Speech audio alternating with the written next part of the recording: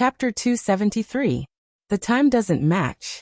Although the weapons and equipment used by the mysterious organization during the capture were not particularly high-tech, it was not something that could be designed and produced in a short period of time. According to Venom, they had only been on Earth for a few days, and not long after they landed on Earth, they were captured by the mysterious organization. Combined with these circumstances, it was not difficult to infer that this mysterious organization knew about the existence of the symbiotic demons early on and knew when the symbiotic demons would come to Earth. Therefore, Venom and the others, who inexplicably came to Earth, encountered such a professional capture team. There are only two possibilities for the mysterious organization to arrange the plan to this extent. One is that they can predict the future. The other is that the bizarre encounter of Venom and the others was planned by them. Rog first ruled out the possibility that the mysterious organization could predict the future. Predicting the future, this is a super advanced power that involves time. Unless this mysterious organization has mastered the time stone, and mastered the correct use of the time stone, it is impossible for them to have the ability to predict the future. If this mysterious organization really has the ability to predict the future, they would not have the idea of the symbiotic demons. Compared with the ability to predict the future and time, the symbiotic demons are obviously several levels lower.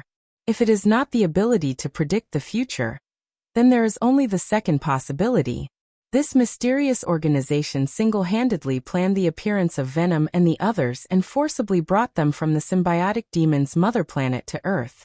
Of course, the mysterious organization may not know the identity of Venom and the others. For them, this is similar to fishing in the sea. They can catch whatever they want. It's just that Venom and the others had bad luck and were caught by the mysterious organization. Although this will involve the problem of space channels. However, compared with predicting the future, space channels and so on are obviously much easier and more realistic. Under the full search of Konoha's intelligence department, this mysterious organization that has never appeared in the past finally revealed some clues. Because of time, although Konoha's intelligence department did not fully grasp all the information of this mysterious organization, they still dug out a lot of valuable information from it. Oscorp. After a series of investigations, Konoha's intelligence department found that this emerging mysterious organization was inextricably linked to Oscorp. Whether it is the weapons and equipment used by the mysterious organization, or the secret base used by the mysterious organization to hide their whereabouts, they are more or less related to Oscorp. After reading the information collected by the intelligence department in the past few days, Rog found that the symbiotic demons incident this time seemed to be a little more complicated than he thought. After the incident with the rhinoceros and the electric man, he thought that Oscorp would behave as a business giant and dispel the idea of extraordinary power. But now, it seems that Oscorp is not willing to be an ordinary normal company. Oscorp's main research field is in the field of biotechnology, and symbiotes are special life forms with superpowers. It can be said that the symbiotic demons of Oscorp's dreams. In this case, Oscorp's D of the symbiotic demons of T of the mysterious organization. Although the relationship between the mysterious organization and Oscorp has not yet been fully determined, Roger has decided to go to Oscorp in person. Come to think of it, Oscorp is also his old rival. No, it's not an opponent, it's an old helper. Whether it's Dr. Connor's Super Lizard Serum or Gavin's Super Spider Serum, Oscorp has helped a lot and can be regarded as a great contribution. In particular, Oscorp's electric demon selflessly contributed himself, allowing him to develop several good lightning ninjutsu. After reading the information submitted by the intelligence department, Rog teleported to the public training hall of the headquarters and found Venom, who was wrestling with Abomination. He didn't know how Venom saw Abomination. Since Eddie met Abomination by chance a few days ago, Venom had a great interest in Abomination. In the past few days at Konoha's headquarters, Venom was basically online 24 hours a day, not giving Eddie any private time at all. After Venom took control of his body, he didn't do anything strange, he just inexplicably fought with Abomination. Compared with Abomination, compared with Abomination, compared with Abomination, compared with Abomination, compared with Abomination. Except for not competing with Abomination in terms of fire resistance, high temperature resistance, and resistance to sonic attacks, Venom basically has to compete with Abomination in everything. If he wasn't sure that Venom had no intention of changing hosts, Rog couldn't help but wonder if Venom intended to let Abomination be his host. Speaking of which, it was strange. The Abomination, whose appearance and body were equally shocking, had an unusual and powerful attraction to those with long tongues. Perhaps he had chosen the wrong charm point, but he had a strong attraction to those with long tongues. Dr. Connors is like this, and so is Venom. Do creatures with long tongues like big green guys? Just as Rog's imagination was running wild, Venom and Abomination also decided the winner of the arm wrestle. Although Venom's strength is good, compared to Abomination, especially compared to Abomination who has been strengthened by extremists, his strength is still a little weak. Stop playing, it's time to go out and work. Coming to Venom and Abomination, Rog looked up and said to Venom. Although a little reluctant, Venom temporarily dispelled the idea of continuing to compete with Abomination. His long tongue danced towards Abomination a few times before he followed Rog out of the training hall. Through quantum transmission, Rog and Venom came to the top floor of a building opposite the Oscorp building. The person who arrested you before had something to do with Oscorp, but it is not certain whether it was the arrest team sent by Oscorp. So I'm going to let you meet the people of Oscorp and see what their reaction is. Rog's plan is very simple. In a word, it is to deliver the goods to the door and lure the snake out of its hole. Deliver the venom that Oscorp is interested in to the door, and then formulate the next step according to Oscorp's reaction. Are you sure this will be useful? If I really fall into their hands, will you come to save me? Venom has only fought with Rog once, the time when he was hit by Fireball. But before he fought, he already knew that Rog was a dangerous existence that he couldn't afford to provoke. This was also the reason why he ran away when he saw Rog. It's still during the cooperation period. I will guarantee your life and safety. You can rest assured about this. Although Venom looked like a ferocious monster and had the habit of biting off the enemy's head, he was a very cautious person, just like Roger, especially when it comes to his own life. Chapter 274. If I am caught, you must come and save me. Before leaving, Venom once again reminded Rog. Go, you're a big man. Why are you still so timid? He doesn't know if the previous arrest operation left a psychological shadow on Venom, or if he is this cautious character. Rog always felt that the Venom in front of him was completely different from the Venom in his memory. The Venom in his memory was a fearless guy. Even if it was a leader-level riot, he would still fight. Even if his physical fitness is not as good as the riot, he has no fear. After getting a positive answer from Rog again, Venom was still not at ease. He looked back 3 times and kept turning his head to look at Rog behind him. When Rog's patience was about to run out, Venom, who was nearly 3 meters tall, finally showed a domineering aura that matched his image. Like a hunter preying on his prey, he jumped directly to the Oscorp building dozens of meters away. Rog is not worried about Venom's jumping ability. Even if he can't jump over, Venom won't die from this height.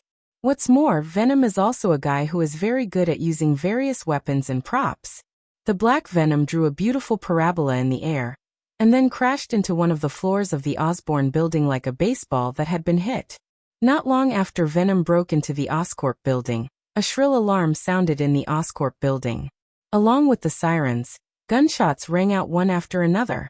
Perhaps because it was in the Oscorp building, or maybe because the guards inside did not prepare heavy weapons with great lethality at all. Only gunshots came from the building. There was no sound of shells or bombs exploding at all.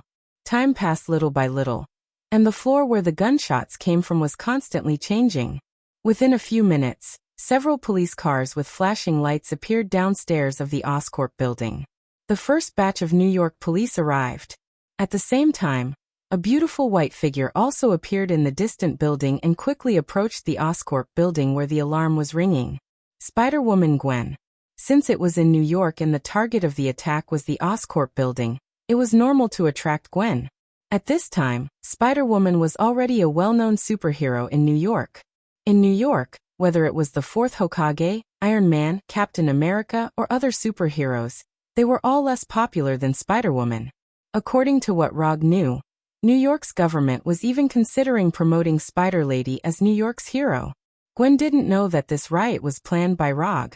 She thought that this incident was just like the cases she had dealt with before, just an ordinary crime. However, when she saw Rog standing opposite the Osborne building, she knew that this time things were not as simple as she thought. As one of the women who knew Rog best, Gwen knew very well that with Rog's character, if it wasn't a particularly important matter or a commission, he basically wouldn't be interested in these criminal cases. Since Rog was at the scene and he had no intention of making a move, it meant that this incident was very likely planned by him. Why are you here? Is there a problem in Oscorp? After swaying to Rog through the spider silk, Gwen asked. It's not a big problem, I'm just interested in some things in Oscorp. For Rog, this is not a big problem. Whether it's Venom, who is now rampaging in Oscorp, or the 3 symbiotes who are likely to have fallen into Oscorp, they are not particularly interesting to him. 3 or 4 symbiotes can't meet his ambitions.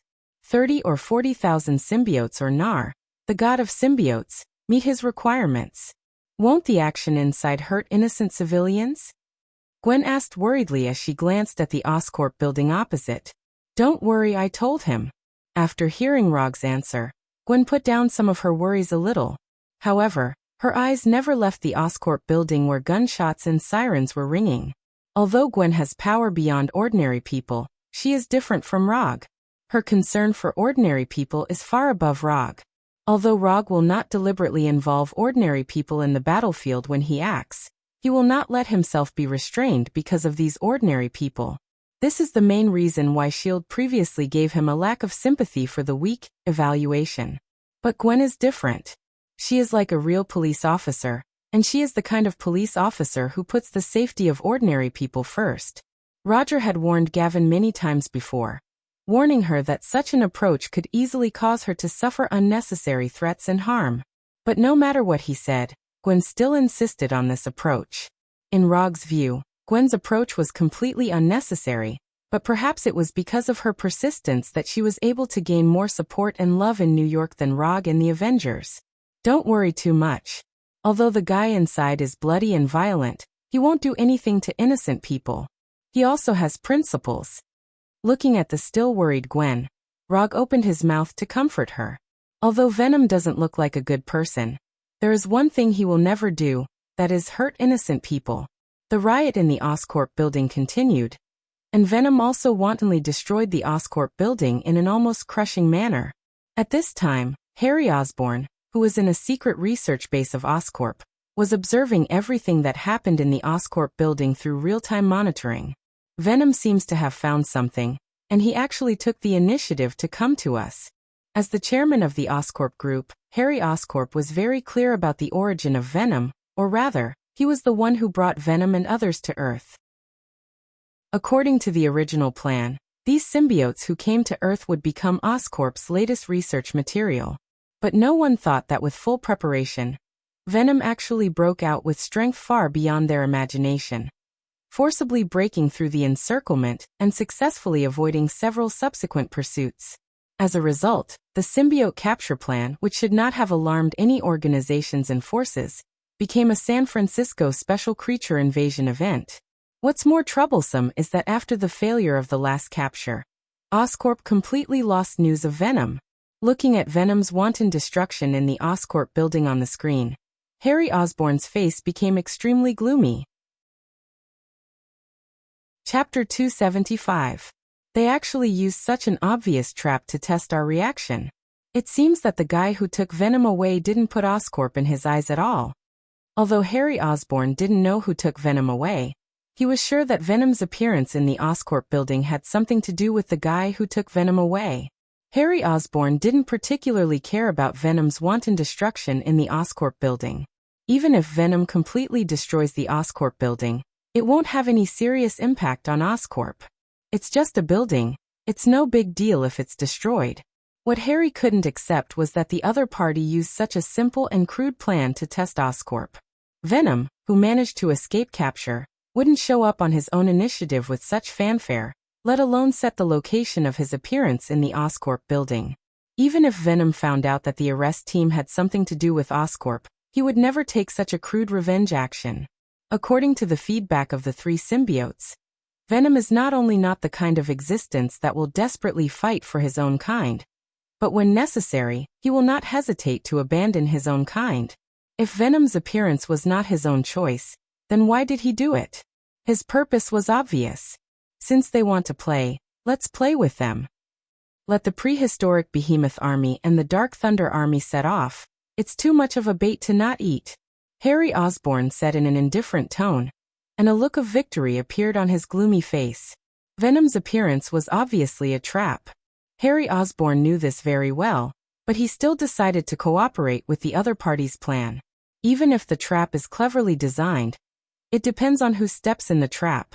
Traps used to catch rats not only can't hold the king of beasts, but also put the hunters who set the traps in danger. Oscorp is not an existence that can be provoked by a random person or organization. With Harry Osborn's order, a strange figure left the secret research base and quickly rushed to the Oscorp building. At this time, Venom was still jumping up and down in the Oscorp building, repelling the guards in the Oscorp building again and again. Venom seems to be looking for something, but the fact is that he has no goal at all. The reason why he hasn't left the Oscorp building until now is purely because of Rog's request. Before the target appears, you can't leave. These were Rog's words. Rog did not say what the consequences would be if he did not cooperate, but Venom had no idea of disobeying. Rog was very dangerous, Rog was very cruel, and Rog hated people who didn't follow orders. The first evaluation was Venom's instinctive intuition when he first saw Rog. The second and third evaluations were the factual evaluations that Venom got from Abomination after coming into contact with it. So even with the honorary title of a partner, Venom decisively chose to cooperate with all of Rog's plans. Wait a moment, there might be some superhumans or other special creatures. You don't have to do anything, just leave it to me, Rog suddenly said to Gavin. Calculating the time, it was almost time for Oscorp to show their cards. Rog was not worried that Harry Osborn would see that it was a trap, and he was not worried that Harry Osborn would deliberately not take action after knowing that it was a trap. Harry Osborn was not the kind of person who would endure, and to some extent, he could even be called crazy. Let the Rhino Man conduct a combat test in New York, and let the Electric Man blatantly appear in Times Square. When he wanted to do something, he didn't have any misgivings. It didn't take long for 9 life energy signals that were completely different from those of normal people to appear in Rog's perceptual network. The perceptual network was a new habit he had developed in the past 6 months. After Chakra's perceptual range reached a certain limit, he set himself up with a more convenient passive perceptual method. The perceptual network was just a name he casually came up with. It was called the perceptual network, but it was actually a long-term maintenance of chakra perception. However, unlike chakra perception, which could reach hundreds or even thousands of kilometers, the perceptual network's perceptual range was only 5 kilometers in diameter. With his location as the center, maintaining a circular perceptual area with a diameter of 5 kilometers for a long time was the perceptual network. These 2 life energy signals, where do I seem to have seen them? Rog had a sense of familiarity when he sensed the 9 non-human life energy signals for the first time. If he remembered correctly, he should have seen similar life energy signals before. After a quick recollection, especially after connecting the 2 special life energy signals with Oscorp, he soon found the answer. Dr. Connors and the Electric Man. The life energy signals that were now rushing to the Oscorp building were very similar to the life energy signals of Dr. Connors. Interesting. Was this Oscorp's trump card? Dozens of seconds later, Rog saw the true face of the 9 life energy signals. 6 lizard men similar to Dr. Connors and 3 mutants similar to the Electric Man. Although Dr. Connors took away all the information about the lizard serum, it was clear that Oscorp had reproduced his lizard serum formula and created their own lizard men. As for the 3 mutants, they should be the Electric Man that was created in batches. Although there were certain accidental factors in the birth of Dr. Connors and the Electric Man, it was not difficult for Oscorp, which was good at biotechnology, to reproduce this accident. These lizard men and mutants did not find Rog and Gavin in the opposite building. Like special soldiers, They went directly to the top floor of the Oscorp building, and then attacked directly. Unlike Dr. Connors and the Electric Man, who did not use weapons, these lizardmen and mutants were like real special soldiers, with various weapons hanging on their bodies. Not only that, Rog also saw protective gear similar to bulletproof vests and armor on them. Obviously, they were completely different from human warriors, but they still built combat equipment according to the thinking of human warriors. Oscorp's approach was quite interesting. Obviously, the path Oscorp wanted to take was not the path of a personalized superhero, but the path of an organized warrior. Although this was a completely different path from Konoha and the Avengers, it perfectly met the requirements of human beings for an organized force. Chapter 276. 9 Specially Modified Warriors with 2 completely different paths of strengthening. Oscorp used its unique advantages in the field of biotechnology to create its own army of enhancers. Although these enhanced warriors have not yet had any remarkable achievements, and have not even been officially announced to the public.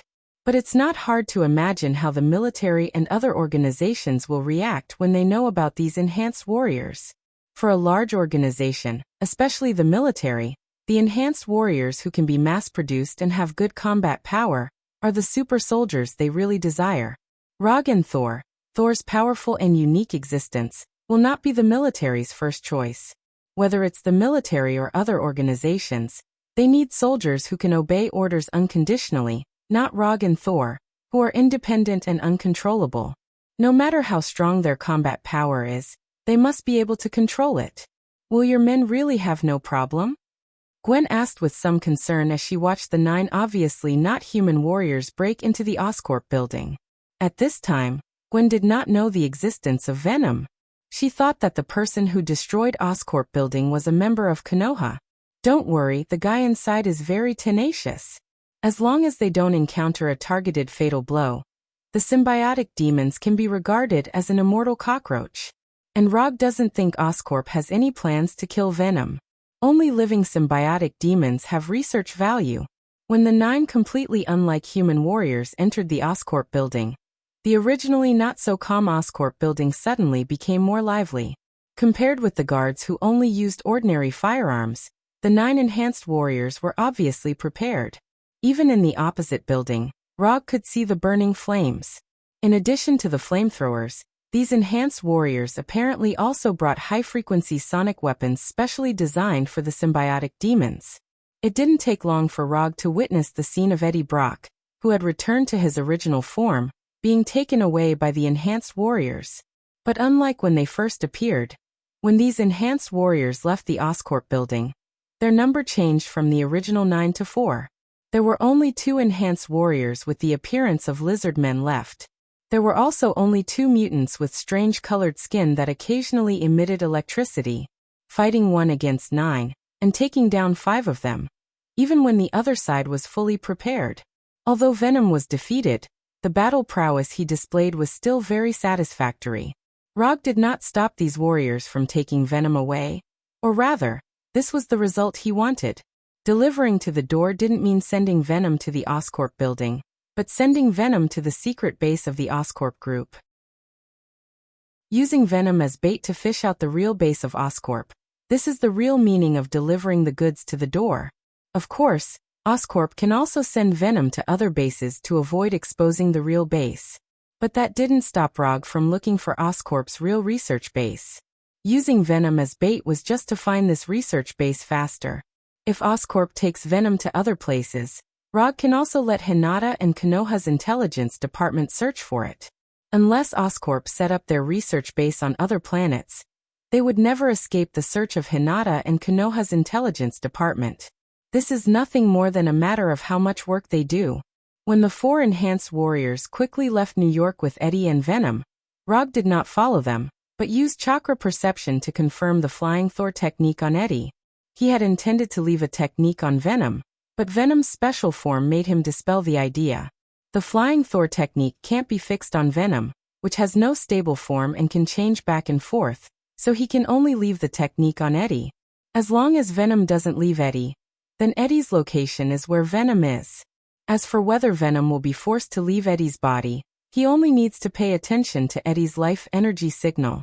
Although Eddie, who was attached to Venom, did not seem to have changed in appearance, his life energy signal has changed significantly, which is completely different from the life energy signal of normal people. So as long as he pays attention to his life energy signal, Rog can know whether Venom is still in his body. When the Flying Thor technique on Eddie stayed in a location in the suburbs for nearly half an hour, he teleported over with the Flying Thunder God. He did not use the quantum transmission looted from Gordon, nor did he use the transformation technique to disguise himself. Oscorp is also an old friend, and as long as he does it, Oscorp can recognize his identity, so there is no need for disguise. In just a moment, he came from New York to Eddie's side and came to this secret research base belonging to Oscorp.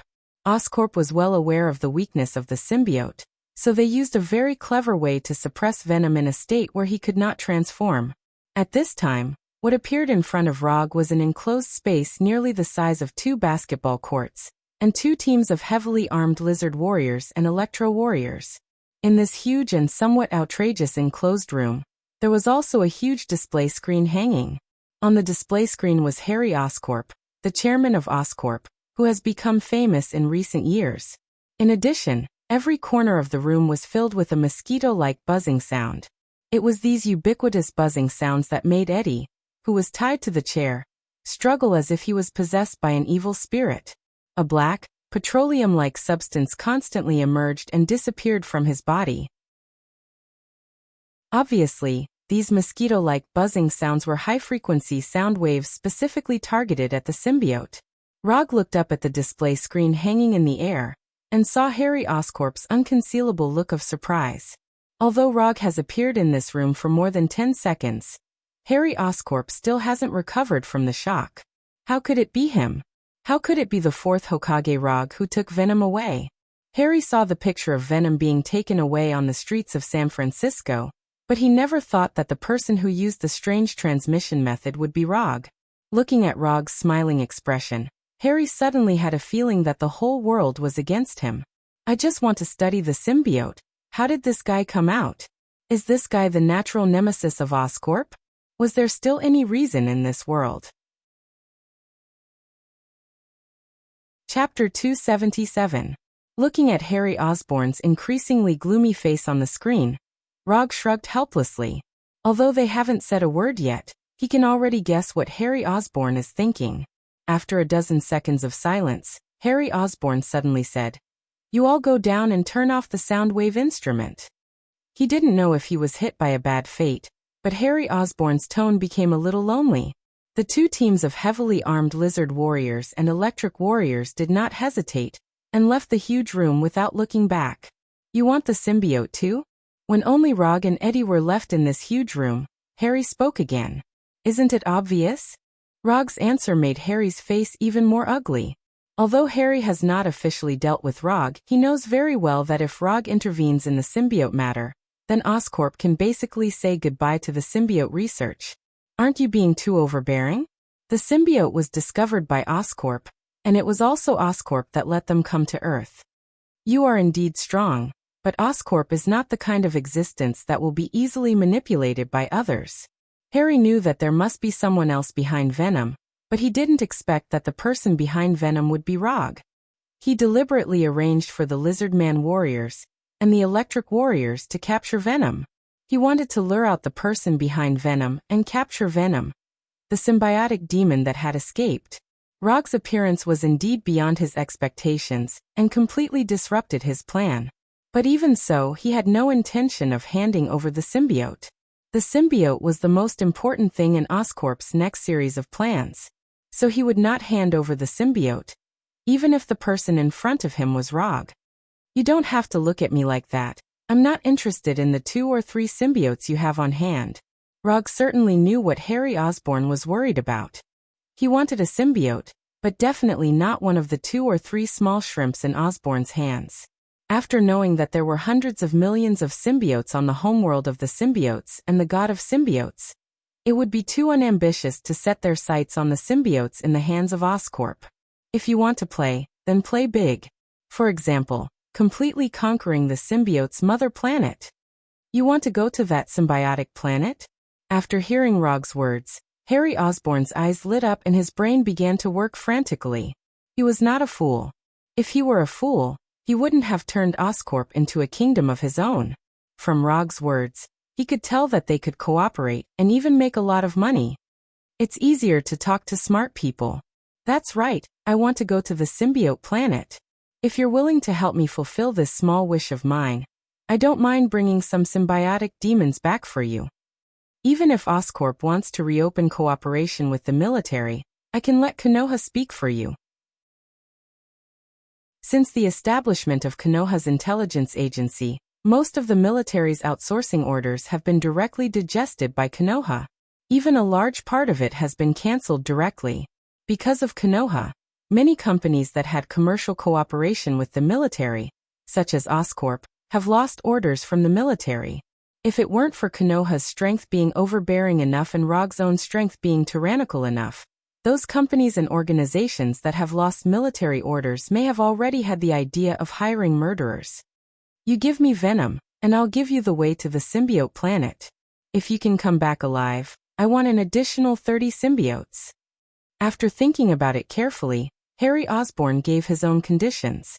Venom can't be given to you, and even if I come back from the symbiote planet, how many symbiotes I give you is up to me. Rog refused Harry Osborn's conditions without even thinking about it. What an international joke. He really thought he was looking for cooperation. The reason why he calmly talked to Harry Osborn about this matter was nothing more than to save some effort.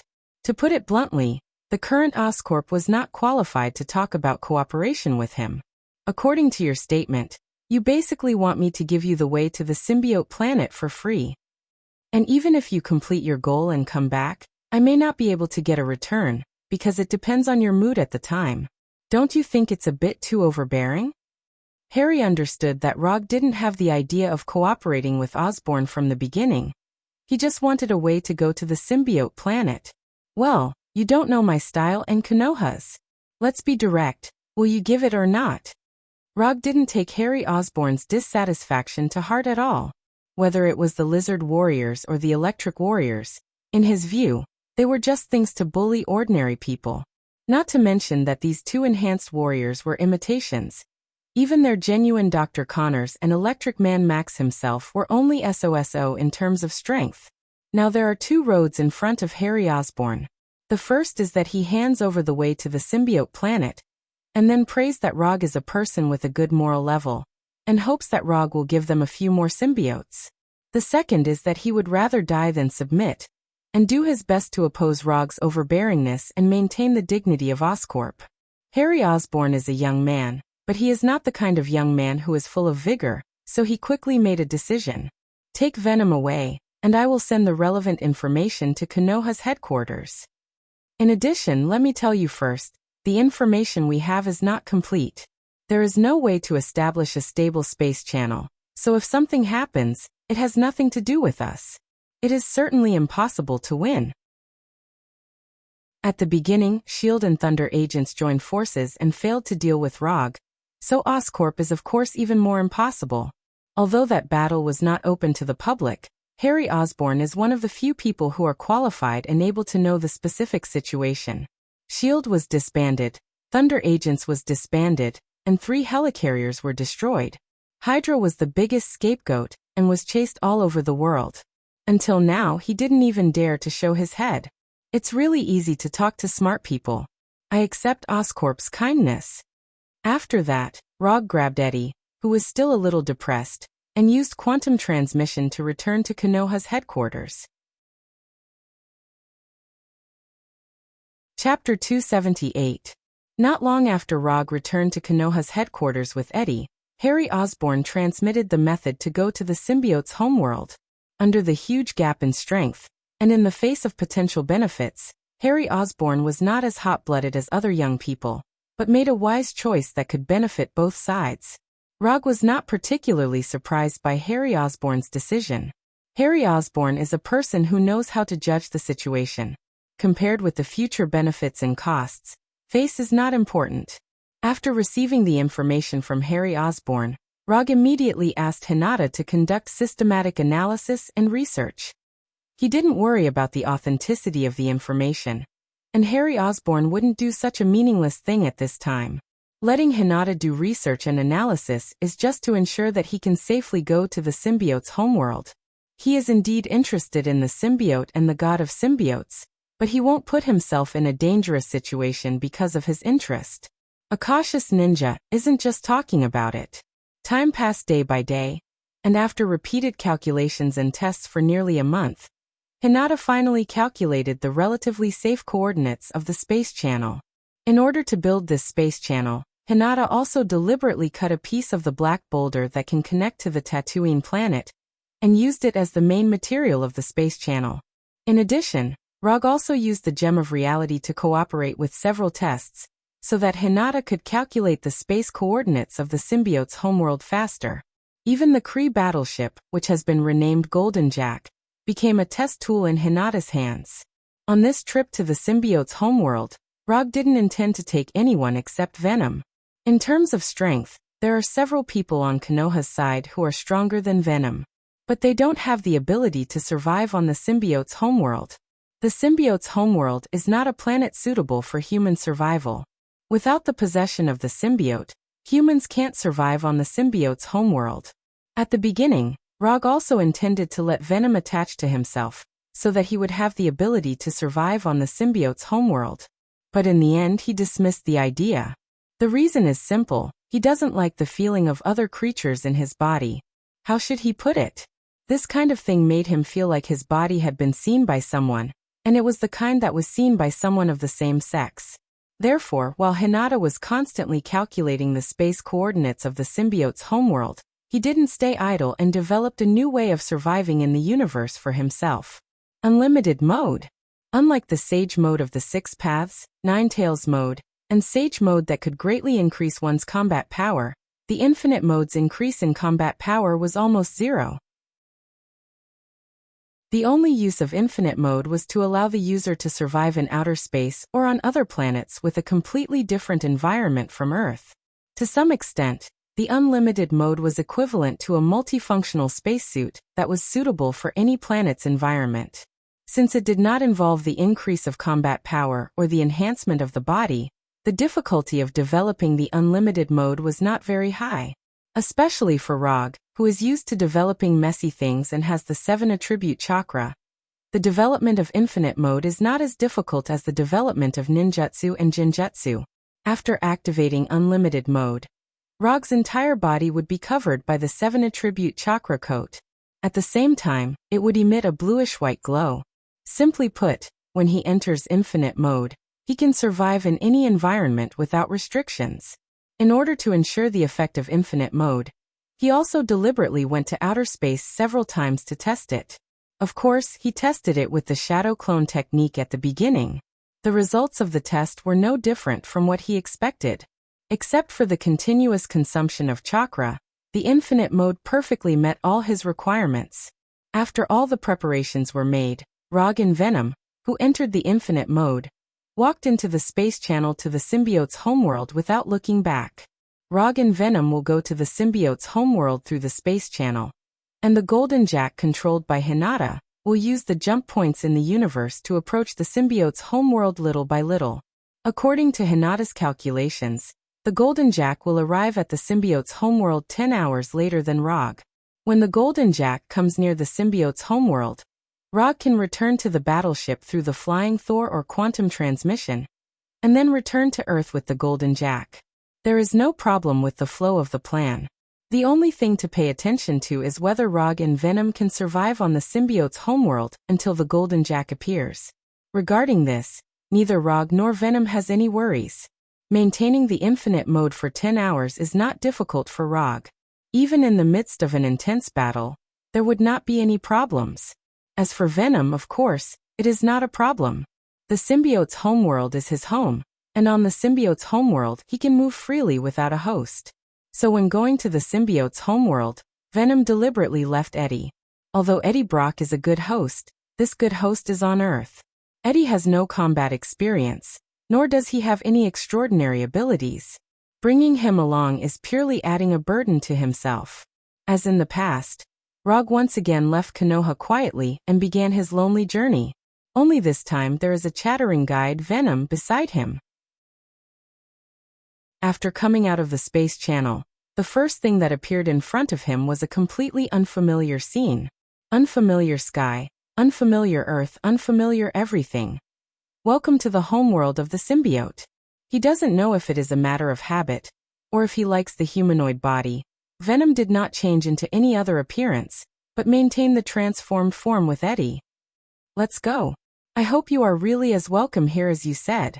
After looking around at the scenery that was completely different from the Earth, Rog, exuding a blue and white light, walked straight ahead. Looking at the excessively calm Rog, Venom licked his fangs with his long tongue, and then quickly followed.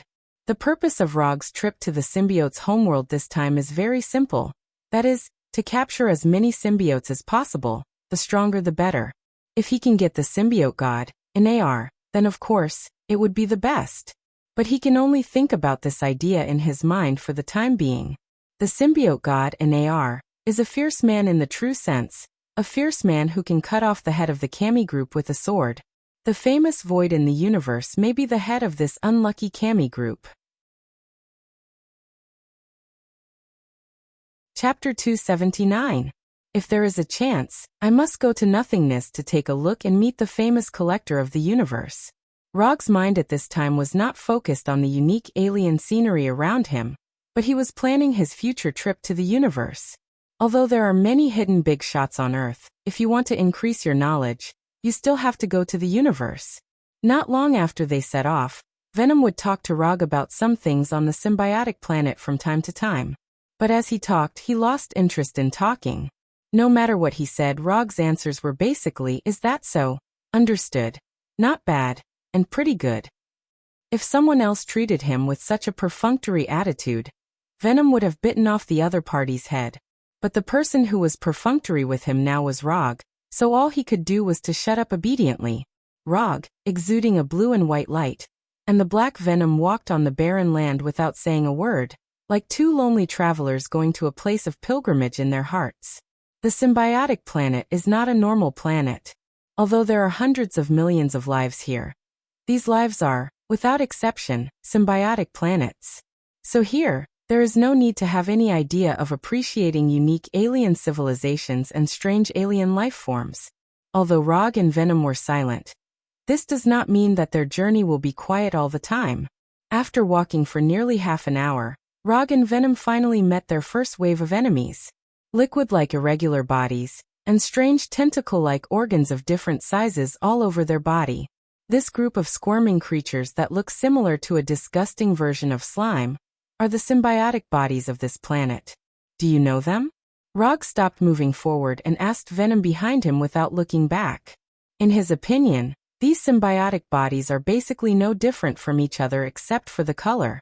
But this is only his judgment as a human. As a member of the symbiotic body, Venom may have some unique recognition skills. I don't know them. Venom looked at the symbiotic demons in front of him seriously, and gave an affirmative answer. As soon as Venom answered Rog's question, the group of pale yellow symbiotic demons closest to them suddenly turned into a humanoid form. Venom in his humanoid form was more than 3 meters tall, and the symbiotic body standing in front of them at this time was nearly a meter taller than Venom. "You are Venom?" The light yellow symbiotic creature seemed to be uncertain as it asked in a doubtful tone. Rog raised his head and looked at the pale yellow symbiotic body that was only 4 to 5 meters away from him. A curious look appeared on his face. The bigger the body, the stronger the strength. This was a very simple and common standard to judge one's strength. If the symbiotic demons also followed this standard, then his first prey had appeared. "Who are you? Do you know me?" Venom looked at the pale yellow symbiote and asked. "You really are Venom. A few days ago, I heard that you and Hal were sucked away by the spatial rift. I didn't expect you to come back so soon. Is this creature your spoils of war? It doesn't seem to taste good." After that, the pale yellow symbiotic creature looked at Rog from head to toe, and at the same time stuck out its disgusting long tongue. Venom didn't answer, but took a few steps back. Venom's strange action aroused the curiosity of the symbiotic creature, but before it could speak, A huge fireball with a diameter of more than 3 meters appeared in front of it. Fire release, grand fireball. Boom. The next second, an orange-red flame soared into the sky. Although Rog didn't say a word just now, it didn't mean that he didn't understand anything. After experiencing the language barrier with Luo Nan the manipulator, he paid attention to the language problems of this space travel. Universal Language Translator. There were many universal language translators on the captured Carey battleship, and he now carried one with him. Although the symbiotic creature's language was very unpopular, it was still in the Carey Empire's language library. The orange-red flame only lasted for a short 5 to 6 seconds before dissipating. The duration wasn't long, but the damage wasn't low at all, especially since the one being attacked was a symbiotic creature with 0 fire resistance. When the flame completely dissipated, the pale yellow symbiotic creature that was taller than Venom once again revealed its figure. Unlike Venom, who could still maintain his human form after being hit by the grand fireball, the pale yellow symbiotic creature shrunk back to its original form after receiving the grand fireball head-on, like a burnt bread. Rog looked at the motionless symbiotic creature in front of him in disbelief, and looked at Venom with a puzzled expression. What's this situation? Explain. Venom understood the meaning in Rog's eyes and immediately replied. For our race, body size has nothing to do with strength. Transformation ability and recovery ability are the criteria for us to judge strength. The more types of weapons we can transform into, the better the quality, the stronger the strength, and the same goes for recovery ability. This guy is obviously just an ordinary guy. Venom seemed to look down on the fellow who was killed by a fireball. His tone was full of contempt. Although he was also quite miserable after being hit by the grand fireball, compared with this guy who died directly, he was undoubtedly much better. What about the rest? Rog pointed to the symbiotic creatures that haven't transformed. They are all ordinary. Venom nodded with certainty. After hearing Venom's answer, Rog suddenly realized a problem. Although Venom's strength wasn't very strong in his evaluation criteria, but among the symbiotic creatures, Venom may already be a very famous powerhouse. This also means that the criteria for capturing the symbiotic creatures he set before may need to be greatly adjusted. According to his original plan, the symbiotic creatures that he can capture back to Earth must at least have the strength close to Venom. Otherwise, bringing these weak symbiotic creatures back is purely a waste of time and energy. Tell me honestly, what is your position in the symbiotic creatures? Don't tell me that you are just a weakling among the symbiotic creatures. The guy who died is the real weakling. Looking at Rog's serious look, Venom also put away his previous cynicism and said in a rare serious tone. At the army level, ranked in the top 10.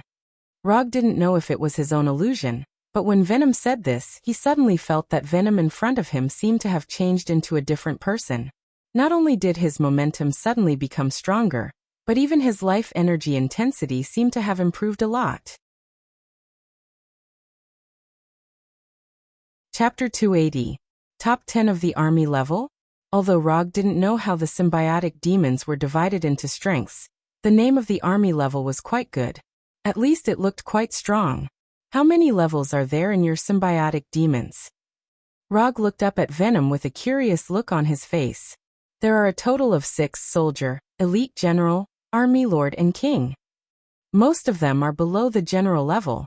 The Army level is still okay, and the Lord already has the strength to command a region. As for the King, there is only one, and that is the one you want the most. Venom explained solemnly. At this time, he didn't have the unrestrained demeanor he had on Earth at all, and he was like a different person compared to when he was on Earth. Looking at Venom's rare serious look, Rog suddenly had a trace of curiosity about Venom's past. After looking at Venom several times, Rog asked again. Top 10 of the Army level, is it your previous strength or your current strength? Of course it's my previous strength.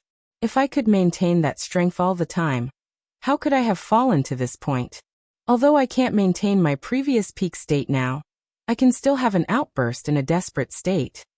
At this point, Venom suddenly sighed, as if he was reminiscing about something. While there is still time, tell me about your past. Maybe I can help you restore your original strength? Except for sometimes being talkative, Venom's personality is quite good. More importantly, Rog felt that Venom's current strength was a bit too weak and did not meet his requirements for team members. If Venom can further improve his strength, he doesn't mind helping Venom. Are you sure you want to listen? My past is not as good as you think. Of course. After getting a positive answer from Rog, Venom began to talk about his glorious and bleak past. Similar to creatures of other races, when the symbiotic demons were born, they were basically destined to reach the limit of what they could reach in this lifetime. To put it simply, the symbiotic demons are also a race that relies extremely on talent. Even if the talented symbiotic demons do nothing, they can slowly grow to the Lord level. As for the symbiotic demons with poor talent, even if they worked hard for their entire lives, they would only be able to reach the rank of elite or general. Venom's talent wasn't too bad. He was born with the strength of a general. This also meant that as long as he worked a little harder, he would be able to reach the army level. In the past, Venom had indeed grown to an army level and had his own symbiotic demon army. According to the life trajectory of the symbiotic demons, Venom at that time had basically reached the limit of what he could reach in this life. However, Venom was not willing to stay at the army level for the rest of his life. Venom was a symbiotic demon that was ambitious and had its own ambitions. Thus, Venom led his symbiotic demon legion on his journey of conquest. In other words, it was a journey to become stronger. For symbiotic demons, there were only two ways to become stronger. The first method was more commonly used, and was also the current mainstream method. Relying on possession over and over again, he went through life and death battles that broke through his limits. If they succeeded, the symbiotic demons would be able to break through their own limits and grow to a higher level. Venom chose this method, so he took his symbiotic demon legion, and took the initiative to go to the space crack again and again. Go to the new planet, possess the host, and keep fighting. If he died in battle, everything would be over. If he won, he would repeat the process again until he successfully broke through his limits. Through the naturally formed space crack, Venom went to one planet after another, and then returned to the mother planet alive again and again. In the end, Venom, who was originally ordinary among the symbiotic demons, relied on his own efforts to improve his strength to the top 10 of the army level. That period was the most glorious period of Venom's life so far. According to this development trajectory, Venom was very likely to rely on his own efforts to successfully break through to the Overlord level, and become one of the few peak powerhouses among the symbiotic demons. According to Venom, there were hundreds of millions of symbiotic demons on the entire symbiotic demon mother planet, and there were less than 50 Overlord-level symbiotic demons. If there were no accidents, this would be a very inspirational story of struggle. But life was full of all kinds of accidents, especially man-made accidents. Just when Venom decided to set off again, he encountered a Overlord-level symbiotic demon. Then, the result was without a doubt, Venom lost, and he lost completely. This Overlord-level symbiotic demon defeated Venom, took away his army, and tore half of his body. The path that Venom chose to become stronger was to use life and death battles to break through his limits. In addition to this first, the most common way, there was a second, less common way, but more effective way. Devour a symbiotic demon that is stronger than yourself. Treat other symbiotic demons as food, and improve your own strength by devouring them. This method was more effective than the first method that Venom chose, but it was also more dangerous.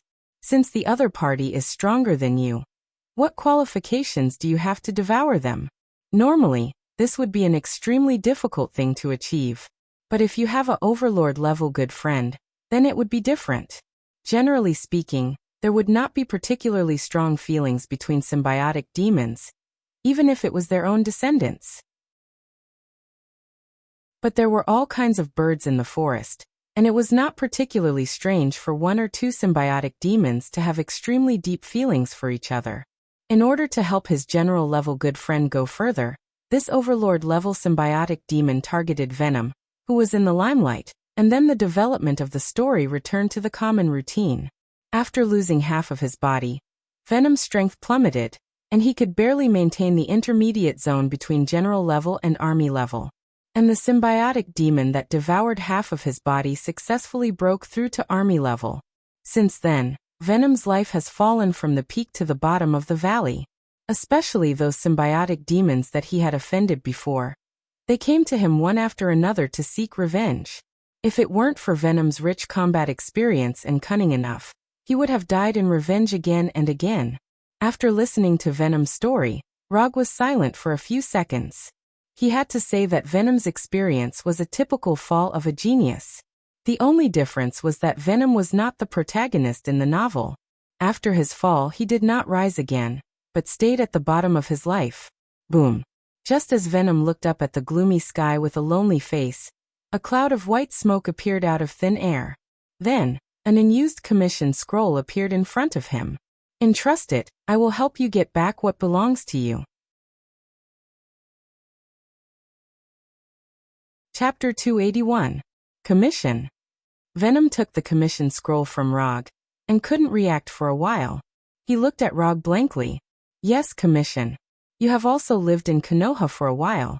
You should know that I sometimes accept commissions from others and help them fulfill some small wishes and so on. By the way, let me tell you, my commission completion rate is 100%. Rog originally didn't have the idea of earning ninja coins from Venom, but after listening to Venom's story, he decided to help the somewhat miserable Venom.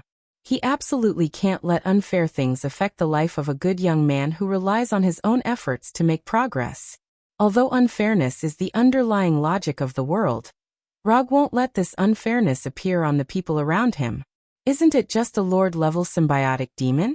If he can't even deal with a Lord-level symbiotic demon, what qualifications does he have to have the idea of the god of symbiotic demons? According to Venom, the god of symbiotic demons is the only monarch-level symbiotic demon, which is a level higher than the Lord level. Are you sure? Holding the commission scroll that doesn't quite fit his body shape, Venom asked again doubtfully. Of course I am sure.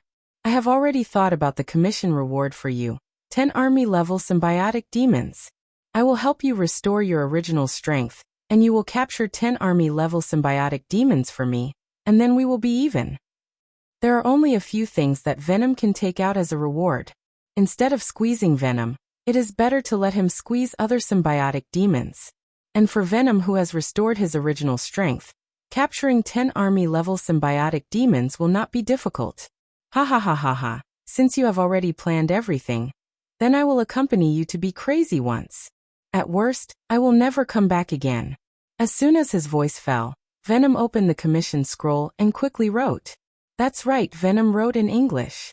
Because he had only possessed Eddie, the only language and writing on Earth that Venom now knew was English.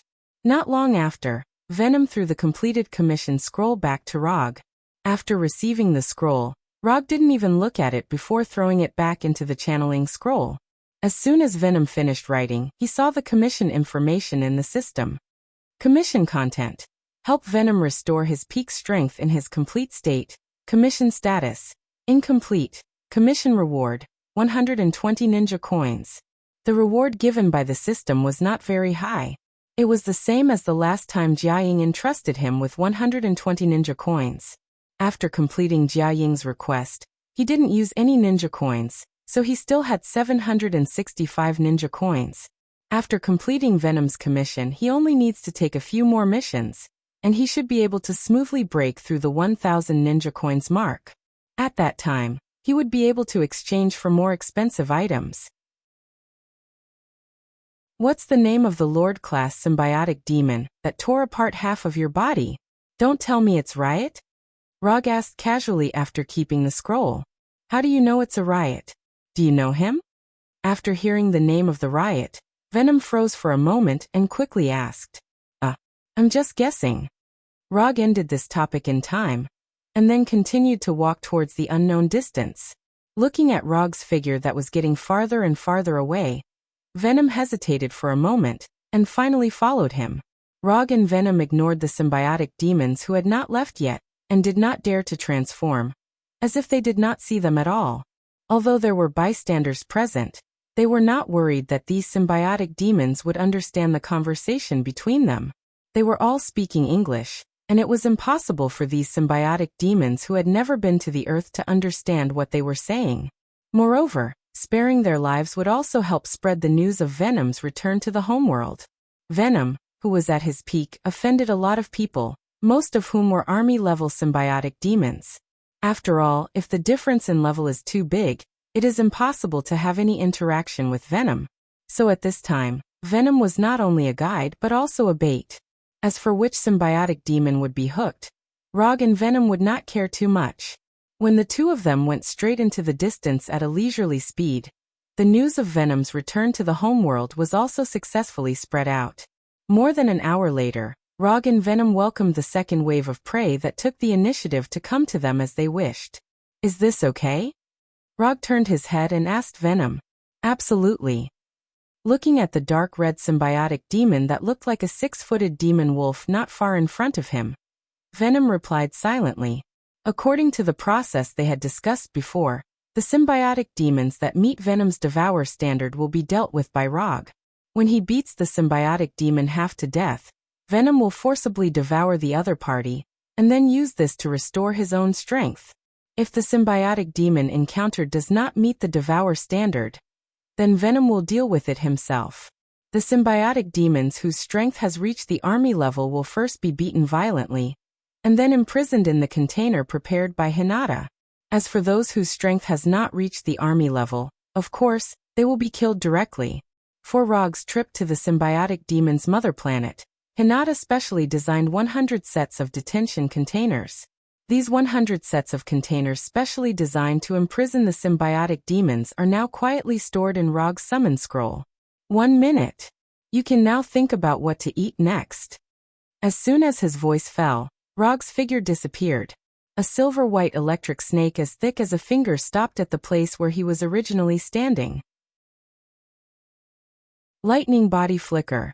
Before the 6-footed demonic wolf-like symbiotic demon could react, Logue's figure appeared in front of him. Along with him, there was a silver-white semicircular arc lightning release.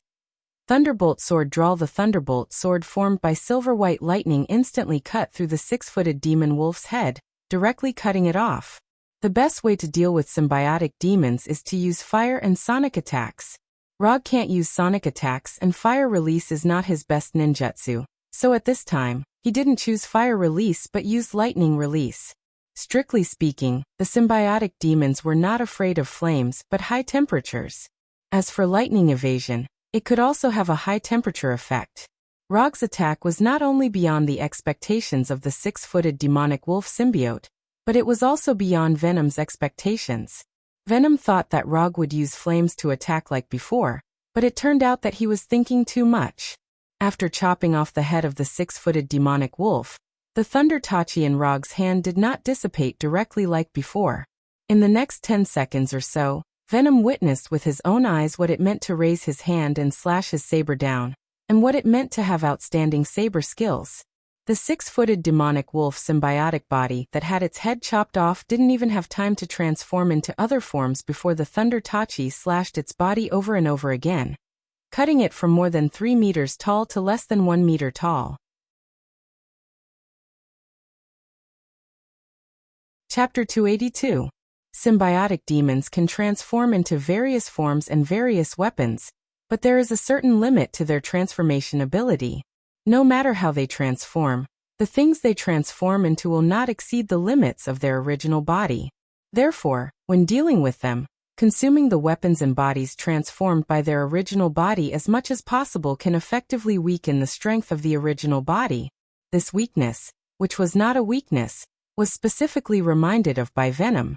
Venom needs to devour other symbiotic demons to restore his strength, so what he needs is a symbiotic demon that is still alive, not a dead symbiotic demon. Rog's swordsmanship at this time seems to be freewheeling, but every time he uses the swordsmanship, he is extremely measured. It is necessary to consume the transformed body of the 6-footed demonic wolf symbiotic demon, without causing too much damage to the original body of the symbiotic demon. In order to let this symbiotic demon meet Venom's devouring requirements, Rog can be said to have exhausted all his thoughts. The silver-white swordsmanship came one after another, and every time the thunder tachi slashed, It would take away a part of the symbiotic demon's body. This originally majestic 6-footed demonic wolf symbiotic demon, which was more than 3 meters tall, tenaciously persisted for more than a minute before helplessly changing back to its original form. Just when the dark red symbiotic demon had just changed back to its original form, Venom, who was fully prepared to eat, pounced on it without saying a word. Venom grabbed the slim-like symbiotic demon on the ground and stuffed it into his bloody mouth, and then wolfed it down. Rog removed the Thunder Tachi in his hand and turned around silently, without the slightest intention of appreciating Venom's eating manners. Venom's meal didn't last long. It only took less than a minute for Venom to completely devour the army-level dark red symbiotic demon, and burped with great satisfaction. How is the effect? How many more do I need to eat to recover? From the outside, Venom at this time looked no different from before. But as long as you perceive the strength of the life energy in his body, you can find a huge change in it. If they are all at this level now, I estimate that it will take 20 or 30 more. But the more I recover, the higher the requirement for devouring, so I estimate that I should be able to recover after devouring about 10 more. After feeling his current state, Venom gave an answer that he was not very sure about. Only by devouring a symbiotic demon that was stronger than itself would there be a corresponding improvement. Therefore, Venom wasn't sure how many more he had to devour before he could return to his previous peak level. 10 is a little too slow. If they're lords, you should be able to recover after devouring 1 or 2, right? Although it was easy to deal with an army symbiotic demon, it was too time-consuming. And as Venom continues to recover, there will be fewer and fewer Legion-level symbiotic demons that meet the devouring requirements. Therefore, instead of targeting the army tier, it would be better to target the lord tier. At the very least, it would save a lot of effort. If it's a lord tier monster, let alone 2, even 1 would be enough. If I can devour 2 lords, I might be able to break through to the lord rank. After hearing Rog's words, Venom began to fantasize about the beautiful picture of himself breaking through to the lord rank. But he quickly recovered from this fantasy and said seriously, "There is a fundamental difference between the lord and the army tier. Although I had the strength of the top 10 in the army tier before, in the face of the lord tier riot, I didn't even have the most basic strength to fight back." Are you sure you really want to start with the lord tier? They are not easy to deal with. I'm not doubting your strength, but I think we might not be in such a hurry. It's actually quite good to start with the army tier. Venom knows that Rog is very strong, but after all, he has never seen Rog fight seriously, so he is still a little worried. Lord tier symbiotic demon. That is the well-deserved overlord of the symbiotic demon race. Even if there are hundreds of millions of symbiotic demons on the symbiotic demon planet, the number of lord tier symbiotic demons has not exceeded 50 so far. 1 in 10 million chance. One can imagine how abnormal lord tier symbiotic demons are. You don't have to worry about this. Since I have accepted your request, I will definitely help you fulfill your wish. Since 1 or 2 lord tier symbiotic demons can solve the problem, of course he can only start with the lord tier symbiotic demons. As for the strength of the lord tier symbiotic demons, it is not within the scope of Rog's consideration at all. It is just a symbiotic demon. As long as it is not the symbiotic demon god Nar, it can't be that strong. Although Rog's mentality seems very arrogant, on this planet, he has the confidence and strength to be arrogant. Chakra perception. Rog's perception range began to expand rapidly, and one after another symbiotic demons appeared in his perception. Through the life energy intensity of these symbiotic demons, Rog can roughly infer the level of these symbiotic demons. Symbiotic demons of the general level and below are directly ignored. Only the army tier symbiotic demons have the qualifications to be marked. As for the lord tier symbiotic demons, he has not found them yet. It was not until he expanded his perception range to 500 kilometers that a completely different life energy signal appeared in his mind. This life energy intensity is definitely that of a lord tier symbiotic demon. The life energy intensity of other symbiotic demons can only be regarded as a flame or a burning tree, and the life energy intensity of this lord tier symbiotic demon is like a volcano that can erupt at any time, restrained and not ostentatious, but full of power. Southeast, about 500 kilometers away, there is a Lord Tyr symbiotic demon. As soon as his voice fell, a brilliant aurora-like light emerged from Rog's body, completely enveloping the two of them. Quantum teleportation. The next second, Rog and Venom's figures disappeared. In just an instant, Rog and Venom crossed 500 kilometers and arrived at the territory of the Lord Tyr symbiotic demon. The moment they teleported over, a majestic gaze gathered on them. At the same time as the majestic gaze, there was also a substantial aura of intimidation. This aura is very strong.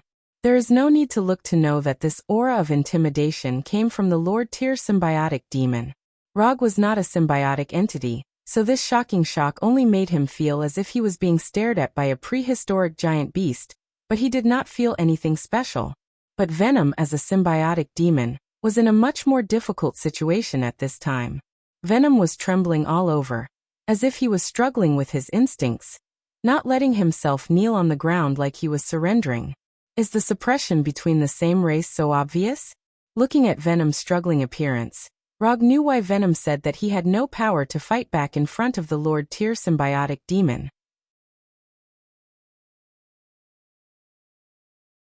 Chapter 283. Being suppressed like this, let alone resisting, even normal activities would be a problem.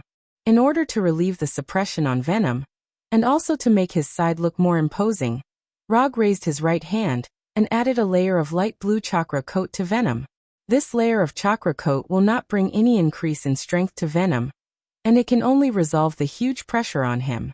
When the chakra coat was formed, Venom, who was trembling, suddenly returned to normal and looked at him with great gratitude. Introduce this guy? About 100 meters away from Rog, a huge black humanoid symbiotic demon was sitting cross-legged. Even sitting on the ground, this symbiotic demon was more than 10 meters tall. If he stood up completely, it would not be a problem for him to exceed 20 to 30 meters in height. He is tyrannical, and he has reached the Horde Lord level in more than 1,000 years. Even among the Horde Lord level symbiotic demons, his strength can be ranked in the top 10. Although Chakra Coat resolved the terror from tyrannical, Venom still showed a rare fear in the face of this existence that he could only look up to. Top 10 in the Horde Lord level, then if you can eat him, you should be able to enter the Horde Lord level. Unlike Venom, who was exuding fear all over his body, Rog was unnaturally calm at this time. It's just a Horde Lord level symbiotic demon. No matter how strong it is, it can't be that strong. Besides, even if he can't win against this guy called Tyrannical, if he wants to leave, Tyrannical will definitely not be able to stop him. Step back a little, in case you get caught up in the battle later. After saying that, Rog walked towards Tyrannical, who was far larger than himself. Looking at Rog, who was exuding a blue and white light, Tyrannical in the distance opened his mouth full of sharp teeth and said with interest, "It's actually an Earthling, interesting." Tyrannical spoke standard English as soon as he opened his mouth, so standard that it made people wonder if he specifically looked for an English teacher to tutor him. So you know the language of Earth. That's much more convenient. Under Tyrannical's gaze, Rog walked up to him unhurriedly and looked up at the giant whose fist was bigger than his body. Although there aren't many Earthlings in the universe, I've eaten a few before. The taste and texture weren't very good. Tyrannical didn't seem to have any intention of attacking. His tone was calm as if he was discussing with Rog what to eat for dinner. The taste of Earthlings might not be that good, but I think your taste is pretty good. If Venom can eat you, he will be very happy. Tyranny looked at Rog as if he was looking at prey, and Rog was also looking at him as if he was looking at prey. Although Tyranny was prepared for Venom, this does not affect Rog's classification of Tyranny as food. Venom ate me. Ha ha ha ha. Venom used to be a good young man, but now, he's just a useless trash. You are actually with such a trash, then it seems that you are not much better. On Rog's body, Venom can feel a fatal threat. But for Tyrannical, whose strength far exceeds Venom, Rog's strength is barely passable. For prey of Rog's strength, Tyrannical can't say that he has eaten thousands, but there are at least hundreds of them.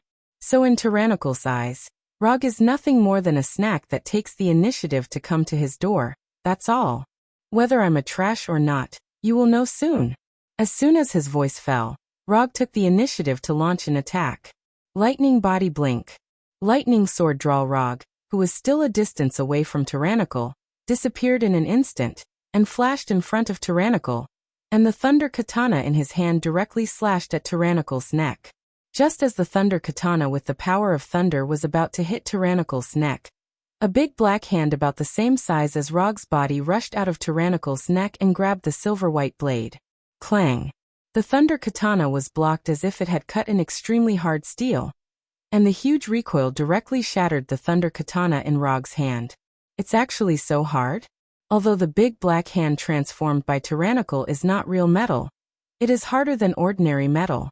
The thunder katana was shattered, and Rog did not hesitate and immediately retreated. A Lord-tier symbiotic demon was indeed different.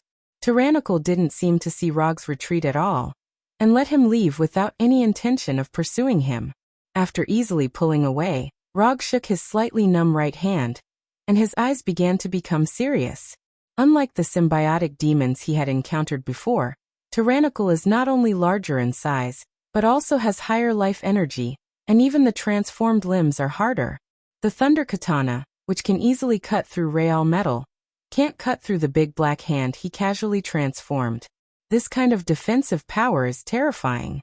No wonder Venom said that there is a fundamental difference between Lord-level symbiotic demons and Legion-level symbiotic demons. The huge gap between the two is like two different species. Since the effect of the melee attack is not good, it's time to change to a long-range attack. Fire release. Great fire annihilation. Rog spouted an orange-red high-temperature flame from his mouth, and as the distance increased, the scope of the flame became larger and larger. When the flame swept across a distance of tens of meters and came in front of Tyrannical, the flame, which was only as thick as a finger, had expanded into a sea of fire. It covered the sky and burned everything. Tyrannical can ignore the thunder katana, but he can't ignore this great fire annihilation.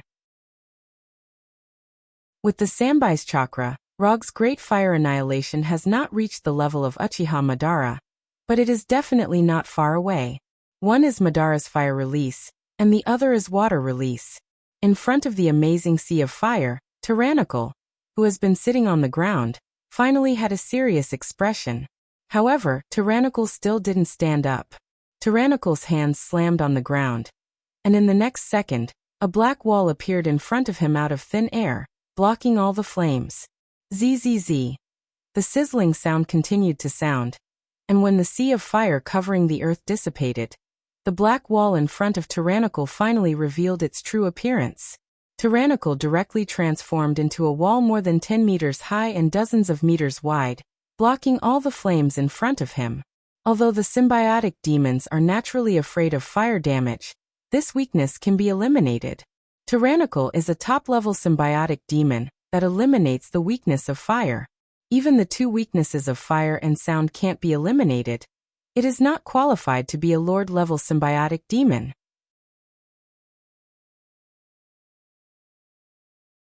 Chapter 284. Lord-level symbiotic monster is really different.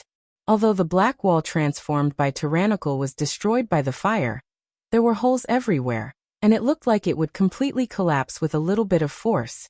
But there was no doubt that this black wall completely blocked all the damage from Tyrannical, and it didn't let Tyrannical suffer any damage. Compared to Venom, who was attacked by Tyrannical's fireball, and compared to Tyrannical, who was attacked by Tyrannical's fire, the gap was really big. You Earthling, you are quite interesting. After removing the tattered black wall, Tyrannical looked at Rog with interest, as if he had seen a rare animal. You are also quite good, stronger than I thought.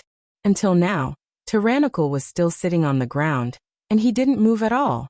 Among the enemies he fought, the only one who could make Rog attack twice without moving was Tyrannical.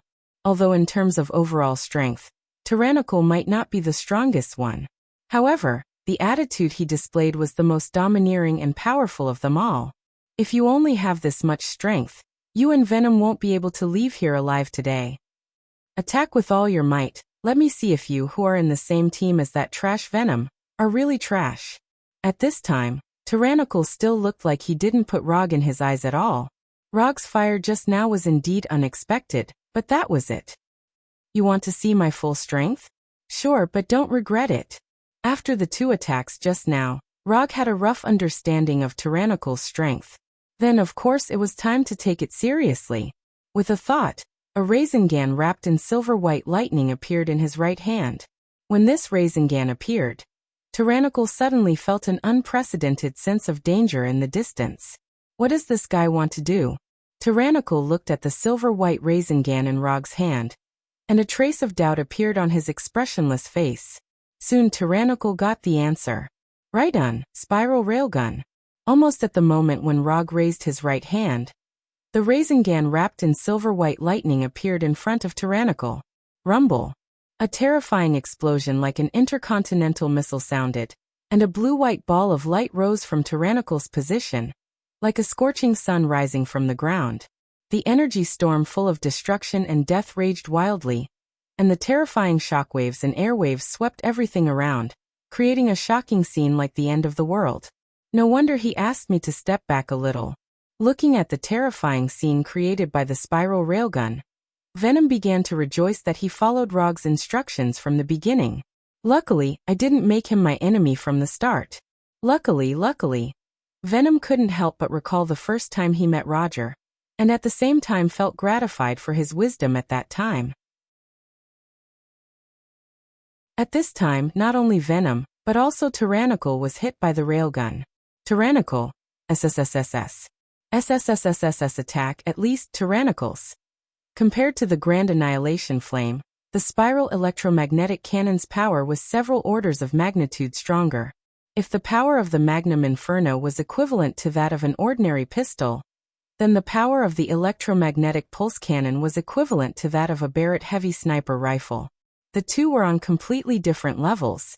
Because of his overconfidence, the tyrant had no choice but to take all the damage from the electromagnetic gun. If he hadn't been sitting on the ground all this time, even if the final result was still failure, it would definitely be much better than now. In order to minimize the damage to himself, Tyranny rolled into a ball without caring about his image, protecting his most important body in the innermost circle. Even so, under the terrifying power of the spiral railgun, Tyranny's transformed body was shrinking at an alarming rate. Fortunately, the electromagnetic pulse cannon was not a continuous attack. As long as he survived the explosion phase, the damage would only decrease and disappear quickly. When the power of the explosion had completely dissipated, and when the dust that filled the sky fell to the ground, Tyrannical's figure once again appeared in front of Rog. Compared to the astonishing figure of the tyrant that was more than 10 meters tall when he sat down, the current tyrant was less than a meter tall. To be precise, it was a black spherical body less than a meter in diameter. Although it looked miserable, the damage Tyrannical suffered was not as serious as it looked. Most of his body was preserved by him. As for the ones that he lost, it was only a small matter. As long as his body was still there, he could transform into any body he wanted at any time. Looking at the black sphere rolling around in the crater caused by the explosion, Rog's right hand once again emitted silver-white lightning. There was nothing that the electromagnetic pulse cannon couldn't solve. If there was, then he would use it again. Just as he was about to continue to use the electromagnetic pulse cannon, the black sphere in the crater started to spin wildly like a black tire. Then, lightning rushed out of the crater and ran away without looking back. Running away? The top 10 Lord-level symbiotic demons only had this much ambition? His mentality collapsed so easily? Looking at Tyrannical, who quickly disappeared from his sight, Rog looked at Venom with some confusion. Venom also didn't expect that the famous Tyrannical would run away, and run away so decisively. In Rog's perception, although the intensity of Tyrannical's life energy has decreased a little, it is far from reaching the point where he is seriously injured. If he wants to seriously injure Tyrannical, at least 1 or 2 electromagnetic pulse cannon shots will be needed, and it has to be the kind that completely hits Tyrannical. You wait for me here. Pay attention to your own safety, don't get eaten by other guys. After instructing Venom, Rog used quantum teleportation to chase after them. It is not in his character to let go of the prey that is about to be caught. The ball-like tyrannical did run very fast, but no matter how fast he is, he can't be faster than Rog's quantum transmission. After using quantum transmission to appear near tyrannical again, Rog didn't hesitate, and opened his mouth to use water release. Water release. Water ripple breaker. Water ripple breaker is one of the signature ninjutsu of second Hokage Tobirama.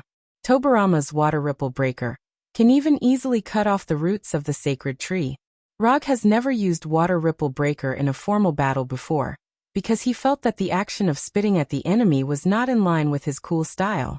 Water ripple breaker is powerful, lethal, long-range attack, wide-range and fast. Except for the fact that it can only be spat out from the mouth, there are almost no shortcomings.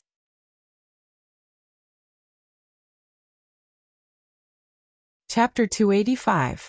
A high-pressure water column spurted out from Rog's mouth, like a laser beam, attacking the rapidly rolling tyrannical. At first, the water column was only as thick as a finger, but when the water column arrived in front of tyrannical, it had grown to the size of an arm. From the outside, the water column of water breaker looked ordinary, similar to the water column shot out from a high-pressure water gun. However, when the arm-thick water column hit the ball-like tyranny, the water column directly pierced through tyranny's ball-like body, like a thin string piercing through tyranny's body. Perhaps it was because tyrannical didn't strengthen his body, or maybe tyrannical didn't care about the attack of water breaker at all. Even the thunder tachi couldn't cut through tyrannical's body, but water breaker instantly pierced through it, like piercing through a soft cake without any hindrance. Although Rog had tested the power of water breaker before, he wasn't absolutely sure whether it could pierce through tyrannical's body. Seeing that water breaker easily pierced through tyrannical's body, tyrannical didn't hesitate and suddenly twisted his neck. The straight water breaker instantly transformed into a high-pressure water knife, cutting through tyrannical's body. Tyrannical didn't expect that the seemingly weak water breaker would have such amazing lethality. When the water breaker transformed into a water knife to cut through his body, tyrannical decisively chose to transform, and let his body avoid being cut by the water knife. In the blink of an eye, tyrannical's body turned from a round ball into a half-meter-tall feline, pouncing to the side at lightning speed. Tyrannical's transformation wasn't slow, but even so, water breaker still left an extremely obvious wound on his body. However, the wound that spanned almost the entire back only existed for a short 1 or 2 seconds before disappearing. The power of water breaker was a little better than Rog expected. He originally planned to use water breaker to stop tyrannical's tumbling. But now not only did he stop the round tyrannical, but he also left a considerable injury on tyrannical. After transforming into a feline to avoid the follow-up damage of water breaker, tyrannical didn't continue to maintain his feline form. He transformed into a human form that was only a head taller than Rog. From a biological point of view, the two-legged walking posture of humans was not very outstanding. Not to mention the insect form, which had better individual performance. Even most animal forms were better than human forms. Of course, this excellence was only established in instinctive activities that did not involve intelligence. Why do all the intelligent races in the universe have human-like bodies? Other than the fact that it had something to do with the laws of the universe that could not be explained, another reason was that humanoid bodies were more versatile. In terms of individual performance, the humanoid body had no other advantages other than its larger brain. However, in terms of overall performance, the humanoid body was definitely the king of the price-performance ratio. However, this shouldn't have anything to do with the tyrant turning back into his human form. Rog speculated that tyranny should be one of the few symbiotic demons that preferred humanoid bodies. This could be seen from his original giant body. After personally experiencing the power of the electromagnetic pulse cannon, the tyrant decisively gave up on the idea of enlarging his body. The bigger the body, the bigger the target, and the easier it was to be hit. As a symbiotic demon that had lived for countless years and conquered countless planets and races, the tyrant understood this principle. More importantly, the tyrant felt that transforming into a human form that was similar to Rog's would allow him to better unleash his strength. The tyrant had never been to Earth and had not seen many Earthlings. However, there was one thing that he was very sure of. and that was that Earthlings' bodies were very weak. In his opinion, Rog was a classic example of someone who had high offense and low defense. When facing such an enemy, one fatal attack would usually be enough to take their life. Although the tyrant's body had become much smaller, this did not mean that his strength had decreased. A smaller body meant a smaller target to attack, and a faster attack speed. After making up his mind, the tyrant immediately ran toward Rog. The sharp claws on his hands emitted a cold metallic glow. Apart from his hands, he had also hardened his entire body to the point that even the thunder tachi could not cut through it. Not only that, but black tentacle-like tentacles also surged out of his body, showing a different style of Cthulhu. Facing the tyrant who was rushing toward him, Rog stood motionless as if he did not see him at all. 50 meters, 30 meters, 10 meters, 5 meters. Although the symbiotic demons were not a race that excelled in speed, the last 5 meters were basically non-existent for the tyrant. Just as the tyrant was trying to directly pounce on Rog, and quickly get rid of this earthling who made him so embarrassed, Rog finally moved. Because of infinite mode, Rog was always in a state of light. At this time, a light blue light emerged from his body again. Unlike the blue and white light that enveloped the whole body in infinite mode, this light blue chakra quickly condensed the moment it emerged from his body. In just an instant, a skeleton with only some ribs and arms appeared beside Rog. Susanoo. At this time, Rog had many ways to dodge or resolve the tyrant's attack, but he chose Susanoo, which had never been used in a real battle. Compared with other enemies, the tyrant, who had outstanding regeneration ability, and was only good at melee attacks, was undoubtedly a rare test target. Boom. The tyrant, who was running wildly, collided with the Susanoo formed by chakra, and the strong impact produced a shock wave visible to the naked eye. However, even in this situation, which was like being hit by a heavy truck at full speed, Rog's Susanoo did not even shake. The tyrant thought that Rog's Susanoo was just an ordinary energy manifestation, but the moment he came into contact with Susanoo, he knew that he guessed wrong again. This is not an energy manifestation. This thing is very dangerous. The crisis instinct that originated from the depths of the tyrant's soul frantically warned him. The tyrant had realized that something was wrong, but at this time, he had no chance to leave. Although Rog is now using the first stage of Susanoo, that is only a part of the ribs and an arm form, the defense and attack power of Susanoo will not change significantly because of the different form. After using Susanoo to block the tyrant's impact, Rog did not hesitate at all, and used the only bone right hand on Susanoo to grab the humanoid tyrant. Caught you! The tyrant, who was caught by Susanoo's bone right hand, was just about to change his form and break away from the bondage, when an indescribably terrifying grip fell on his body. Crush you! Chapter 286. Tyrannical, who was caught by Susanoo, screamed like a wild beast. The light blue chakra forcibly covered his whole body, making it impossible for him to change his body shape and escape. Although Chakra's materialized arm wasn't a real body, it was no different from a real arm when controlled. Rog continued to increase the strength of his right hand, and the brutal screams became more and more obvious. The chakra that forcefully covered the tyrant's body not only formed an airtight cage, but it also continuously corroded the tyrant's body like lava. At this moment, Despot finally understood why Rog had always been so calm. This guy had been hiding his strength all along. No, it wasn't that he was hiding his strength. It was that he simply couldn't be bothered to use his full strength. Let Venom eat me? Tyrannical recalled what Rog had said, and his mood worsened. If Rog had come with other motives, he might have been able to negotiate a deal with Rog and solve this problem in a more civilized way. But Rog's original purpose was to let Venom eat him, which means that there is no possibility of any transaction between them. He was dead for sure today. No, absolutely not. As a Lord-class symbiotic demon, I definitely cannot be devoured by an Army-class symbiotic demon. Ever since the birth of the symbiotic demons, there had never been such a case of a junior defeating a senior. Despot didn't want to become the first person in the history of the symbiotic demons. He also didn't want to die in the hands of an earthling for no reason. Thus, Bazi began to play with his life in the truest sense. The huge power coming from Susanu's right hand was like a mountain-crushing tyrannical, and the chakra covering his whole body also cut off the idea of using transformation to escape. You forced me to do this. With a thought, Tyranny, who was originally in human form, began to rapidly expand like a human-shaped balloon. Despot chose to enlarge himself at this moment, and he didn't care about the damage to his body. If he was crushed to death, then no matter how perfect his body was, it would be meaningless. In that case, he might as well go all out and directly break through the binding of Susanu and chakra at the cost of his body. The unique life form of the symbiotic demons could allow them to take any form they wanted. However, under normal circumstances, they would only use a small portion of their bodies to transform. The more of his original body he used during the transformation, the stronger the transformed form would be.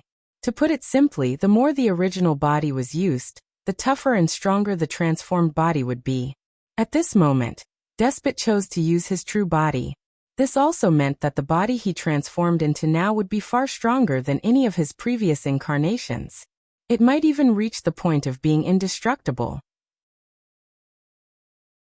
Using 100% of the original body to carry out the transformation brought about a visible increase in strength. However, this was also extremely risky. If the body he had transformed into using 100% of his original body was destroyed, then he would undoubtedly die on the spot. Since his main body had been completely consumed, he naturally lost all possibility of survival. Despot was well aware of the risk of using his true body, but he could only do so now. If he did that, there was still a chance of survival. If he didn't do it, he would definitely die. The frantically expanding Tyranny opened up Susanu's right hand little by little, using brute force to gain more space for himself to move. As the controller of Susanu, Rog immediately noticed the change in tyrannical. Later, when the tyrant was planning to continue, he silently cast a lightning release ninjutsu. Electric discharger, 100 million volts. A terrifying silver-white electric current instantly emerged, and a silver-white electric snake emerged from Susanu's right hand, and at the same time, there was a crackling sound of electric current. Despot, who was trying his best to expand his victory, did not expect Rog to extinguish his flames of hope the moment he gained some breathing space. Streaks of silver-white electric snakes continued to swim around the tyrannical black body, causing his black body to turn red, like a shrimp that was quickly being cooked. Ah! The tyrannical screams rang out again. Using Susanu to cast ninjutsu is not a particularly strange thing. For example, Uchiha Madara can make Susanu form hand seals and cast ninjutsu independently. And strictly speaking, at this time, Rog was not using Susanu to cast ninjutsu. What he was doing now was just treating Susanu as a part of his body. The person who used Raiton, lightning discharger, was still him, but he used Susanu's right hand as his own, making lightning discharger attack tyrannical directly. When electric discharger, 100 million volts, completely disappeared, Despot in Susanu's right hand was like a completely roasted fish, emitting heat visible to the naked eye. At this time, Despot was motionless, and his figure also changed back to a state where he was only a head taller than Rog. Looking at his appearance, Despot seemed to be completely dead, but in his body, the life energy was still there. Looking at the miserable Despot, Rog directly released Susanu's right hand, letting the motionless Despot fall to the ground. However, at the moment when he fell to the ground, Despot came back to life again. In just a blink of an eye, Despot turned into a round ball with a diameter of only 20 or 30 centimeters, trying to run for his life again. But this time, before he could roll far, a long sword formed entirely of chakra nailed him to the ground. Chakra long sword. The ability to let Susanu use simple swords and swords is an ability obtained after cultivating Susanu to its first form.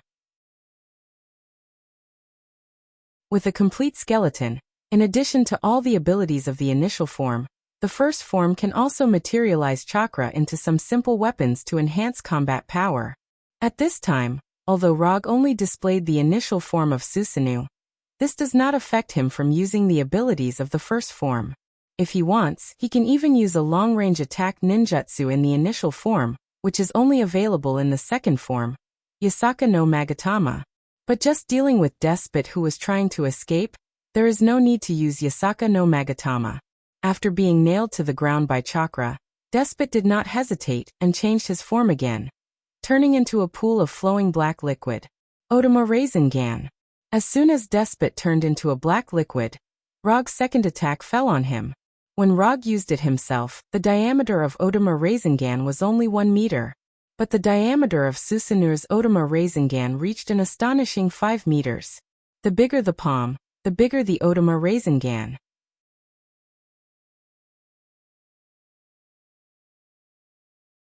Chapter 287. High-end ingredients often only require the simplest cooking method.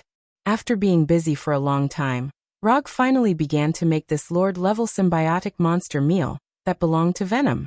The Odama Rasengan with a diameter of 5 meters was like the most sophisticated blender, descending on the body of the Tyrannical, which turned into a pool of black liquid. The body of the Tyrannical was cut and shrunk rapidly as if it was cut by thousands of sharp blades. Except for the main body, all the other parts of the body were removed by the madly rotating Odama Rasengan, leaving only the purest and most original body. At this time, Rog was like a real chef, using a simple method to let the Tyrannical return to the most primitive state, exuding the most natural fragrance. Although there was no change in the oral cavity and other parts, the Tyrannical still let out a burst of harsh screams.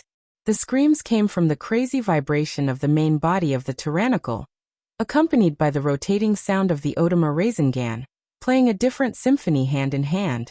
When the main body of the Tyrannical began to stop shaking and gradually return to the most primitive slime clay state, Rog finally removed the Odama Rasengan from Susanu's right hand.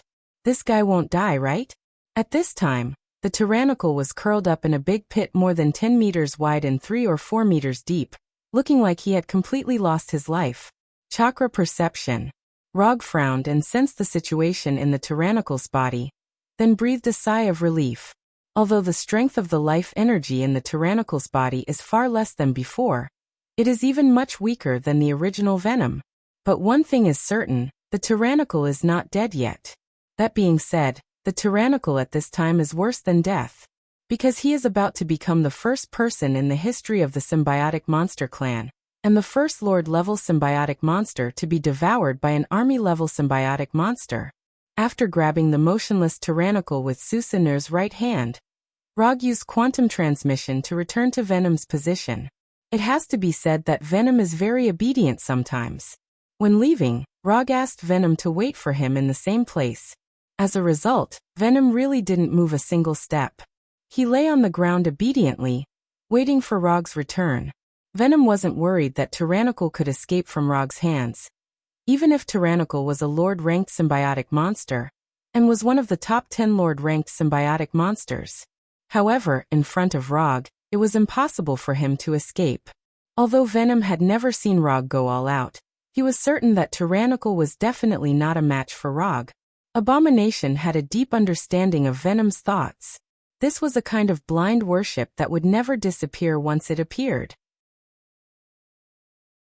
Even if Rog fought the symbiote Godnar alone, Venom felt that Rog had a higher chance of winning. Venom may not have realized it himself, but he had unknowingly divided himself into Rog's side. When the familiar aurora-like brilliant light reappeared, Venom, who was lying on the ground, jumped up, and he became extremely excited. He's back, Rog is finally back. After the brilliant light of quantum transmission disappeared, Venom saw Rog as he wished, and the black creature in Susanu's right hand. This was Tyrannical. The Lord-ranked symbiotic monster was directly beaten back to its original state. That can I devour Tyrannical now? Although Venom was trying to control himself, when he spoke, his eyes still involuntarily stayed on Tyrannical's body. Of course, this is what we agreed on in the commission. After that, Rog put the motionless Tyrannical in front of Venom, and then deactivated Susanu. As soon as Rog put down Tyrannical, Venom was like a hungry wolf, and he pounced on Tyrannical without saying a word. Then there was a somewhat disgusting scene of eating. Rog ignored Venom's eating etiquette and turned around silently, not wanting Venom's behavior to affect his future appetite. Venom's eating didn't last long. To be precise, it was less than 10 seconds. The motionless Tyrannical was stuffed into Venom's body.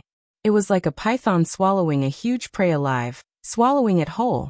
When Tyrannical's body entered Venom's body, Venom let out a howl that was either excited or uncomfortable, and hundreds of thin and thick black tentacles gushed out of his humanoid body.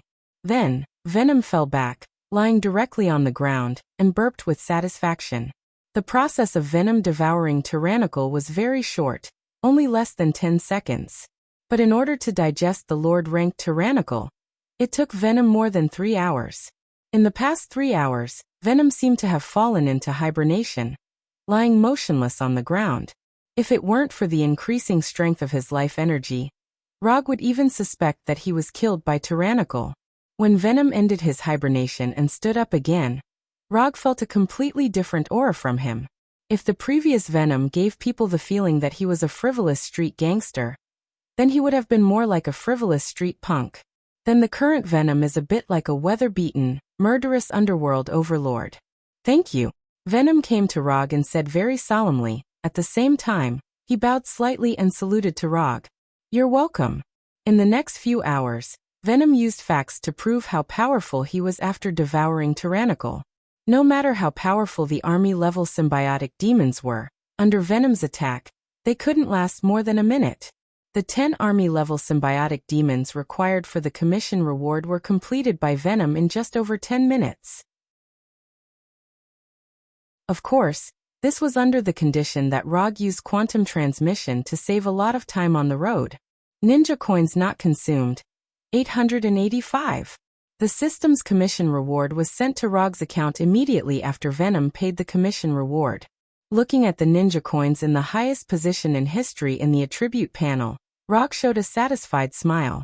After returning to Earth, as long as he makes a few more commissions, he can make the unconsumed ninja coins break through the 1,000 mark, and then exchange for some real high-level items. For example, half of QB. Yes, half of QB costs a full 1,000 ninja coins. Of course, the system is not the kind of ruthless existence. Half of QB costs 1,000 ninja coins.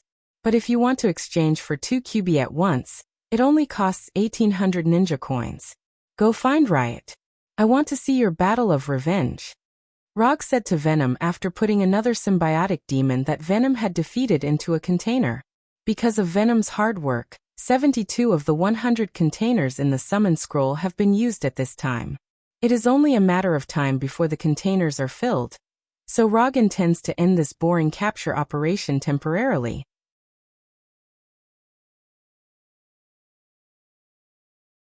Chapter 288. You want to see me fight against Riot? Venom glanced back at Rog and asked with uncertainty. Yes, you have become a Lord-level symbiotic body now. Don't you want to wash away your shame? In the past few hours, although Venom didn't say anything, Rog could see that Venom was constantly adapting to the power of the Lord level and silently adjusting his state. But I don't know where Riot is, and I don't have the confidence to win against Riot now. Although Venom was promoted to the Lord level after devouring Tyrannical, Riot is also a Lord-level symbiotic body. And unlike Venom who had just been promoted to the Lord level, Riot has been at the Lord level for a long time. This also means that Riot's strength will be stronger than the current Venom. More importantly, the previous painful experience has left Venom with some psychological trauma, making him instinctively afraid of Riot. At the beginning, Riot could have given Venom to his friend, but he didn't do so. Instead, he tore apart half of Venom's body. This approach seems to be sparing Venom's life, but in fact, it is really killing him. Not only will it ruin his future, but it will also make him bleak for the rest of his life. What Riot showed was not mercy, but cruelty that lasts a lifetime. Leave the matter of finding people to me. If you really can't beat Riot, then let me help you complete your revenge. No matter how strong Riot is, it is not stronger than Tyrannical. Even Tyrannical was not Rog's opponent, let alone Riot. After hearing Rog's almost guaranteed answer, Venom stuck out his tongue excitedly and quickly nodded. The reason why Rog let Venom find Riot for revenge is not only to let Venom wash away his shame, but he also has some plans of his own. He is starting to look down on the army-level symbiotic body. Therefore, he intends to get a few Lord-level symbiotic bodies back. Since he has already set his sights on the Lord-level symbiotic body, it is better to take advantage of the situation and let Venom take revenge on the way. less Venom is always thinking about it. In addition, he also intends to further strengthen Venom. Riot is a good target to devour. The process of finding the Riot was not complicated. In fact, it could even be said to be extremely simple. Casting Chakra's perception spell to search for the target with the highest life force within a radius of 500 kilometers, casting quantum teleportation, asking for the location of the Riot in a friendly manner, packing it up, and throwing it into the mediumship scroll. Next, the above process was repeated. Rog and Venom were lucky. After repeating the process 3 times, they asked about the whereabouts of Riot. "Are you ready?" Rog asked Venom before preparing to use quantum teleportation to directly reach the area where the Riot was. "My fangs have long quenched their thirst," Venom replied excitedly. "Then let's go." A brilliant aurora-like light flashed, and the figures of Rog and Venom instantly disappeared. When the light of quantum teleportation dissipated, Rog finally saw the Riot that changed Venom's life. It was earthy yellow in color, had a humanoid body, and was over 4 meters tall. Other than the difference in size and color, Riot looked like another version of Venom. Before the teleportation, Rog confirmed the life force on Riot, and roughly inferred Riot's strength. Stronger than the current Venom, weaker than the previous Tyrannical. It meets the devour requirements of the symbiotic demons, which is good. Go, take back your dignity and glory, and let the name Venom resound throughout the symbiotic demon's home planet again. Rog turned his head to look at Venom, cheering Venom up with his Chinibu lines.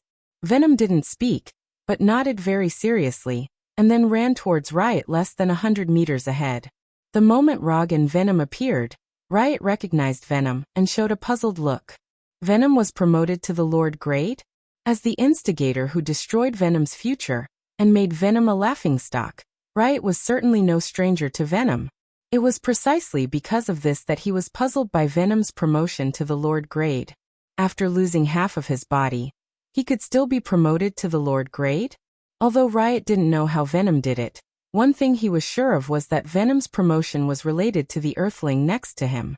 Just as Riot was guessing the relationship between Rog and Venom, Venom, who was running at full speed, came in front of Riot like a black shadow, and his sharp claws directly grabbed Riot's head. Because of their racial form, the battles between symbiotic demons were simple and crude close combat.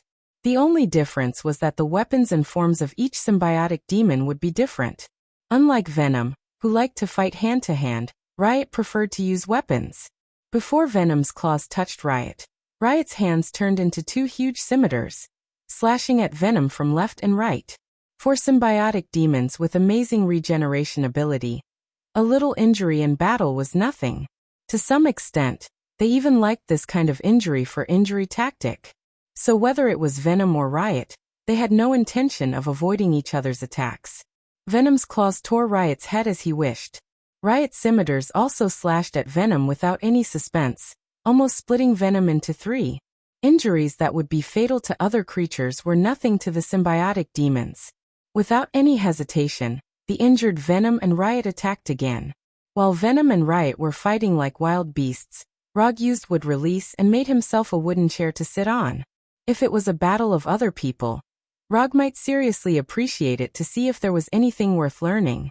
But the battle of symbiotic demons was completely meaningless. These guys purely relied on their racial talents to fight.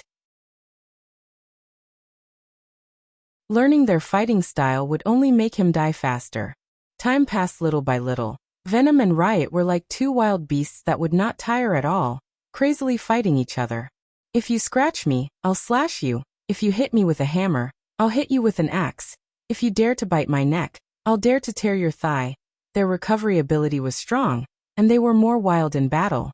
From the looks of it, the current Venom and Riot could be said to be on par. But Rog could clearly sense that the life energy in Venom's body was depleted faster than Riot's. This also meant that when Venom lost all his stamina and regeneration ability, Riot could still beat him up as if it was alive and kicking. This was not good news for Venom. Although Rog promised Venom that when he was no match for Riot, he would take care of Riot himself. But if possible, he still hoped that Venom could take care of Riot himself. So until the last moment he would never take action.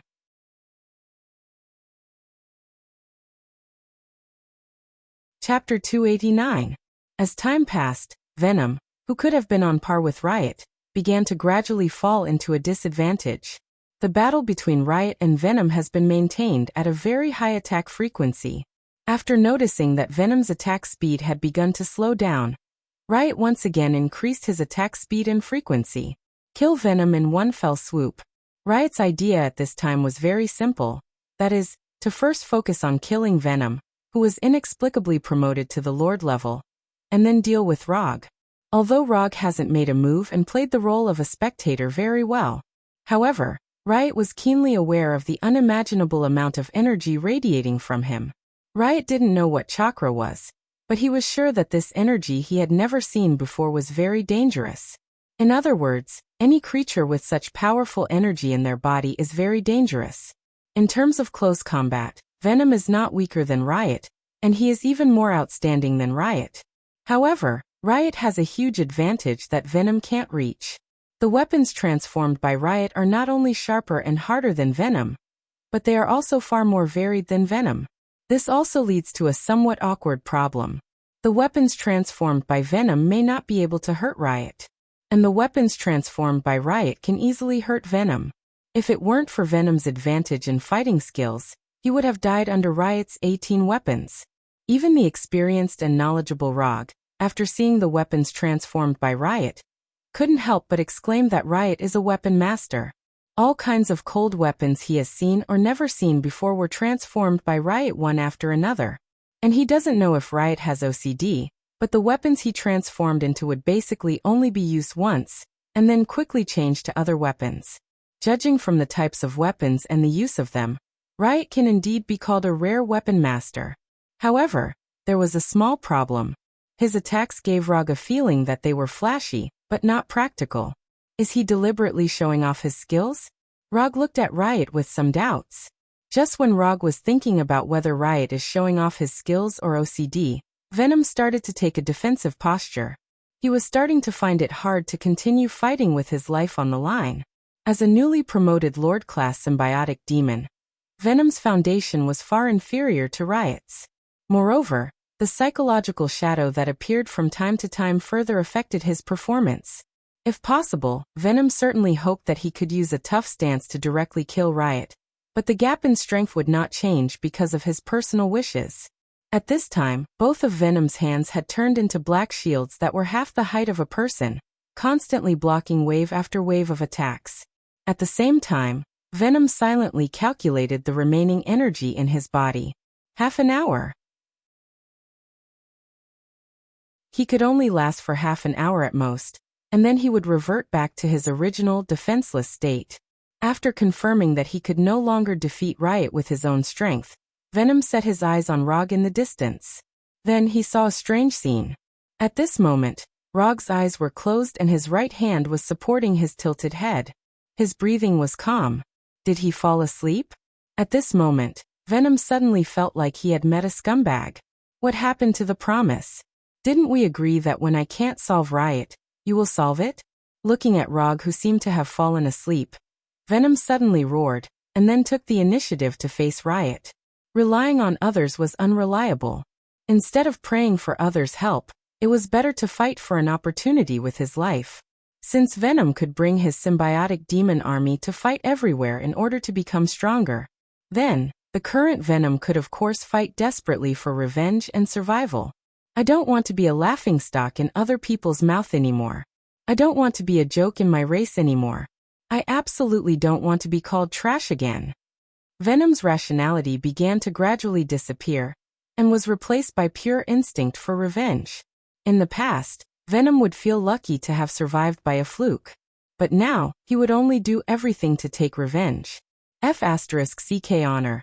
F***CK promotion. F***CK becoming stronger. I just want to tear this bastard in front of me alive. Ah! The shields in Venom's hands had long disappeared, and the sharp claws emitting cold light appeared again. Tear him apart. When Venom's mentality changed, Rog in the distance and Riot in front of Venom immediately noticed his change. Venom's white eyes that had no eyeballs turned blood red. Not only that, but Venom's figure also began to change. His body, which originally had some elasticity, became extremely hard at this time. And his black body exuded a dark metallic light. Dang dang dang dang. The weapon in Riot's hand hit Venom's body, making a crisp sound of metal colliding. What's going on with this guy? What's going on? Looking at Venom, who had suddenly become different from the others, Riot was puzzled. Just a minute ago, he still had the upper hand. As a result, Venom turned his head and glanced at the Earthling, and he became like this. Thinking of this, Riot suddenly realized something and turned his head to look at Rog in the distance. At this time, Rog was completely different from before. Not only was he not asleep, but he also stood up from the wooden chair, looking at the mutated Venom with satisfaction.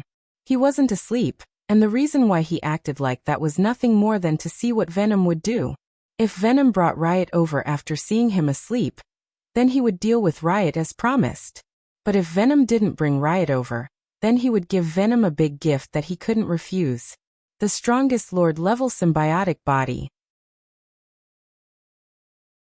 As long as Venom can show the belief of revenge even at the cost of his life, as long as Venom has this mentality of only relying on his own strength to fight against a strong enemy, then he will help Venom become the strongest Lord-level symbiotic body. Some things can be obtained through acquired training, such as a certain degree of strength and ability. There are also some things that can never be obtained through acquired training. For example, beliefs, such as mentality. When Venom made this choice, he may not have thought so much. But on Rog's side, Venom's choice just now made him very satisfied. Riot was able to stand out among hundreds of millions of symbiotic bodies and become one of the few Lord-level symbiotic bodies, indicating that he is not the kind of idiot who only knows how to use brute force. So after seeing the satisfied look on Rog's face and the sudden mutation of Venom, Riot decisively made the choice to retreat. There is something wrong with Venom, and there is also something wrong with that Earthling. Retreat first, and then slowly settle accounts with Venom later. As soon as this thought appeared in Riot's mind, Rog's voice came over. Would release, trapping beast cage.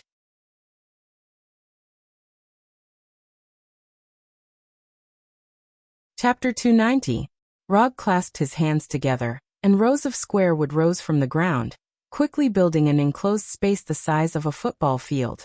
The name Beast Cage was just casually given by him, and it has no special meaning. Moreover, what he used at this time was not a Mokuton ninjutsu, but a simple use of Mokuton. If he doesn't like the name Beast Cage, he can change it to Coliseum or Wembley Stadium, and it won't affect the effect at all. It's rare for Venom to enter a berserk state. If he lets Riot escape at this time, Rog will despise himself. With the appearance of the Mokuton cage, Riot finally understood Rog's plan. This guy wants me to die here, and become the target of Venom's devouring. After realizing this, Riot no longer held back, and the energy in his body surged wildly. Riot's yellow body suddenly skyrocketed, reaching 10 meters in an instant. After that, the gigantic Riot punched Venom, who had gone berserk, and ran towards Rog. First deal with this Earthling, then deal with Venom. Although Riot doesn't know why Venom has become this berserk state. But one thing he can be sure of is that Venom's berserk state won't last long. If the energy in Venom's body was declining steadily in a gentle manner before, then now, the energy in Venom's body is declining rapidly like diving into a pool, burning frantically in a state of burning his life force. This desperate berserk state made Venom burst out far more powerful than before, but it also consumed Venom's energy quickly. According to Riot's estimation, Venom can only continue to maintain the berserk state for more than a minute, and then he will collapse without any suspense. More than a minute, this time is not long. But if he chooses to resist, it will also cause a lot of trouble for him. Therefore, Riot decisively changed the target, adjusting the attack target to Rog, and at the same time delaying Venom's time. Riot's choice can't be said to be wrong. It can even be regarded as killing two birds with one stone. He can take the opportunity to waste Venom's little remaining time. And he can also kill Rog, who is not pleasing to the eye, during this time. Their choice was correct, but the Riot had overlooked two very important issues. Venom, in his berserk state, would not let him leave, and Rog was not as weak as he thought. Although the physiques of Earthlings were weak in the eyes of the symbiotic demons, The physiques of humans could not be lumped together. Rog was the one who couldn't be lumped together.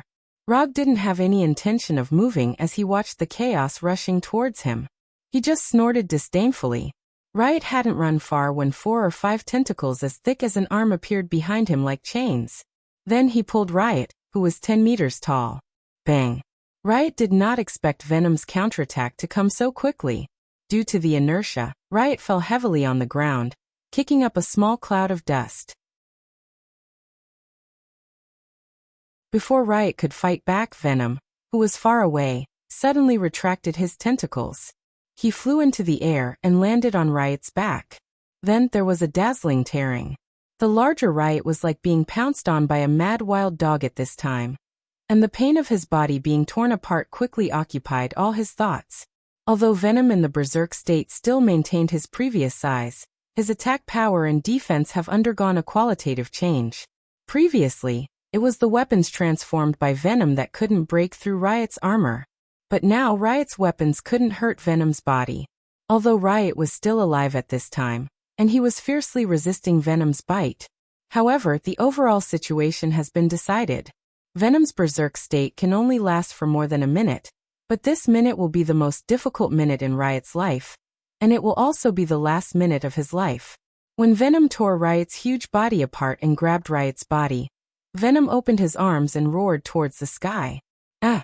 Venom's furious roar resounded through the world, as if announcing his return to the entire symbiotic demons.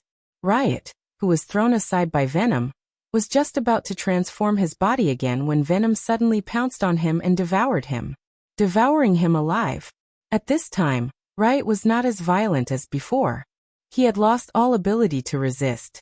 Now Riot still had a lot of energy and had enough power to fight back. But Venom didn't care about this at all. He just kept biting Riot's body, devouring the enemy who changed his life bite by bite. All the unwillingness, all the anger, all the hatred, at this time, turned into Venom's appetite, making him devour Riot crazily. When Venom devoured the symbiotic demons the first 2 times, Rog would turn his back, not wanting to witness the cruel and disgusting scene of Venom eating. But this time he didn't turn around, he just watched Venom eat without saying a word. It didn't take long for Riot's body to be completely devoured by Venom's blood-red eyes, leaving no trace behind. After devouring Riot, Venom stood up silently, his blood-red eyes looked at Rog. Then his whole body fell back weakly and completely fainted. It's over. Venom's revenge battle is officially over. Looking at Venom lying motionless on the ground, Rog used wood release to make a half-meter-high wooden bed for Venom, and sat back on the high-back wooden chair. Time passed by little. In Rog's perception, many symbiotic demons gathered outside the wooden cage. Several of the bolder symbiotic demons even had the idea of climbing in. For these symbiotic demons, the strongest was only an ordinary army level. Rog had no intention of making a move, he didn't even have the thought of standing up. In order to dispel the curious thoughts of these symbiotic demons, and also to let Venom have a quiet sleeping environment, he exuded a terrifying aura that was more powerful than the Lord-level symbiotic demons. Of course, when he exuded his aura, he deliberately avoided Venom who was sleeping. The moment Rog's aura swept through, the symbiotic demons that gathered seemed to have encountered the most terrifying existence in the depths of their souls, and they trembled involuntarily. Then they showed their fastest speed and fled into the distance without looking back. Not long after, all the symbiotic demons within a 10-mile radius disappeared. After sleeping for more than 6 hours, he finally woke up after swallowing the rioting Venom. Glancing at the wooden bed under him, Venom slowly came to Rog and silently thanked him. Let's go, we still have 25 symbiotic demons to catch. Originally, there were still 28 symbiotic demons to catch. But when asking about Riot's whereabouts, the 3 symbiotic demons that were asked for directions were also thrown into the summon scroll by Rog.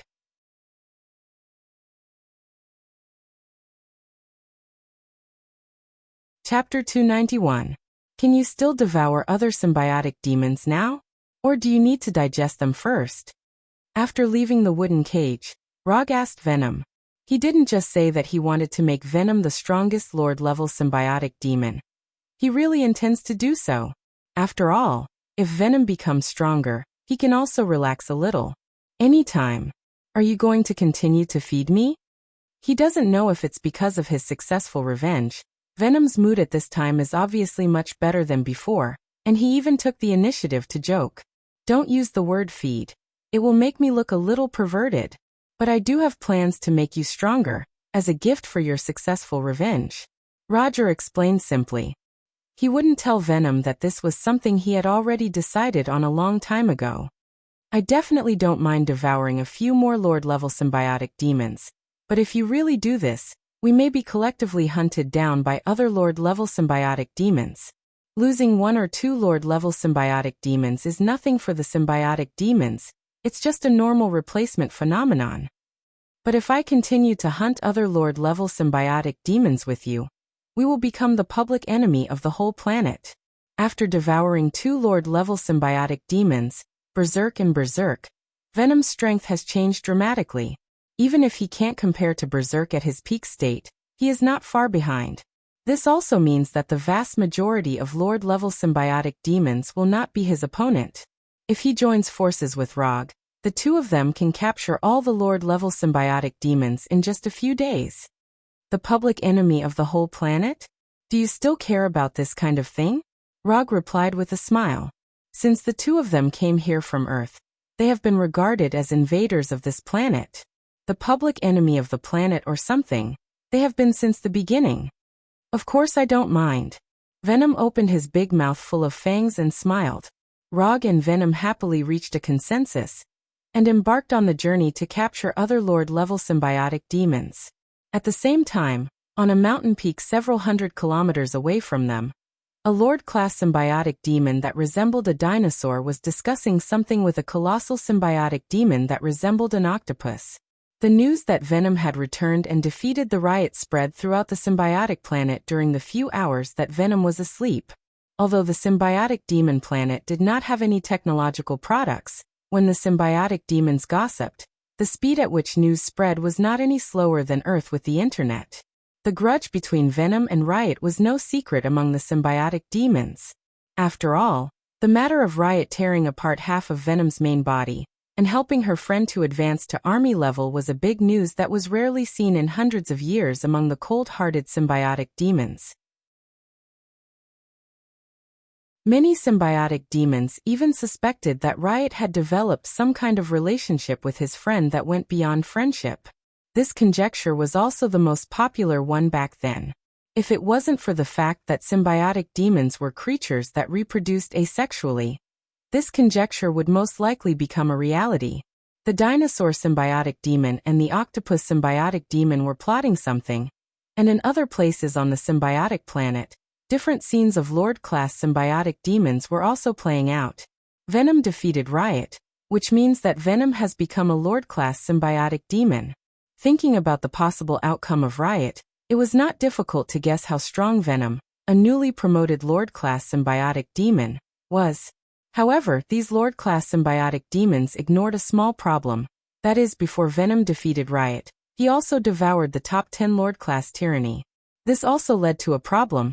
That is, the evaluation of Venom's strength by these Lord-class symbiotic demons was generally low. Riot's strength was not outstanding among the Lord-class symbiotic demons, so Venom who defeated and even devoured him would not have a high evaluation. If that incident hadn't happened back then, Venom might have been promoted to Lord-class long ago. In a plain, a brown giant symbiotic demon with only one eye said slowly. Opposite him was a black symbiotic demon that looked like a legendary demon. Riot died in the hands of Venom. This is not a big deal. The death of 1 or 2 Lord-class symbiotic demons is not a big deal. But I heard that Venom was not the only one who made a move this time. There is also an Earthling beside him. The black symbiotic demon said with some dissatisfaction. No matter how the symbiotic demons fight, it is our race's business. It is indeed inappropriate for an Earthling to intervene. After a few seconds of silence, the brown giant symbiotic demon replied. I'll leave Venom to you. And I'll leave that Earthling to me. I heard that the Earthling's strength is not bad. I want to meet this guy who dared to take the initiative to come to the mother planet to cause trouble. The demon symbiotic demon looked up at the brown giant symbiotic demon and took the initiative to invite him. 4 Lord-class symbiotic demons, whose lives are simple and boring, there are not many things that can interest them. A newly promoted Lord-class symbiotic demon and an Earthling who should have some strength are very in line with their standards of having fun. Not only did the demon symbiotic demon have this idea, but other Lord-class symbiotic demons also more or less had this idea. Of course, those Lord-class symbiotic demons who were not as strong as Riot would definitely not have this idea. Then what are we waiting for? If we are late, the fun will become someone else's. As soon as the voice fell, the brown giant symbiotic demon, who was more than 10 meters tall, took the lead and ran in the direction where Rog and Venom were. At the same time, other Lord-class symbiotic demons who were trying to have fun also rushed to the location where Rog and Venom were. On this ordinary day on this planet, more than 20 Lord-class symbiotic demons made the same choice. At this time, Rog and Venom did not realize that they had now become the hot cakes in the eyes of other Lord-class symbiotic demons. A fresh entertainment that can spice up their boring lives. Half an hour later, Rog felt the life energy signals of 3 Lord-class symbiotic demons. An hour later, the life energy signals of the Lord-class symbiotic demons reached 15.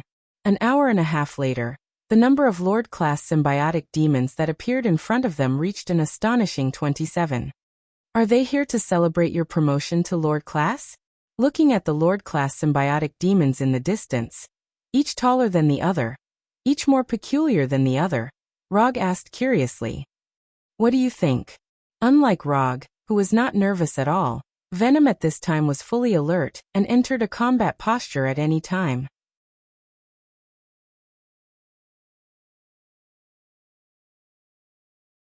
Chapter 292. 27 Lord-level symbiotic demons appeared together. This kind of phenomenon, even in the entire long history of the symbiotic demons, could be counted on one hand. At the very least, Venom couldn't remember the last time something like this happened. This is what I call the planet's public enemy, Venom said to Rog in an extremely serious tone. While speaking, his eyes didn't dare to leave the Lord-level symbiotic demons in the distance. The lineup is quite big, but this is also quite good. At least after this battle, you can be considered to have completely left your name in the history of the symbiotic demons. The opportunity to leave one's name in history is not something that anyone can have. To be honest, the appearance of these Lord-level symbiotic demons at the same time was indeed a bit beyond Rog's expectations. In his estimation, at most, there would be 2 or 3 Lord-level symbiotic demons who would come to find trouble with them. But it turned out that there were more Lord-level symbiotic demons than he imagined. This kind of opportunity can lead to death. Venom was indeed full of confidence in Rog, but he still didn't think that he and Rog could defeat 27 Lord-level symbiotic demons. No, not only could they not defeat them, they might not even be able to leave alive. 1 or 2 Lord-level symbiotic demons working together was nothing. 4 or 5 Lord-level symbiotic demons working together could barely deal with it. But 27 Lord-level symbiotic demons working together. This was no longer a matter of whether they could deal with it or not, but how long they could last. At this time, Venom began to wonder if Rog had some invisible aggro aura on him that could attract so many Lord-level symbiotic demons. People will indeed die, but it will definitely not be you or me. You pick 2 symbiotic demons that meet the devouring standard and deal with them yourself. As for the rest, leave them to me.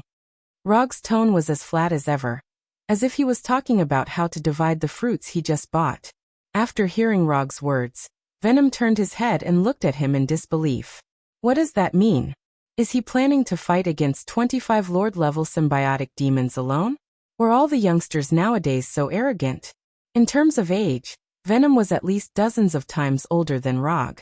From his point of view, it was not an exaggeration to say that Rog was a young man. However, that wasn't the main point. The main point was that Rog actually intended to take on 25 Lord-ranked symbiotic demons by himself. 25. Lord Symbiotic Demon. They weren't the soldier class or elite class symbiotic demons that could be seen everywhere. Instead, they were the Lord class symbiotic demons that stood at the pinnacle of the symbiotic demons. They were the famous Lord-class symbiotic demons. Venom wasn't the only one who felt that Rog's words were ridiculous. Even the Lord-class symbiotic demons on the opposite side were stunned. Although Rog's voice wasn't loud, he purposely used the universal language translator and chakra to transmit his voice, so that the Horde leader symbiotic physiques in the distance could hear him clearly, making sure that the Lord-class symbiotic physiques on the other side understood what he was saying was just for the sake of better acting cool. However, unlike Venom, these Lord-class symbiotic demons showed a ruthless sneer after hearing Rog's words. What's the matter with this Earthling? Was he out of his mind? After staying on a backward planet like Earth for a long time, does he not know the immensity of heaven and earth? All kinds of ruthless sneers sounded one after another, and even some Lord-class symbiotic demons made indecent gestures towards Rog that crossed different races and civilizations. Rog didn't take the ridicule of these Lord-class symbiotic demons to heart. He just silently used summoning jutsu to summon the 4th Hokage's White Haori, Disaster Pistol, Flying Thor Kunai, Kusanagi Sword, Dwarf King Ai Choi and other equipment one by one. Amidst the ridicule of the Lord-class symbiotic demons, he unhurriedly put on the armor and equipped the Disaster Pistol, Flying Thor Kunai, Kusanagi Sword and other weapons. Finally, under the gaze of all the symbiotic demons, he put on the 4th Hokage's White Haori. Venom thought that Rog was just joking with himself to ease the somewhat tense environment. But after seeing Rog fully armed, he suddenly realized that Rog was serious. 1 against 25, he was serious. Have you chosen yet? I'm excited now. Rog didn't intend to make a big scene on the symbiotic demons planet. Otherwise, he wouldn't have only brought 100 containers. But after seeing these 27 Lord-class symbiotic demons appear one after another, he suddenly had the idea of going all out. The last time he went all out was a bit of a long time ago. Warner Protoss's Sea God Njord, Dark Elf King Malekith. It seems that there were only these 2 times. Roger quickly tried to recall what had happened. Dinosaur and Demon. Venom pointed to the 2 Lord-class symbiotic demons. He didn't say the names of the 2 Lord-class symbiotic demons, because if he only said the names, Rog wouldn't know which one it was. No problem, these 2 are yours, as for the rest, they are mine. As soon as his voice fell, the chakra in Rog's body surged wildly, and his whole person instantly entered the battle state. He clapped his hands, and a would-release ninjutsu was cast by him. Would-release? Would-clone? On the ground behind Rog, 4 wood carvings that were exactly the same as him suddenly emerged. Then, the 4 wood carvings separated and turned into wood clones that were exactly the same as him. This time, he didn't summon the shadow clone that he usually uses, but summoned the wood clone that has better resistance. Summoning the wood clone, in addition to the outstanding resistance of the wood clone, there is another reason that only he understands. When these 4 wood clones stood on his left and right sides, he did something that he wanted to do for a long time, but he never had the chance to do it. Susanoo. The main body and the 4 wood clones set at the same time, and 5 light blue Susanoo with muscles and meridians appeared at the same time. This is the second stage of Susanoo, and also the peak state that Rog's current Susanoo can reach. At the moment when these 5 Susanoo appeared, Rog's momentum also reached the peak, and his insufferably arrogant momentum instantly swept over all the Lord-class symbiotic demons on the opposite side. At this time, although Rog didn't say a word, he used his momentum to convey a message to the Lord-class symbiotic demons on the opposite side. I'm right here. Come at me if you have the guts. Although it's impossible to recreate the famous scene of Uchiha Madara, using 25 Susanoo against the 5 Kage, Rog can create his own famous scene. 5 Susanoo against 25 Lord-class symbiotic demons.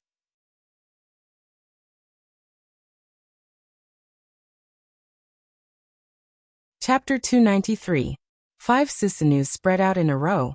Coupled with the imposing manner of looking down on the world, Rog used his actions to prove what was called arrogance. Looking at Rog, who took the initiative to provoke them, the Lord-class symbiotic demons in the distance showed an unhappy look.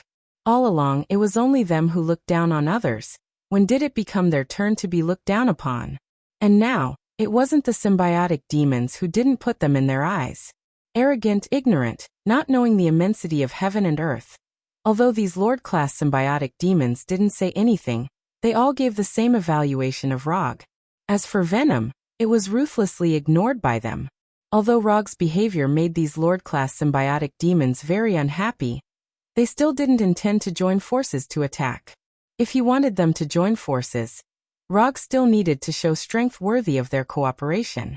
The Susanu's appearance and imposing manner were impeccable, but just these were not enough to make these Lord-class symbiotic demons join forces to attack. Although Rog didn't know what these Lord-class symbiotic demons were thinking, after seeing that they didn't intend to take the initiative to attack, he made his move. Bang bang bang. Rog raised his disaster pistol and casually fired 3 spiral electromagnetic gun bullets. 3 palm-sized blue and white Rasengan drew 3 straight blue and white lines in the air, instantly arriving in front of these Lord-class symbiotic demons. Then there were 3 terrifying explosions. Rumble. A terrifying explosion like a supernova instantly appeared. 3 blue and white light balls rose like a mushroom cloud. The dazzling blue and white light instantly occupied the whole sky. An energy storm symbolizing destruction and death crazily swept through everything in the surroundings. Silver-white electric current, astonishing hurricanes, and terrifying shockwaves were born at the same time, jointly creating a scene of doomsday. The earth began to crack, the sky began to lose its color, spiderweb-like cracks and earthquake-like tremors appeared one after another.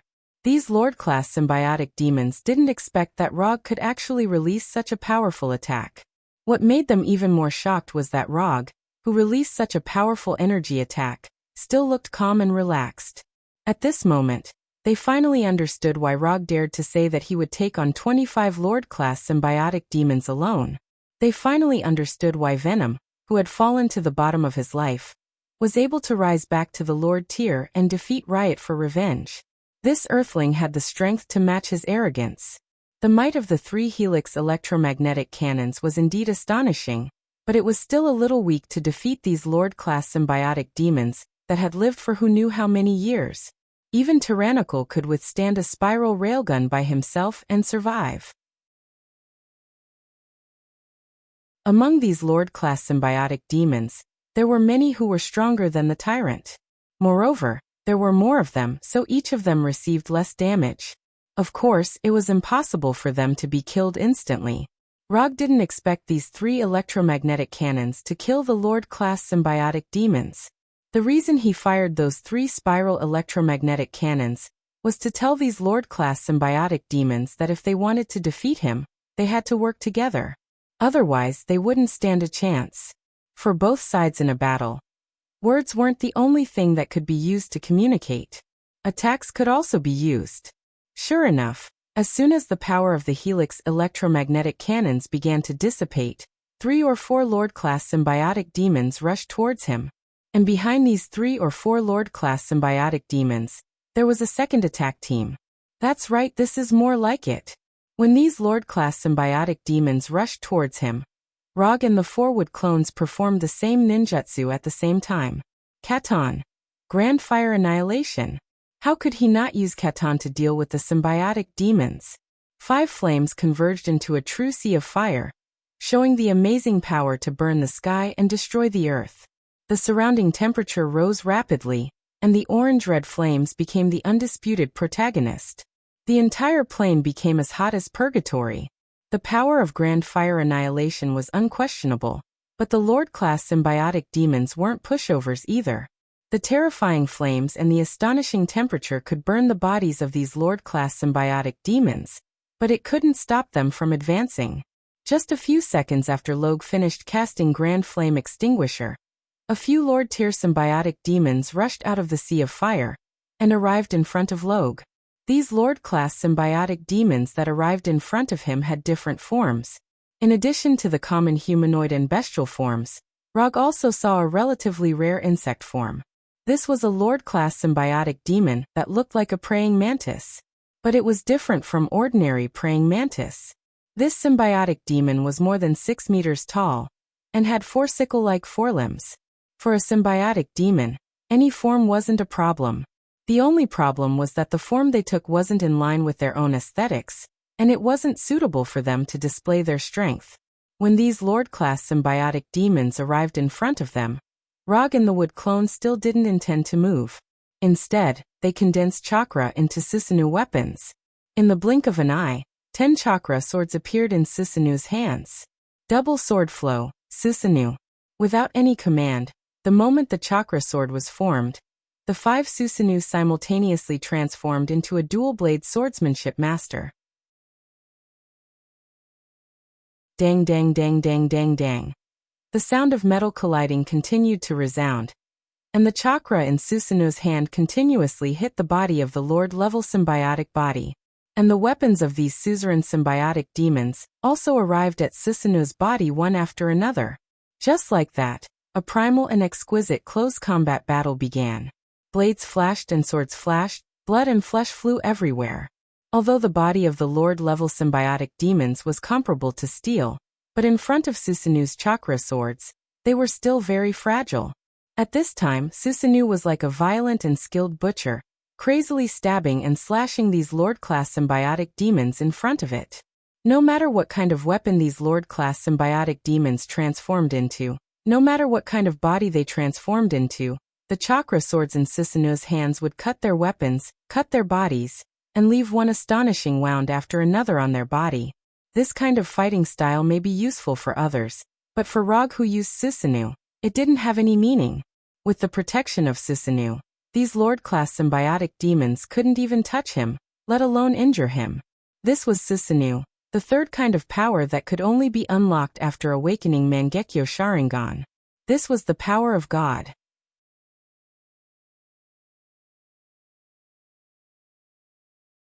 Chapter 294. At this moment, Rog suddenly had an inexplicable feeling that even if there were thousands of soldiers and horses in front of him, he would not retreat a single step.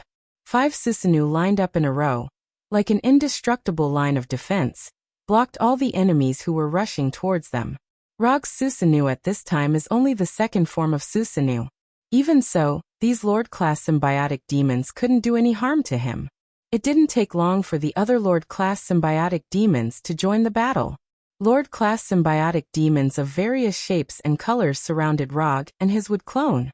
At this moment, Rog and the Wood clone were being attacked from all angles. All kinds of weapons and claws from different directions and angles hit Susanoo's body one after another. Even some Lord-class symbiotic demons, relying on their size advantage, directly pounced on Susanoo, trying to crush Chakra's Susanoo. Against the attacks of these Lord-class symbiotic demons, Log and his Wood doppelganger retaliated by swinging their swords continuously. Although Chakra wasn't a godly weapon, it was more than enough to deal with these Lord-class symbiotic demons. According to the plan, Rog and the Wood clone would deal with 25 Lord-class symbiotic demons. However, these Lord-class symbiotic demons clearly had no intention of cooperating with Rog's plan. Especially the dinosaur symbiotic body and the demon symbiotic body that were picked by Venom. They ignored Venom. The newly promoted Lord symbiotic body, Venom, was ignored just like that. This made Venom very unhappy, very unhappy. Therefore, Venom chose to take the initiative to participate in the battle, participating in the chaotic battle of the Lord-level symbiotic demons. However, Venom didn't expect that not long after he joined the melee, the Susanoo controlled by the Wood clone grabbed him and threw him out. Before Venom could react, the Lord-level symbiotic body in dinosaur form and demon form was also caught by Susanoo and thrown near him. Go play somewhere else and don't bother me. Although Rog didn't speak, he expressed his meaning with practical actions, and he was sure that Venom could understand what he meant. After throwing Venom and the 2 Lord-class symbiotic demons away, he focused his attention on the nearby Lord-class symbiotic demons. Although the two-handed Susanoo showed amazing swordsmanship, the regeneration and recovery ability of the Lord-class symbiotic demons were also amazing. For ordinary life forms, these Lord-class symbiotic demons only need 1 or 2 breaths of time to completely recover. As a result, an unconventional picture was born. Susanoo's chakra longsword had no way to directly end these Lord-level symbiotic bodies, and Lord-level symbiotic bodies also couldn't break through Susanoo's defense. The battle scene looked very bloody, but it was far from reaching its climax. killing these Lord-class symbiotic demons in a short period of time. The symbiotic demons is, and the symbiotic demons. The regeneration ability of the symbiotic demons is amazing, and the regeneration ability of the Lord-class symbiotic demons is almost immortal. If you want to kill these Lord-class symbiotic demons, you can either use a powerful attack to kill them or slowly wear them down. Rog didn't like to fight for a long time, and he didn't need to kill these Lord-class symbiotic demons. 25 Lord-class symbiotic demons, if he killed them, it wouldn't be in line with his habit of making the best use of them. What's more, he didn't intend to kill these Lord-class symbiotic demons from the beginning. Don't look at how he is using Susanoo to madly attack these Lord-class symbiotic demons. But in fact, he just wants to consume the life energy of these Lord-class symbiotic demons to pave the way for the next step of his plan. After madly slashing these Lord-class symbiotic demons with chakra for a few minutes, Rog and the Wood Clone dispelled chakra at the same time, and then used the same ninjutsu. Right Undischarger, 200 million volts. Without chakra, Susanoo grabbed the Lord-class symbiotic demons in front of it, and at the same time, a dazzling silver-white light erupted from its body. The terrifying silver-white electric current centered on Susanoo instantly spread to all the Lord-class symbiotic demons in the surrounding area. The scene that once played on Tyrannical was once again played out. But this time, it wasn't just one symbiotic demon that experienced the electric current flowing through their body, but a total of 25 symbiotic demons. In addition, this was also the first time that Rog used this ninjutsu to the extreme. The silver-white electric current flowed through the body of each Lord-class symbiotic demon, causing their body to instantly scorch. The main body hidden in their body was also eroded by the electric current, making a sizzling sound like burning meat. When Rog and the Wood Clone used Discharger, 200 million volts, Venom and the other two Lord-class symbiotic demons didn't hesitate, and decisively pulled away to avoid being affected by the electric current. Their reaction couldn't be said to be slow, but even so, there were still a few scattered silver-white lightning that hit their bodies, leaving charred scars on their bodies. Just like chakra, Discharger was also a ninjutsu to consume the life energy of these Lord-class symbiotic demons. So the moment the Discharger ninjutsu ended, the four Wood Clones once again used ninjutsu. Golden Seal. As soon as the silver-white lightning dissipated, hundreds of golden chakra chains rushed out from behind the Wood Clone and attacked the Lord-class symbiotic demons that haven't had time to get rid of their scorched bodies. Whether it was Susanoo or Right Undischarger, they were just appetizers. Golden Seal was the real feast that Rog prepared for these Lord-class symbiotic demons. These Lord-class symbiotic demons didn't have time to react, when the golden chakra chains had already arrived in front of them and firmly bound their bodies. The unique life form of the symbiotic demons allows them to change into any form to get rid of the shackles. But they would never have thought that the golden seal that Rog used at this time was not an offensive ninjutsu, but a sealing technique used to bind them. After being bound by the chakra chains of Golden Seal, these Lord-class symbiotic demons have no possibility of leaving. Without any suspense, the bodies of these Lord-class symbiotic demons were pulled out of their bodies one by the chakra chains and pulled behind the Wood Clone. Rog didn't use Golden Seal because he didn't want his body to become a vessel to bind these Lord-class symbiotic demons. And the Wood Clone obviously didn't have such thoughts. Under the gaze of Venom and the other two Lord-class symbiotic demons, the bodies of these Lord-class symbiotic demons were forcibly pulled into the Wood Clone's body. The bodies of 25 Lord-class symbiotic demons were in their hands.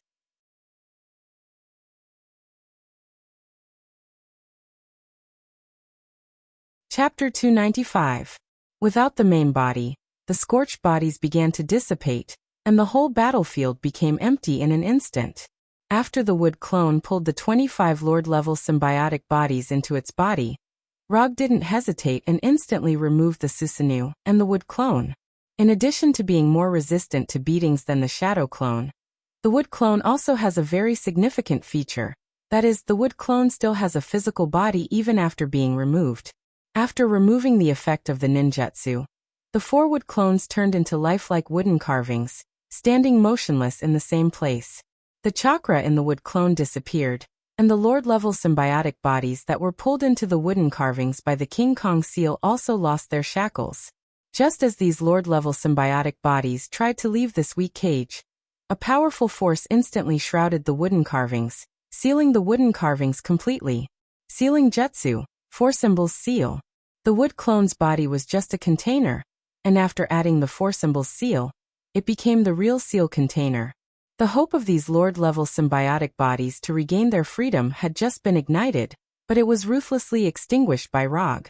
After doing so many things, how could he let these Lord-level symbiotic bodies leave so easily? First, he provoked these Lord-level symbiotic bodies, so that they would attack together in a state of anger. Then he consumed their life energy, making them easier to seal. Finally, he used the wood clone as a seal container, completely sealing these Lord-level symbiotic bodies.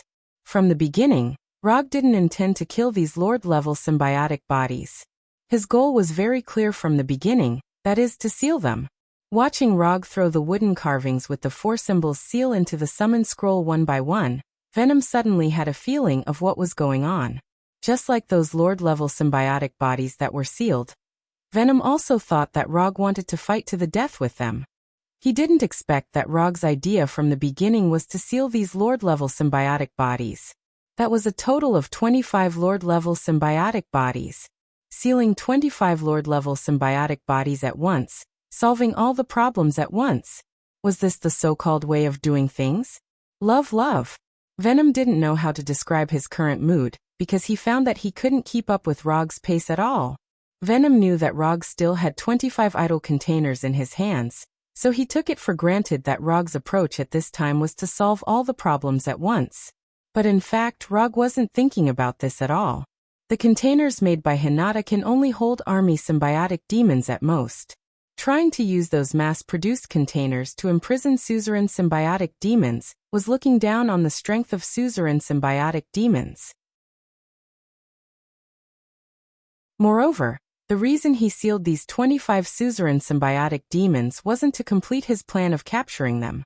Rog ignored Venom's shock and directly used quantum transmission to disappear. Leaving just like that? Wait, how can you leave just like that? What about me? What should I do? A few seconds after Rog disappeared, Venom finally reacted. Rog's disappearance was not only beyond Venom's expectations, but it also puzzled the remaining 2 suzerain symbiotic demons. After seeing Rog seal 25 suzerain symbiotic demons at once, the dinosaur-looking and demon-looking symbiotic demons immediately had the idea of escaping. But after seeing Rog leave without saying a word, they looked at each other tacitly, and then set their eyes on Venom at the same time. The Earthling left without saying a word, which means that Venom was, regardless of whether Venom was abandoned or not. Rog's departure is a good thing for these 2 suzerain symbiotic demons, because this means that Venom has no reinforcements. Without any hesitation, the 2 suzerain symbiotic demons immediately attacked Venom, intending to solve the guy who caused so much trouble as soon as possible. Although the dinosaur-looking and demon-looking symbiotic demons are stronger than Venom, Rog is not very worried about Venom's safety. Even if Venom is not the opponent of the 2 of them, it is not a problem for him to last for a while. Through quantum transmission, Rog directly came to the Golden Jack in outer space. During the time when Venom swallowed Riot and fell asleep, the Golden Jack controlled by Hinata had already arrived near the symbiotic demon planet, waiting for Rog's return. At this time, there was no one on the Golden Jack except for Rog and Hinata. The modified Golden Jack doesn't need any extra operators, and Hinata can handle everything alone. Hinata, the Black Death Sword plan can start now. After coming to a specific laboratory, Rog took out the 4 wood clone containers from the summon scroll. Then he summoned another wood clone and handed the real summon scroll to the wood clone.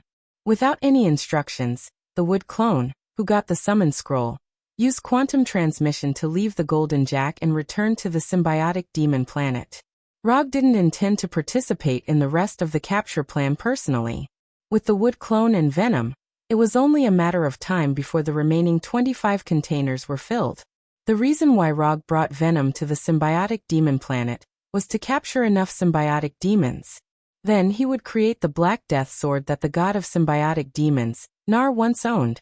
The Black Death Sword is the ancestor of all symbiotic demons. The weakness of the symbiotic demons is that they are afraid of high temperature and sound waves. This is the aftereffect of the forging process, which was then passed down to generations of symbiotic demons. The Black Death Sword in Nar's hand has the power to slay gods in the truest sense. Even the head of a celestial god can be cut off with a single sword. Even Garl, who accidentally got the Black Death Sword, could gain the prestige of a godslayer with the help of the Black Death Sword. If he can find the real Black Death Sword, Rog doesn't mind taking it for himself. But the problem is that he doesn't know where godslayer Garl is now, or even if Garl exists. So before getting the real Black Death Sword, he intends to make a replica for himself, just like when he asked Tani to make the Rumbling Thunder Fan and the Kusanagi Sword. But this time he plans to do it himself. Symbiotic demons, to a certain extent, can be regarded as raw materials for the Black Death Sword. What he needs to do now is to use these symbiotic demons to create his own Black Death Sword. Of course, this kind of weapon creation plan, which is only based on theory and calculation, is bound to have accidents. So he went to the symbiotic demon planet to capture symbiotic demons, so that he has enough raw materials. Even if all of them fail, it doesn't matter, he can just go to the symbiotic demon planet again. And the raw materials this time are better than he imagined.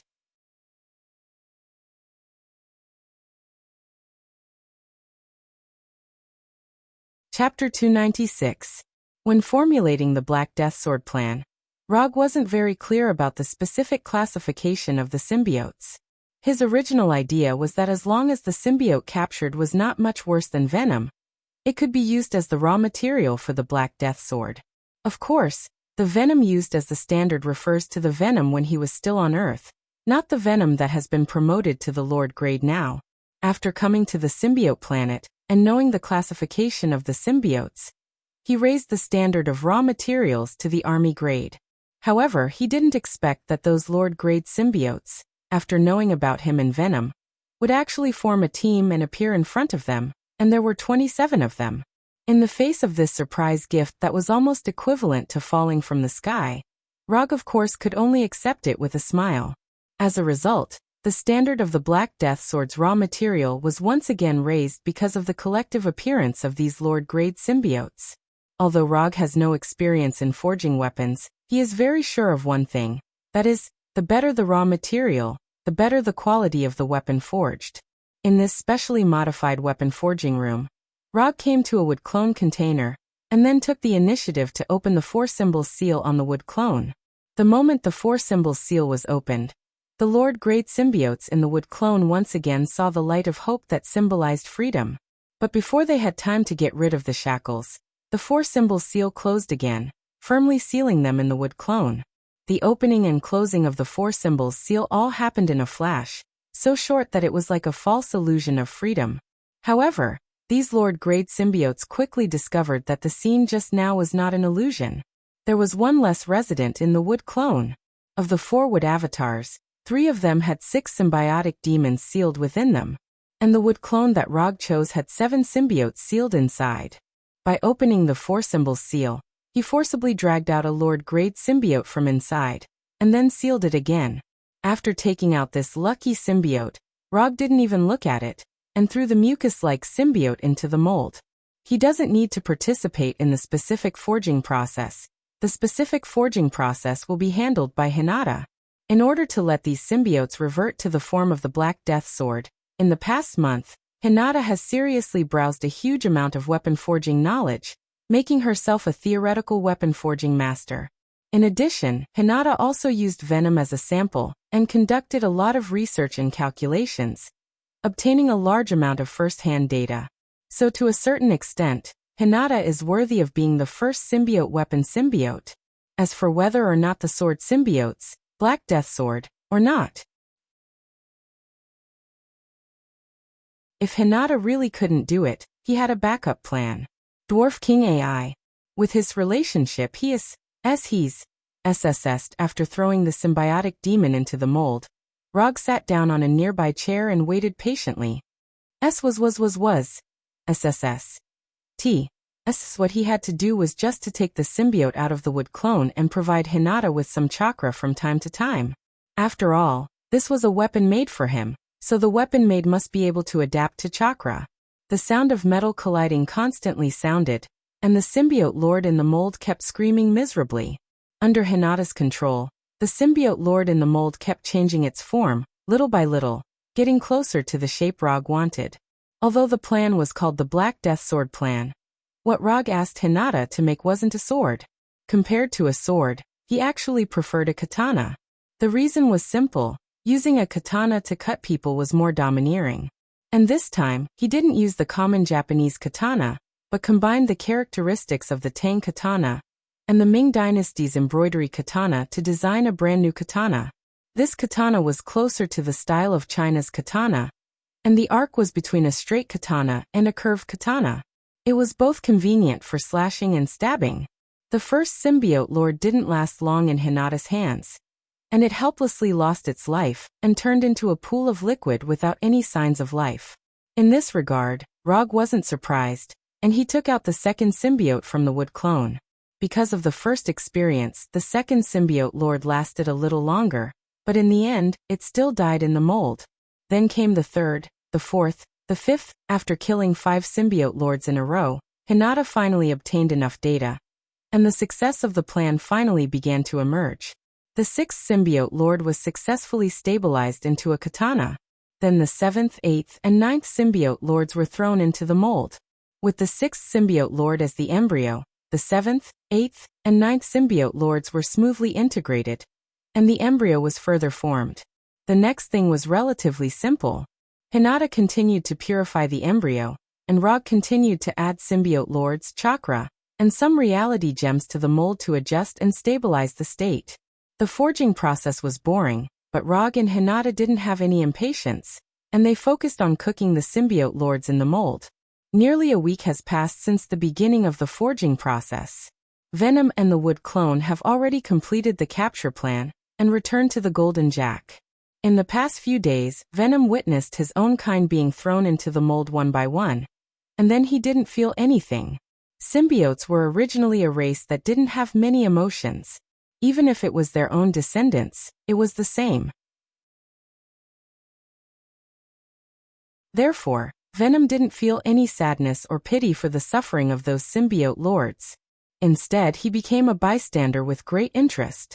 Venom knew very well what Rog wanted, and he also wanted to see what kind of power a weapon made with symbiote lords as raw materials would have. When the mold, which had been running for almost a week, calmed down, and the weapon in the mold revealed its true appearance, Rog and Venom showed the same puzzled look. Is this the weapon made by the symbiote lords? It looks very ordinary. At this time, what appeared in front of them was a black katana more than 1 meter long. The blade was slightly curved, and the hilt was integrated with the blade. The blade was a typical Senkaku style. There were patterns in the shape of auspicious clouds on the pitch-black blade, and the blade was dim and lightless. 20 Lord-class symbiotic demons were able to create such a blade? Venom couldn't see what was special about this black katana at all. In his opinion, this katana was not as good as Rog's current Kusanagi sword.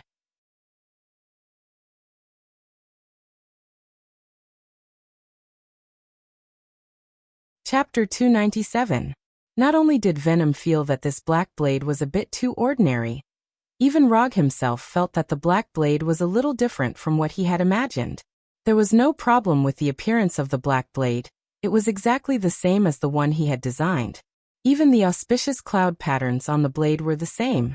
But the problem was that he did not feel any energy from this black blade. Not to mention the energy contained in the 20 Lord-level symbiotic demons.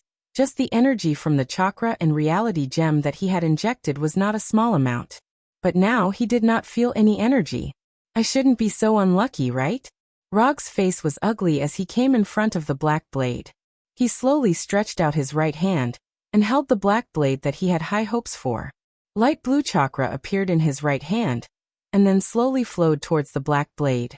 When chakra completely enveloped the black blade and slowly flowed into it, he finally breathed a sigh of relief. There was indeed no energy in the black blade.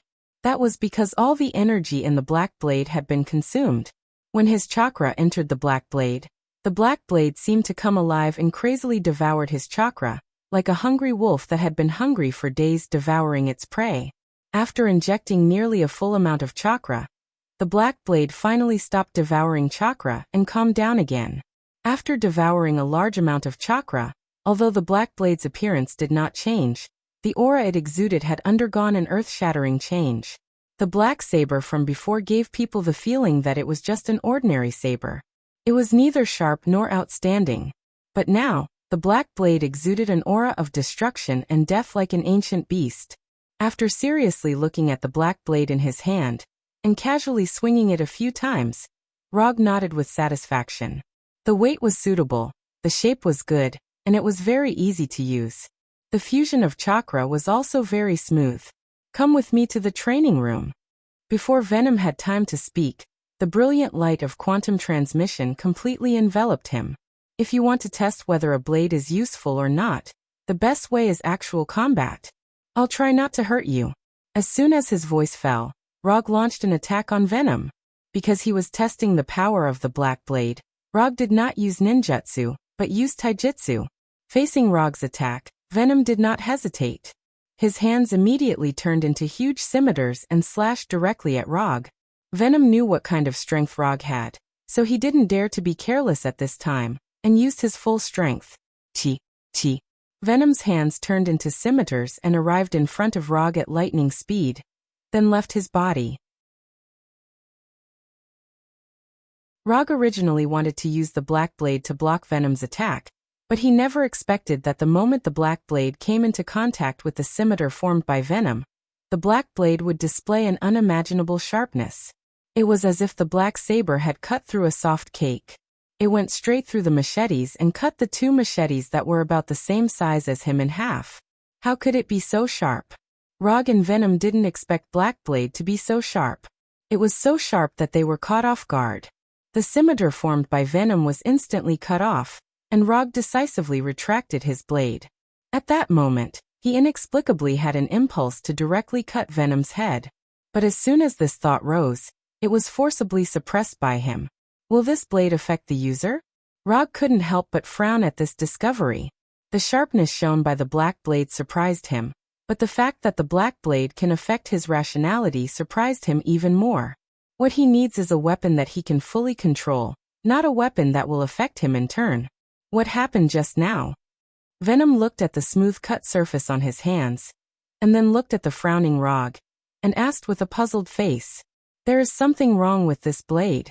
Rog did not look up, his eyes were fixed on the black blade in his hand, and answered in a serious tone, "You go out first, I need to deal with the problem of this blade." After that, Rog inserted the black blade on the floor of the training room, and sat down directly.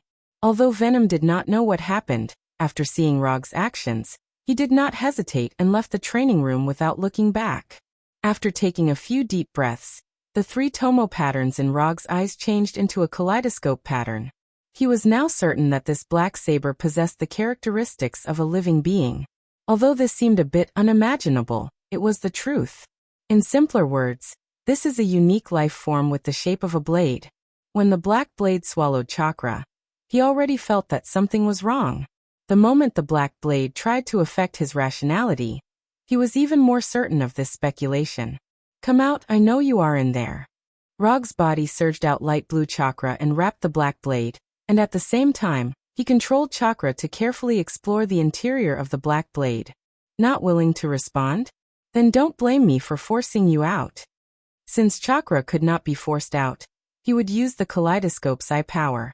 He had done some special research on strengthening and using eye power. As for why he suddenly went to study eye power, it was a rather boring question. After plundering the ability of quantum teleportation from Gordon, he was considering a problem: how to use Tsukuyomi on targets without eyes. Although there were no people on Earth who were born without eyes, it might be possible if the scope was expanded to the entire universe. There were many races in the universe, and it was not impossible for one or two races to be born without eyes. Therefore, he began the research of using Tsukuyomi on targets without eyes. Of course, the research failed. Tsukuyomi's characteristics determined that this eye power could only be used on targets with eyes. The research failed, but during the research process, he inexplicably began the research of eye power. Or rather, the research of how to further increase the range of eye power. Eye power, as the name implied, was the power of the eyes and could only be used through the eyes. Unlike Tsukuyomi, there weren't many restrictions on the use of eye power. Regardless of whether the other party had eyes or not, eye power could be used on the target. From this level, the kaleidoscope's eye power was somewhat similar to the psyche power that had been mutated by the Manjikyu Sharingan. As for psyche power, it could be used on all living beings. Regardless of whether the other party had eyes or not, regardless of the other party's racial form, psyche power could be used as long as the other party was a life form with a soul. What Rog was doing now was to use the kaleidoscope's eye power as psyche power. He used the kaleidoscope's eye power to force out the fellow who was unwilling to appear.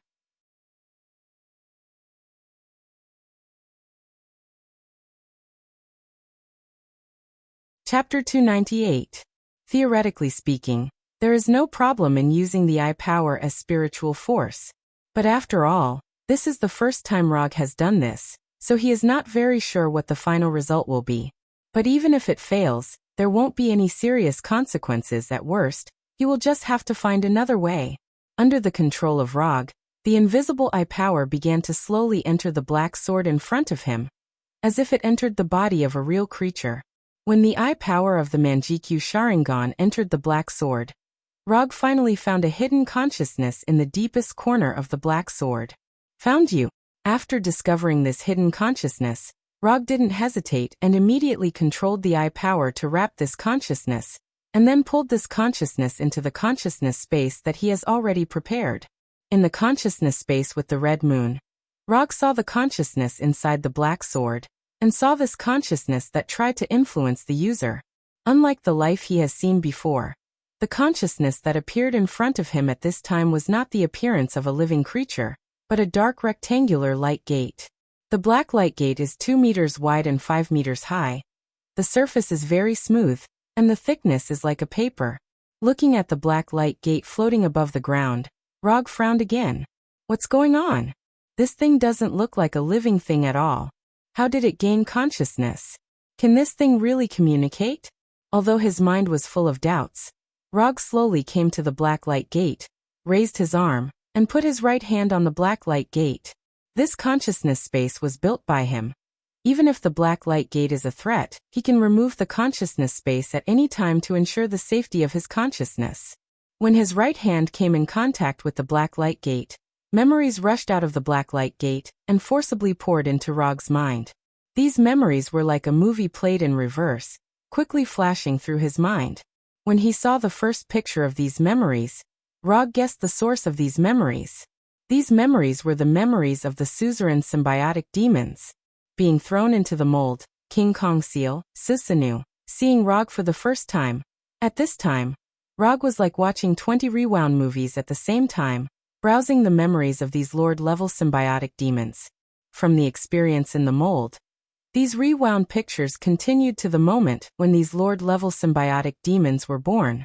Just when Rog thought that these 20 rewound memories were going to disappear, the pictures in his mind suddenly changed, and the memories of the 20 Lord-level symbiotic demons instantly merged into a more primitive memory, and then began to rewind again. This time there is only one rewind picture, and the rewind time is much longer than the memories of these Lord-level symbiotic demons. Although Rog didn't know how these memories appeared, one thing he was certain of was that what he was browsing now was the entire history of the symbiotic demons. In the rewind picture, Rog saw the symbiotic demons fighting in the universe, saw the process of the formation of the symbiotic demon planet, saw the symbiotic demon god Nar imprisoned in the symbiotic demon planet. The symbiotic demon god Nar was actually imprisoned on this planet, and the symbiotic demon planet was his prison cell. Just when Rog thought that the rewind memories stopped there, the picture changed again. This time, the symbiotic demons that appeared in the rewind picture had a unified form, a unified dragon form. This symbiotic demon dragon army under Nar's lead went on a campaign in the universe, bringing calamity to many planets. Rog acutely sensed that the symbiotic demon god, Nar, had already lost the Black Death Sword at this time. When the long river of memories of the symbiotic demon dragon army was rewound, this strange rewind scene finally reached the final memory. In this memory, there were no symbiotic demons, only a completely black sword, the Black Death Sword. The Black Death Sword's rewind memories started with the natives of a nameless planet. Then it was Nar wielding the Black Death Sword and fighting all kinds of enemies. There were two scenes that caught Rog's attention. One was when Nar used the celestial group's blood flames to forge the Black Death Sword, and the other was when Nar used the Black Death Sword to cut off the celestial group's head. In particular, the scene of Nar using the Black Death Sword to cut off the celestial group's head left an indelible impression in Rog's mind. A war of slaying gods. This was a war of slaying gods in the truest sense. At the end of this memory rewind that lasted who knew how long, the symbiotic demon god, Nar, took out the Black Death Sword from the endless shadows of the void. When Rog opened his eyes again, what appeared in front of him was still that pitch-black door of light. His right hand was still on the black door of light. Rog didn't know how long the memory rewind lasted, and he didn't feel any fatigue or discomfort. The vast memories that had surged into his mind were now quietly waiting in a corner of his mind, waiting for him to flip through them again. Does this count as forcing the user to watch an advertisement? Rog inwardly criticized. I've finished looking through the memories. Shouldn't you show yourself? After retracting his right hand and waiting for a few seconds, the smooth surface of the black door of light rippled like water. Why did you have to come looking for me? The voice was a little immature, sounding like that of a little boy. Why did I have to come looking for you? Speaking of which, shouldn't you explain why you're trying to influence my rationality? Rog asked in return. If Blackblade hadn't tried to influence his actions, he wouldn't have made a trip here. Attacking the enemy's head can kill them faster. The Black Door of Light answered matter-of-factly. Even if you can get rid of the enemy faster, that doesn't mean you can influence my rationality. Do you understand? Right, what's your name? For some reason, Rog suddenly felt like he was trying to reason with a kindergartner. Name? I don't have a name. I was just born, and I haven't given myself a name yet. Just born? You have so many memories, and you're telling me that you were just born? Rog rolled his eyes at the Black Door of Light's answer. If he were to convert the memories that he had just rewound into time, the time span was at least billions of years, or even tens of billions of years. Under such circumstances, no one would believe that the Black Door of Light said that he had just been born. Those aren't my memories, and I don't know how they appeared. I only know that they were there when I was born. The Black Door of Light sounded sincere, and it didn't sound like it was lying. Moreover, Rog suspected that the Black Door of Light that had just been born might not know how to lie.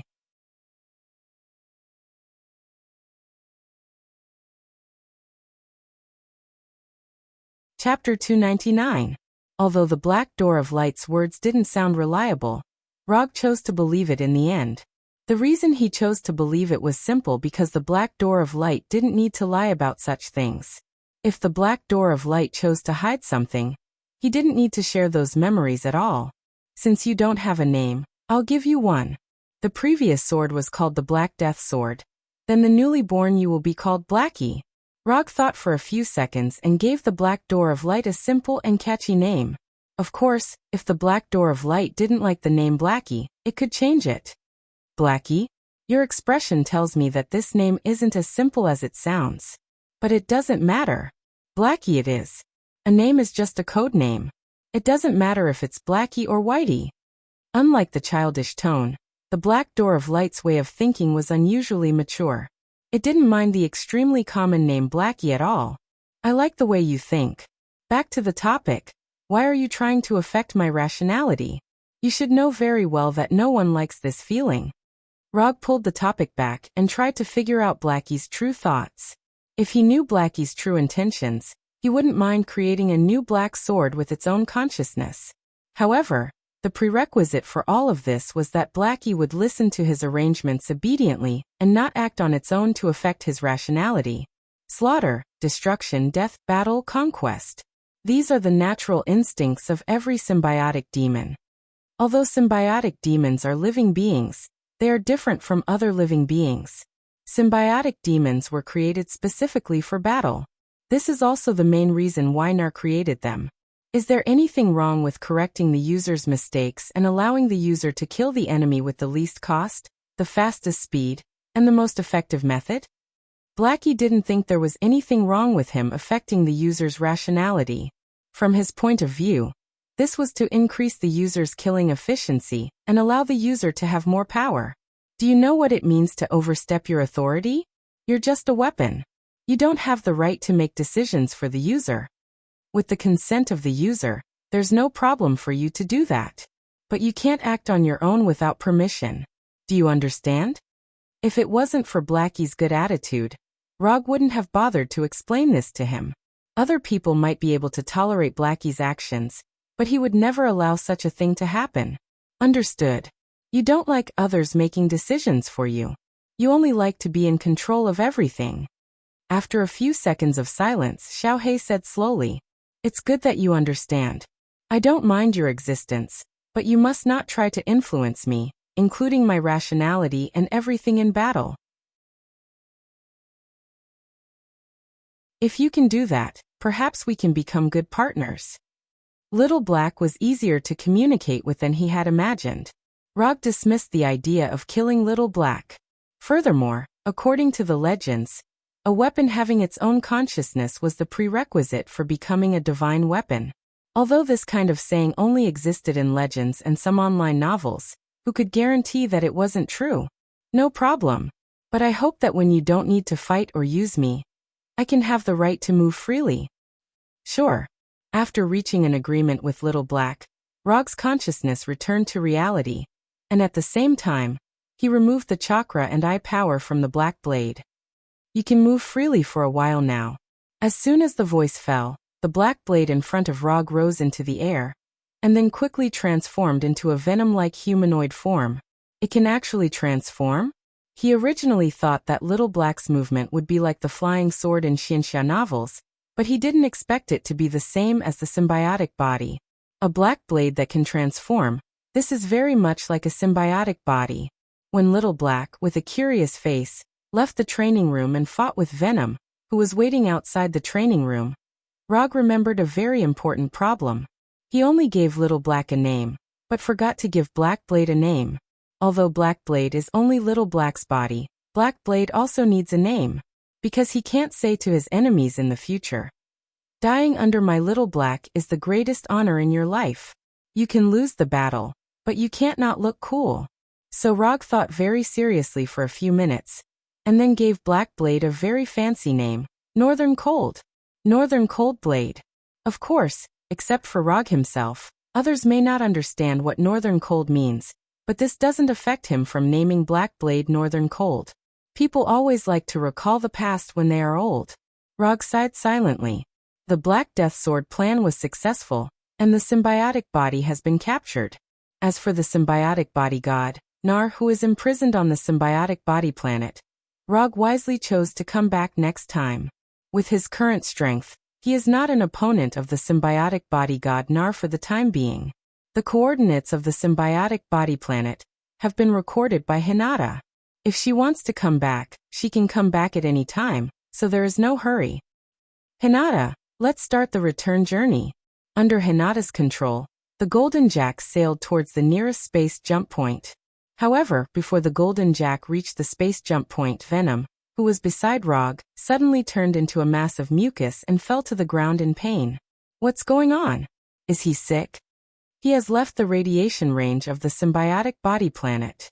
He needs a host. Xiaohei glanced at Venom and said with a calm face. Rog froze for a moment because he completely forgot about this matter. Just as he was about to take out a container from the psychic scroll to empty a room for Venom, Xiaohei suddenly came in front of Venom and pierced his sharp right claw directly into Venom's body. Rog wasn't worried that Xiaohei would hurt Venom. In front of him, Xiaohei didn't have such courage. In front of Rog's curious look, Xiaohei's body surged with energy and flowed into Venom's body along his right claw. In just a few seconds, Venom changed from a mucus form back to his original appearance. How did you do it? As soon as he changed back to his original appearance, Venom immediately asked Xiaohei.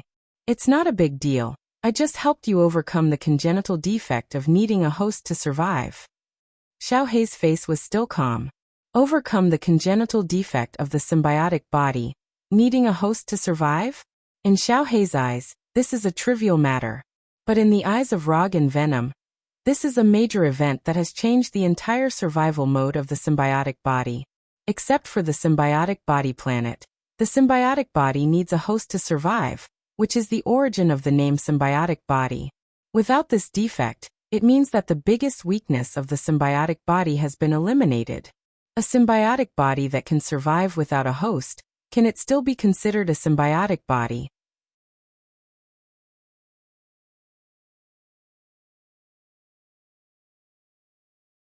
Chapter 300.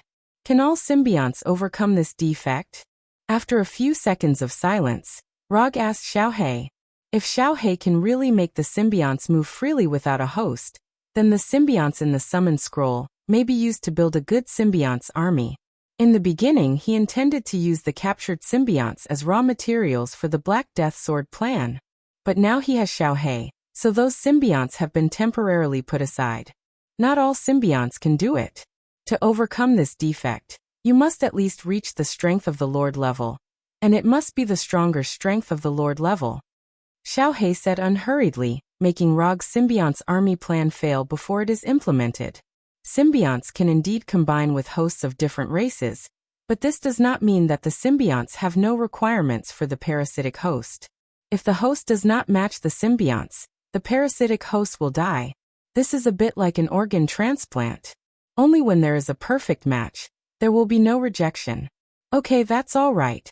After nearly 10 hours of long flight and several consecutive space jumps, the Golden Jack finally returned to the outer space where the Earth is located. After the Golden Jack entered stealth, Rog returned to Konoha's headquarters with Venom and Xiaohei. After returning to Konoha's headquarters, Venom, who has the ability to survive on his own, thought seriously for a few minutes and finally chose to stay with Eddie. Rog didn't say anything about Venom's choice. Although Venom and Eddie are of the same gender, who knows if Venom thinks so? After Venom left, Rog asked Hinata to take out 3 containers from the summon scroll, and asked her to arrange for them to be sent to the Osborn building, and sent an email to Harry Osborn. Harry Osborn showed kindness last time. In return, Rog intends to send him 3 symbionts, which is a reciprocity between them. After taking out all the remaining symbionts containers, and asking Hinata to inform Dr. Connors to conduct research on the symbionts, Rog returned to his room. As for Xiaohei, Rog gave him the right to move freely in Konoha's headquarters, and let him have his own fun. He has a new weapon, the Northern Cold Sword, and Susanoo has also been tested. The unconsumed ninja coins increased to 885, and he also brought back a full 100 army-level symbionts. This time's trip to the symbionts planet was pretty good overall. However, at this time, Rog was still not satisfied. After the trip to the symbiotic demon planet, especially after fighting with the Lord-level symbiotic demons, whose recovery ability was so high that it was completely unreasonable, he increasingly felt that the bodies of Earthlings were a little too weak. Although he did not suffer any injuries during the fight, it still evoked the thought of strengthening his body. In terms of bloodline, he is a pure Earth. Although he is the Earth of the Earth of and of the Earth of the Earth. He has no plans to change his bloodline, nor does he intend to give up on further strengthening his body. With the resources he has now, there are many ways to strengthen his body. Both Extremis and Spider Serum can strengthen the body to a certain extent. If he doesn't want to inject these super serums, symbionts are also an option. Although the effects of these methods are immediate, they are not particularly in line with his requirements. In particular, the symbiont's parasitism method was ruled out by him for the first time. Since none of these works, he can only continue to focus on ninjutsu or the sage body. After thinking about it, he finally chose the most primitive and most reliable plan. Continue to develop the sage body, and develop it to the level that Hashirama had reached. But in this way, another small problem has arisen. Although he has not stopped practicing the sage body, He has encountered a bottleneck after the sage body was upgraded to the current stage. The amount of chakra of the sambai is the limit he can reach at present. Conventional practice has made it difficult to further improve the amount of chakra. And if the amount of chakra stops increasing, the progress of the development of the sage body will slow down. Exchange for yin QB or yang QB, and use the amount of chakra of QB to forcefully promote the improvement of the sage body. Since conventional means are useless, then he will use some unconventional means. Hinata, sort out the previous commissions and pick 4 of them. I plan to go out and relax. Although Hinata has become his personal assistant, there are still some secrets that only he knows. For example, the commission must be judged to get ninja coins. Okay. It didn't take long for Hinata to virtually project the selected commissions into Rog's room. I'll take these 4. In the following month, Rog resumed his old business and executed the commissions of his clients. His luck was good, and the 4 commissions that were selected passed the judgment of the system, allowing him to get 145 ninja coins as commission reward. Unconsumed ninja coins, 1030. Looking at the unconsumed ninja coins in the attribute panel for the first time, Rog sighed, then opened the system's exchange page and swiped to the Bijou exchange page. Unlike the exchange icons on other pages, the icons on the Bijou exchange page are all dark gold, which symbolizes high-level exchange. From Ichibi to Jubi, there are a total of 11 exchange icons. Among them, there are 2 exchange icons for QB, Yin QB and Yang QB. Although the exchange icon for Jubi was also there, the exchange price of 10,000 ninja coins under the icon made Rog directly ignore it. 10,000 ninja coins, even if he sold himself, he wouldn't be worth this price. Rog roughly calculated that from the time he crossed to the present, all the ninja coins he got added up to just over 2,000. Yin QB or Yang QB, this is the question. If he remembers correctly, Naruto has Yang QB, and Yandame Hokage has Yin QB. Although from the name, Yin QB is more suitable for him. But Yang QB and Sun Nin are obviously more compatible. After thinking about it for more than a minute, Rog finally made a decision. Exchange for Yang QB. Use Yang QB's chakra to forcefully promote the promotion of Sun Nin. When he pressed the exchange icon symbolizing Yang QB, he only had 30 ninja coins left, and Yang QB's exchange icon disappeared. Before he closed the exchange page, a majestic chakra descended on him, filling his whole body.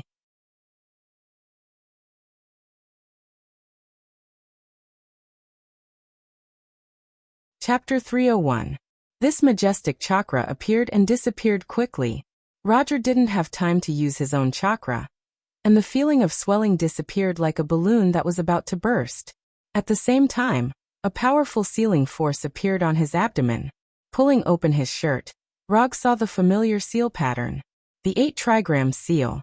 The system not only sent the Yang Ninetails, but also the 8 trigram seal. Looking at the 8 trigram seal on his abdomen, Rog hesitated for a few seconds, then controlled his consciousness to enter the seal. It was exactly the same as the sealed space in his memory. A huge metal door, and the word seal, in the middle of the door. Inside the door lay an orange fox. It was a fox with 9 tails. Up until now, everything seemed normal, but Rog keenly felt that something was wrong. There was nothing wrong with the 8 trigram seal's sealed space, and there was nothing wrong with the 9 tails chakra, but there was something wrong with the 9 tails. A tailed beast was a chakra materialized life form with a tail. The tail was a characteristic, the chakra materialized form was the body, and the life form was the essence. However, the 9 tails sealed in the door did not seem to be an intelligent life form. Instead of saying that the 9 tails was sealed inside, it was more accurate to say that the 9 tails chakra was sealed inside. From the outside, the thing sealed inside the door was no different from the 9 tails. It had sharp claws, sharp teeth, realistic fur, bright eyes, and a natural breath. However, the thing inside did not give Rog the feeling of an intelligent life form. No, not only was it an intelligent life form, it was not even considered a conscious life form. There was no problem with the 9 tails chakra, but what about the 9 tails consciousness? Without consciousness, how could I understand each other, and where could I establish a bond?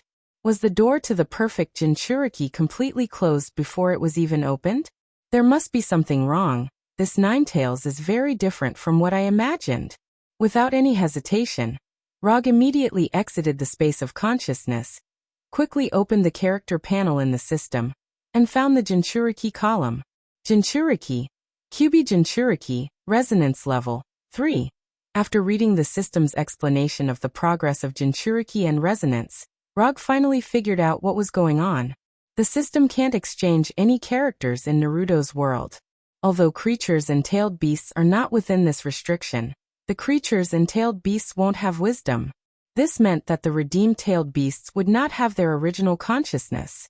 Of course, the system considerately took into account the various sequelae caused by the tailed beast's lack of consciousness, such as the perfect Jinchuriki, borrowing the power of the tailed beast, and so on.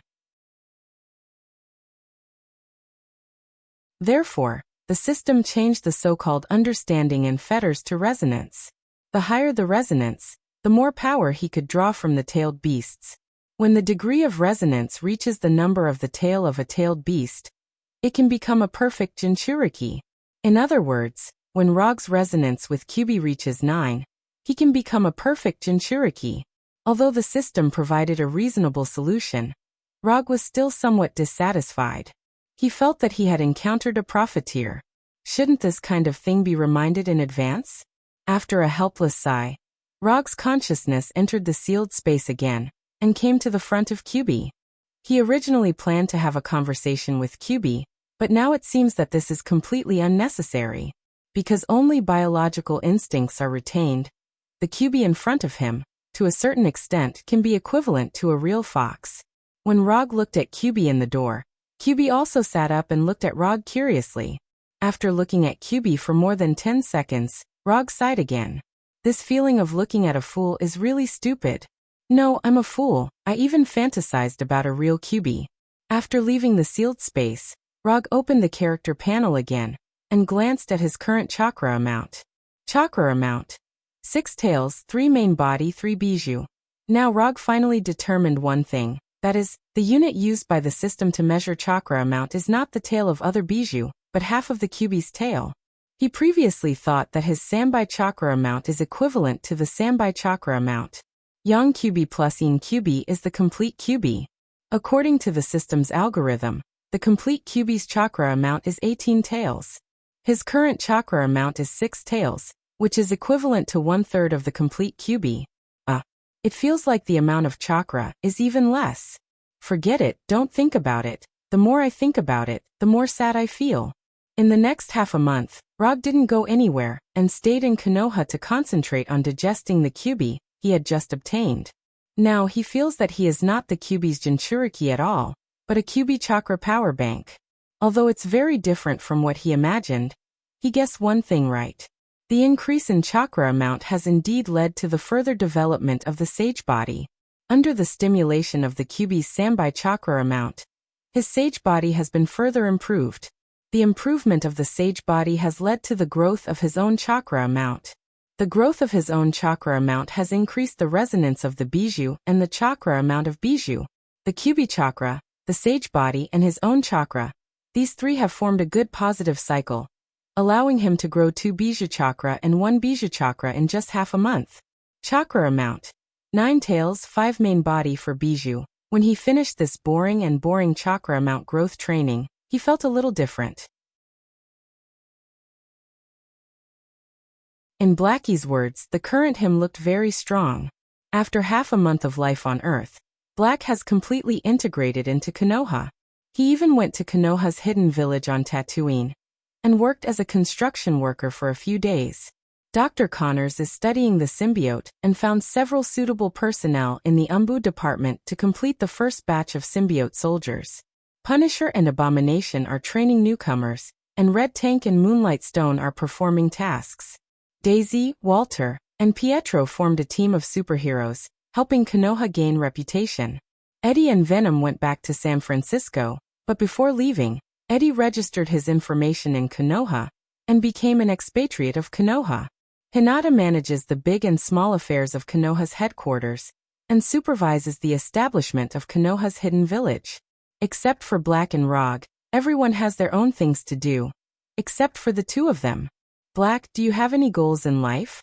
Sitting on the top of Konoha's headquarters building, Rog looked at the sunset in the distance and asked Black without looking back.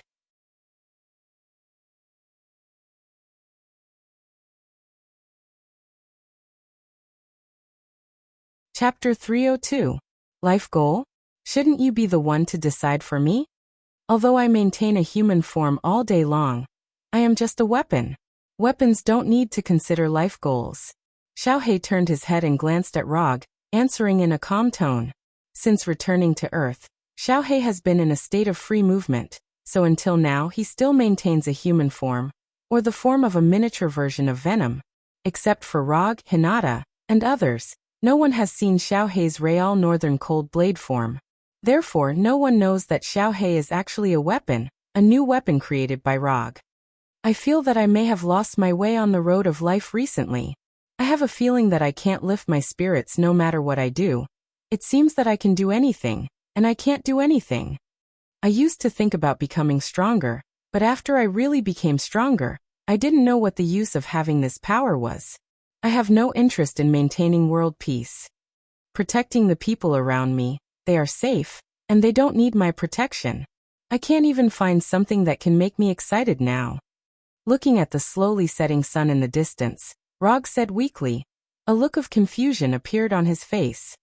According to the knowledge I have recently learned, your current state should be called the salted fish state. I don't know how you can lift your spirits, but if it were me, I might choose to find someone to fight. There is nothing that can't be solved by fighting. If there is, then fight again. Although this method is simple and crude, it is very effective.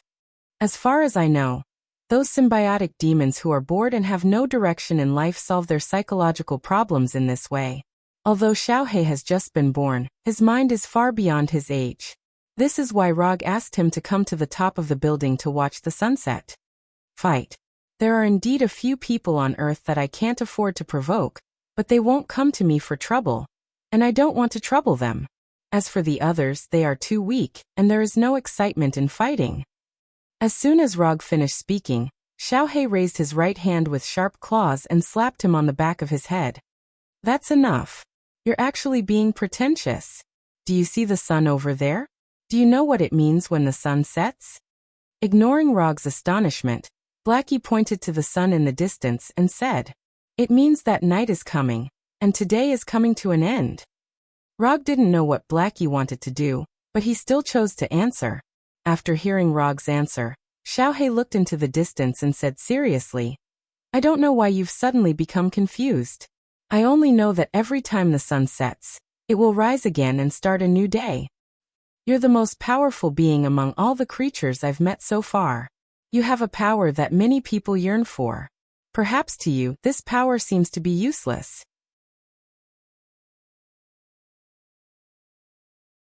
However, there are many people who would rather give up their lives for 100th or 1,000th of your power. You're a typical example of someone who doesn't know how lucky they are. You're just like those second-generation rich kids who don't want to improve themselves. All day long, they think this is boring and that is meaningless. Isn't it just that you don't have the energy to do anything? Isn't it just that you don't have a direction in life?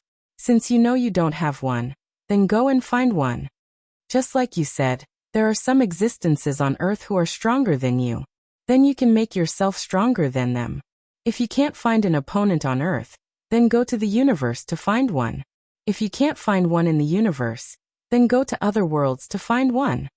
If you don't want to walk the path of becoming stronger, then go and experience life.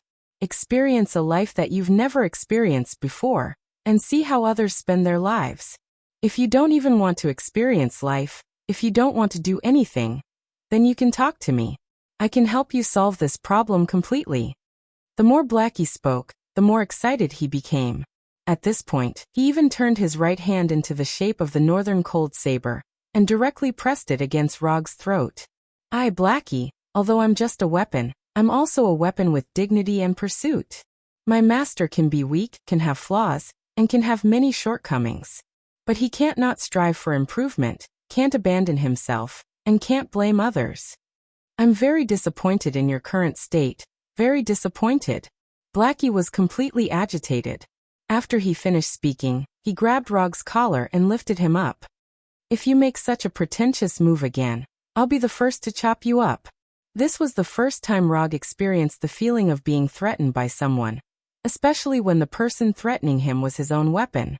To be despised by his own weapon, this was really a rare experience. Ha ha ha ha ha ha ha ha ha ha ha.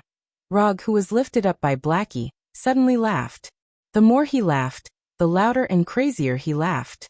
He was laughing like a clown. What's wrong with this guy? Did he suddenly lose his mind? Recalling Rog's bored and confused expression just now, Blackie had some bad thoughts. Looking at Rog, who was laughing so hard that tears were about to come out of his eyes, Blackie couldn't help but swallow his saliva. He slowly put down Rog. Rog, who was put down, didn't show any signs of recovering.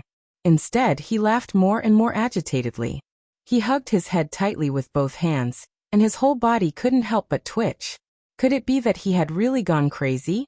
How can someone with such great strength be so mentally weak? It's over. It's completely over. I shouldn't have provoked him. I was just born not long ago. I don't want to change masters yet. Speaking of which, that earthling woman called Walter is not bad. She has great strength hidden in her. It should be good to have her as my master. But she doesn't look like she knows how to use a sword, and she doesn't seem to be good at close combat either. Should I look for that woman called Daisy? She's not bad either. She seems to be good at close combat. Just as Blackie's mind was filled with random thoughts, and he even started to evaluate Walter and Daisy to see who was more suitable to be his new master, Rog's crazy laughter became softer and softer. Is he going to return to normal? Just as Blackie's gaze returned to Rog, a right hand wrapped in red chakra appeared in front of him at lightning speed, and grabbed his neck tightly. I'm not dead yet, and you're already thinking about changing masters? Aren't you being a little too disrespectful to me? At this moment, Rog was covered in red chakra, which was as red as blood. There were also 4 fox-like chakra tails behind him.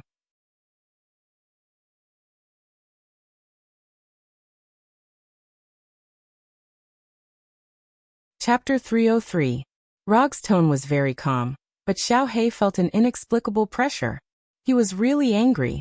Although Xiao He didn't have much life experience, he could still feel if a person was really angry. Moreover, Rog's right hand was still tightly gripping his neck.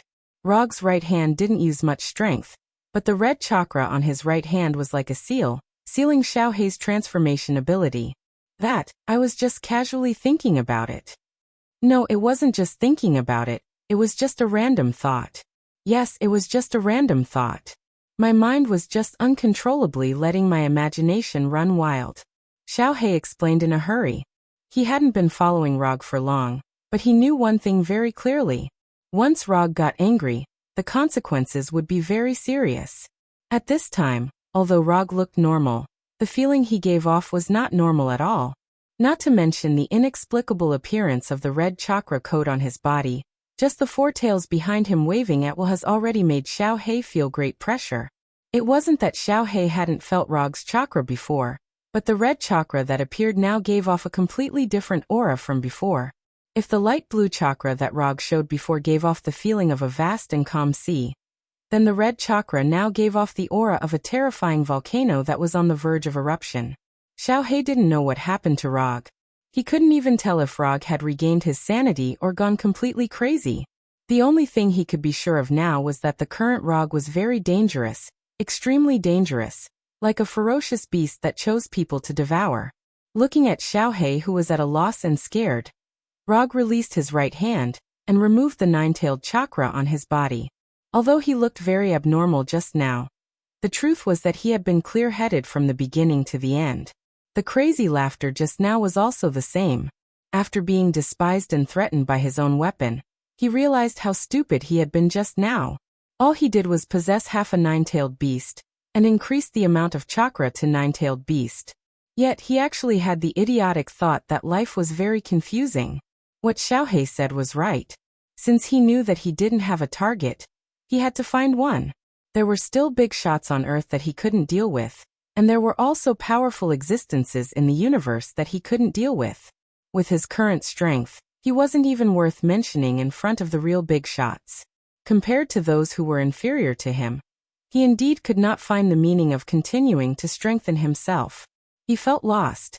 He felt that he could not find the meaning of continuing to become stronger. That was because he had mistaken the target of comparison. Pointing a knife at me and lifting me up, I don't want it to happen again. After saying that, Roger ignored Xiaohei, who had a confused look on his face, and left the top floor of the building. Although Blackie's mind was very mature, he had to admit that he couldn't keep up with Rog's rhythm. What was wrong with the people on Earth these days? They could go crazy or sober as they wished. Humans were really troublesome. Cursing in his heart, Xiaohei silently followed Rog, wanting to see what he was going to do when he suddenly went crazy and sober. After leaving the top of the building, Rog went straight back to his office and opened a piece of information that the intelligence department had already collected. A burning motorcycle and a skull, and a messenger of hell who punishes evil. In the past few months, a new urban legend had appeared in Houston. The legend of Ghost Rider. Every night, a messenger of hell on a motorcycle would appear and punish the criminals who deserved it.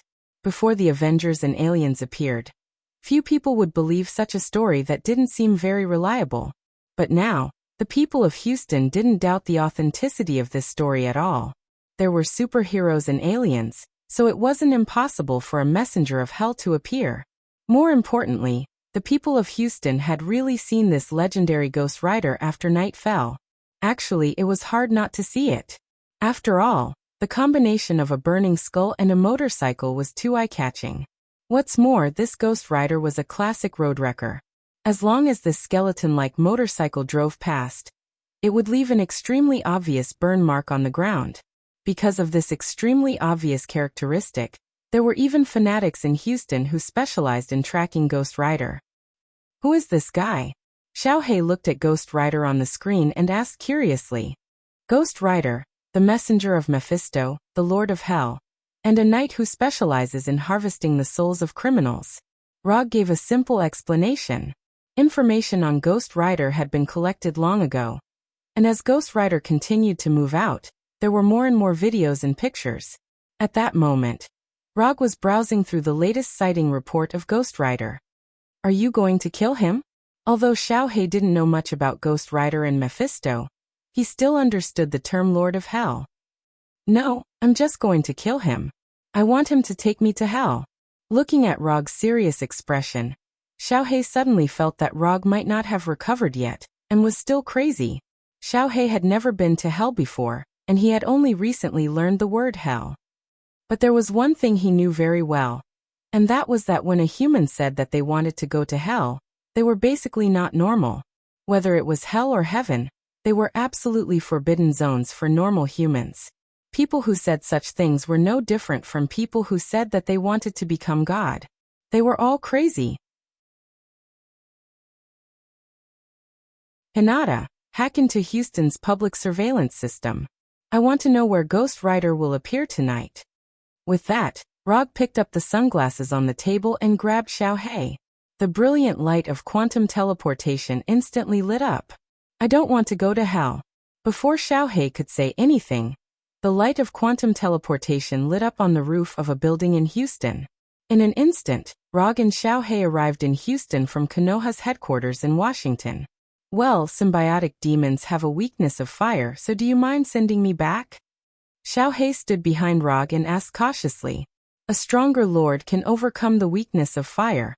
Even Venom can do it, so there's no way you can't do it. It's just some hellfire, it won't hurt you.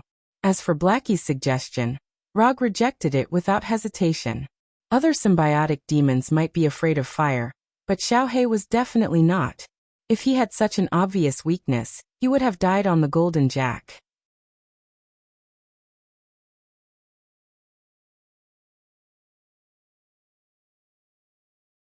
Chapter 304. Little Black was Rog's main weapon for a long time to come. If Little Black's quality wasn't good enough, Rog would have taken him back to the furnace long ago.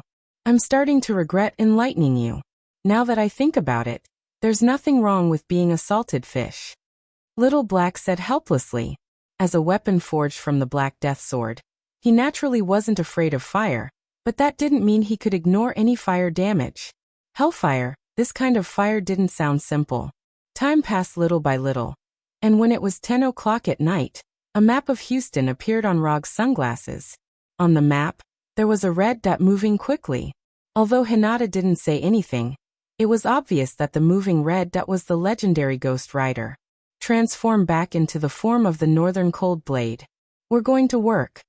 Little Black glanced at Rog, and quickly transformed back into the original form of the Northern Cold Blade, hanging on Rog's belt. Rog hadn't made any scabbard for the Northern Cold Blade, and Little Black didn't like the feeling of being stuck in a scabbard. Using Little Black's own words to describe it, it was a kind of shameful play. Rog respected Little Black's request. Even without a scabbard, he didn't need to worry about the Northern Cold Blade accidentally hurting him. Little Black was very self-aware of this. After determining the direction Ghost Rider was heading, Rog used quantum teleportation to leave the top of the building and arrive on the path Ghost Rider had to take. At this moment, Rog wasn't the only one chasing after Ghost Rider. The Ghost Rider enthusiasts and the Houston police officers were also hunting this legendary figure. The thoughts of these enthusiasts were very simple. For them, Ghost Rider was their idol, and they were a group of fans chasing after their idol. As for the police in Houston, Ghost Rider was a huge problem. After the appearance of Ghost Rider, law and order in Houston had improved significantly.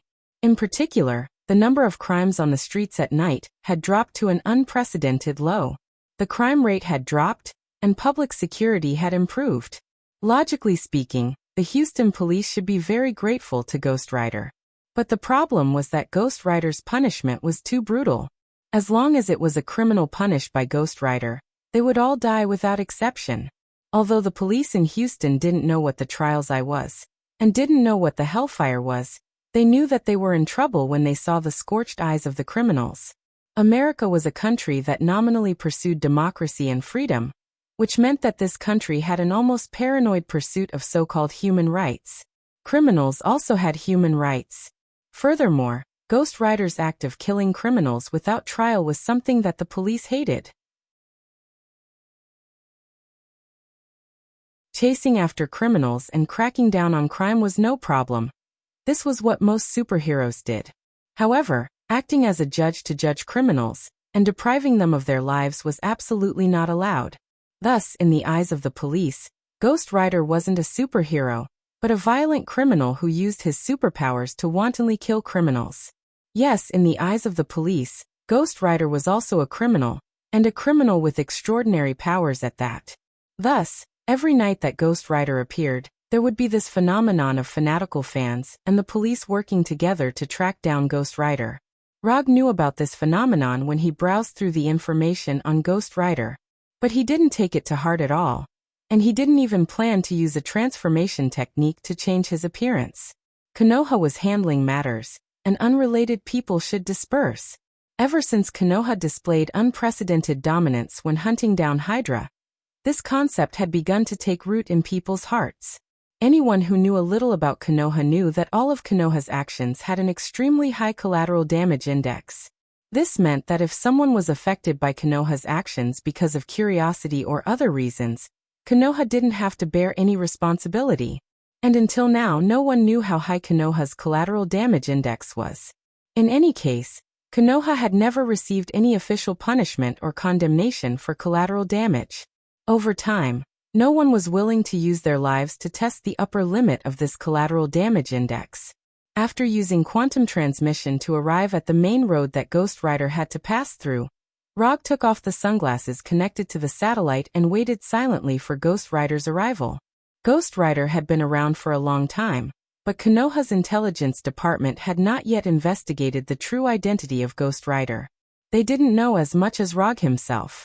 Although there was only one Ghost Rider in Rog's memory, he wasn't sure if this Ghost Rider was the one in his memory until he saw the human face of this Ghost Rider. It didn't take long for Rog to see the motorcycle that was burning with hellfire and had an extremely obvious style, as well as the Ghost Rider in a black leather jacket on it. Sure enough, without skin and flesh, everyone's bones and heads looked the same. The galloping Ghost Rider also saw Rog in the middle of the road, But he showed no signs of slowing down and rushed straight at Rog. In the past few months, Ghost Rider had seen too many people trying to stop him. "Little Black, this is your first battle. Don't embarrass yourself." As soon as he said that, the northern cold blade in Rog's hand vibrated slightly, answering his question. Feeling the vibration of the northern cold blade, Rog smiled and slowly walked toward Ghost Rider. 1 step, 2 steps, 3 steps, Rog walked toward Ghost Rider as if he was taking a leisurely stroll. In the distance, Ghost Rider drove the Hell motorcycle and rushed toward him like a meteor. 100 meters, 50 meters, 20 meters. When the Ghost Rider burning with hellfire was only 20 meters away, Rog raised the northern cold blade in his hand and slashed diagonally from top to bottom. Boom. The next second, there was a terrifying explosion like that of an intercontinental missile. Orange-red hellfire soared into the sky, the ground cracked, and a transparent shockwave spread out in all directions. The hellfire motorcycle that was speeding like a meteor came to a stop, and the front wheel spun wildly like a small burning sun.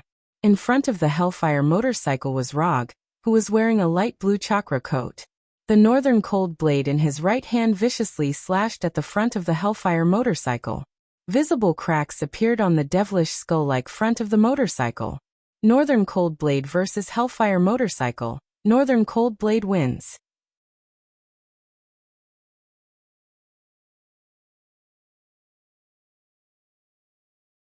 Chapter 305. The wheels of the hellfire motorcycle were still spinning madly, but Roger was like a mountain that stood still in the same spot. At this moment, it wasn't Rog who was blocking the hellfire, but the northern cold blade in his hand. All he was doing was providing a fulcrum for the northern cold blade. "Who are you?" After realizing that the hellfire motorcycle couldn't move forward no matter what, Ghost Rider finally spoke. "Konoha Rog." Rog introduced himself briefly.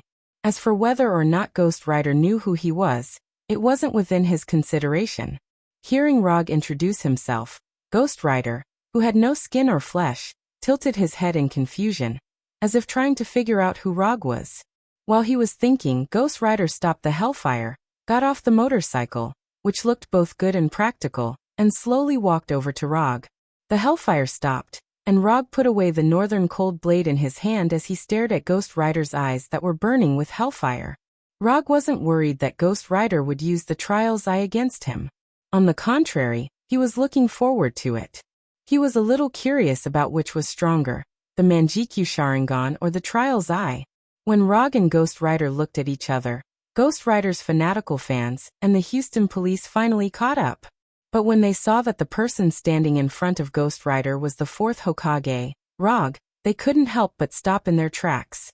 Konoha's collateral damage was already deeply rooted in people's hearts, and very few people were willing to risk their lives to test this point. Although they didn't dare step forward, this didn't affect the fanatical fans filming. Phones were taken out one after another, and the cameras were aimed at Rog and Ghost Rider in the distance. Some fanatical fans even took out professional filming equipment and started filming seriously like frontline reporters. Compared with these fanatical fans, the Houston police clearly didn't have as much filming equipment. However, the Houston police had more advanced police helicopters. Under normal circumstances, these police helicopters were only suitable for capturing criminals. But now, these police helicopters had become the most professional reporters at the scene, sending the footage back to the police station. After the fanatical fans and the Houston police appeared one after another, the professional reporters appeared one after another. Interview helicopters from various newspapers and news channels also arrived at the scene. As more and more spectators gathered, Rog and Ghost Rider, who were the stars of the show, didn't seem to notice anything as they continued to look at each other. Rog didn't attack, and neither did Ghost Rider. Wearing a light blue chakra coat and orange-red hellfire, Rog and Ghost Rider sized each other up as if they were prey. Just as all the onlookers were wondering when the two of them would start fighting, Ghost Rider made the first move. A bone fist wrapped in hellfire flew straight at Rog's head. Although the speed of the bone fist was not fast, its strength was not small at all. In particular, the hellfire wrapped around his fist gave off a shockingly high temperature. If Ghost Rider wasn't attacking Rog right now, but an ordinary person, it would have been a headshot without a doubt. But Rog wasn't an ordinary person, and Ghost Rider's punch was too slow for him.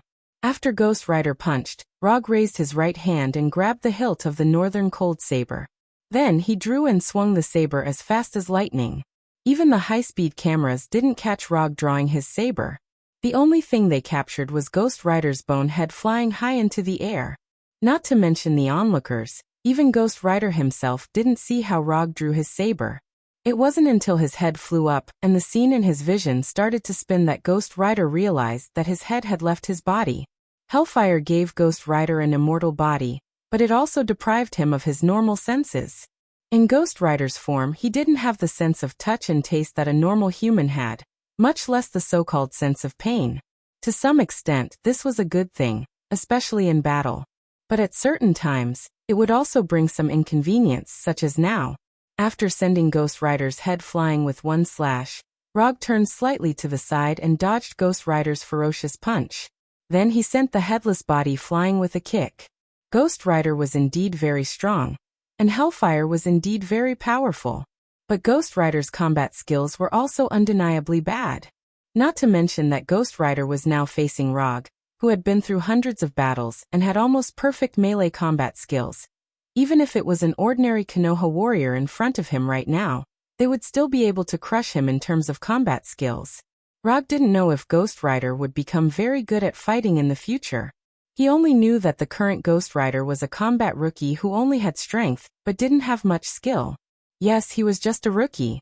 Although his head had been separated from his body, with the help of Hellfire, Ghost Rider's body quickly recovered his head and then reattached it.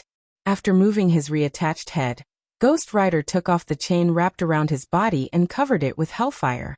Although Ghost Rider was only left with a skeleton, it didn't mean that he really had no brain. Although he didn't have a formal fight with Rog, Ghost Rider knew very well that he was far from being Rog's opponent in melee combat. In that case, he would use chain technique, which he was better at, to deal with him. Although fighting with chains didn't look like much, it was also a skill. In particular, for Ghost Rider, this was a combat technique that required profound techniques.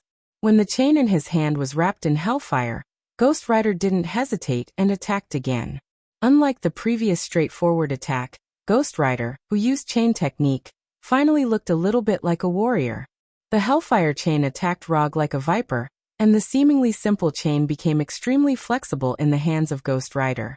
Clang, clang, clang. Before the Hellfire chain hit Rog, it was swung away one by the Northern Cold Sword in his hand, turning into an irregular arc. The Hellfire chain that was swung away didn't fall to the ground, nor was it taken back. It flew out of thin air and attacked Rog again. The orange-red Hellfire chain was constantly thrown at Rog, but Rog didn't move a step. He stood in place and swung the Northern Cold Sword again and again.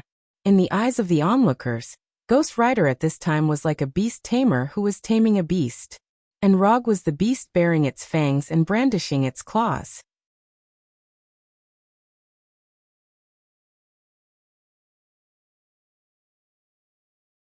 Chapter 306. From the looks of it, Ghost Rider had completely taken the initiative. Under his attack, Rog could only passively defend.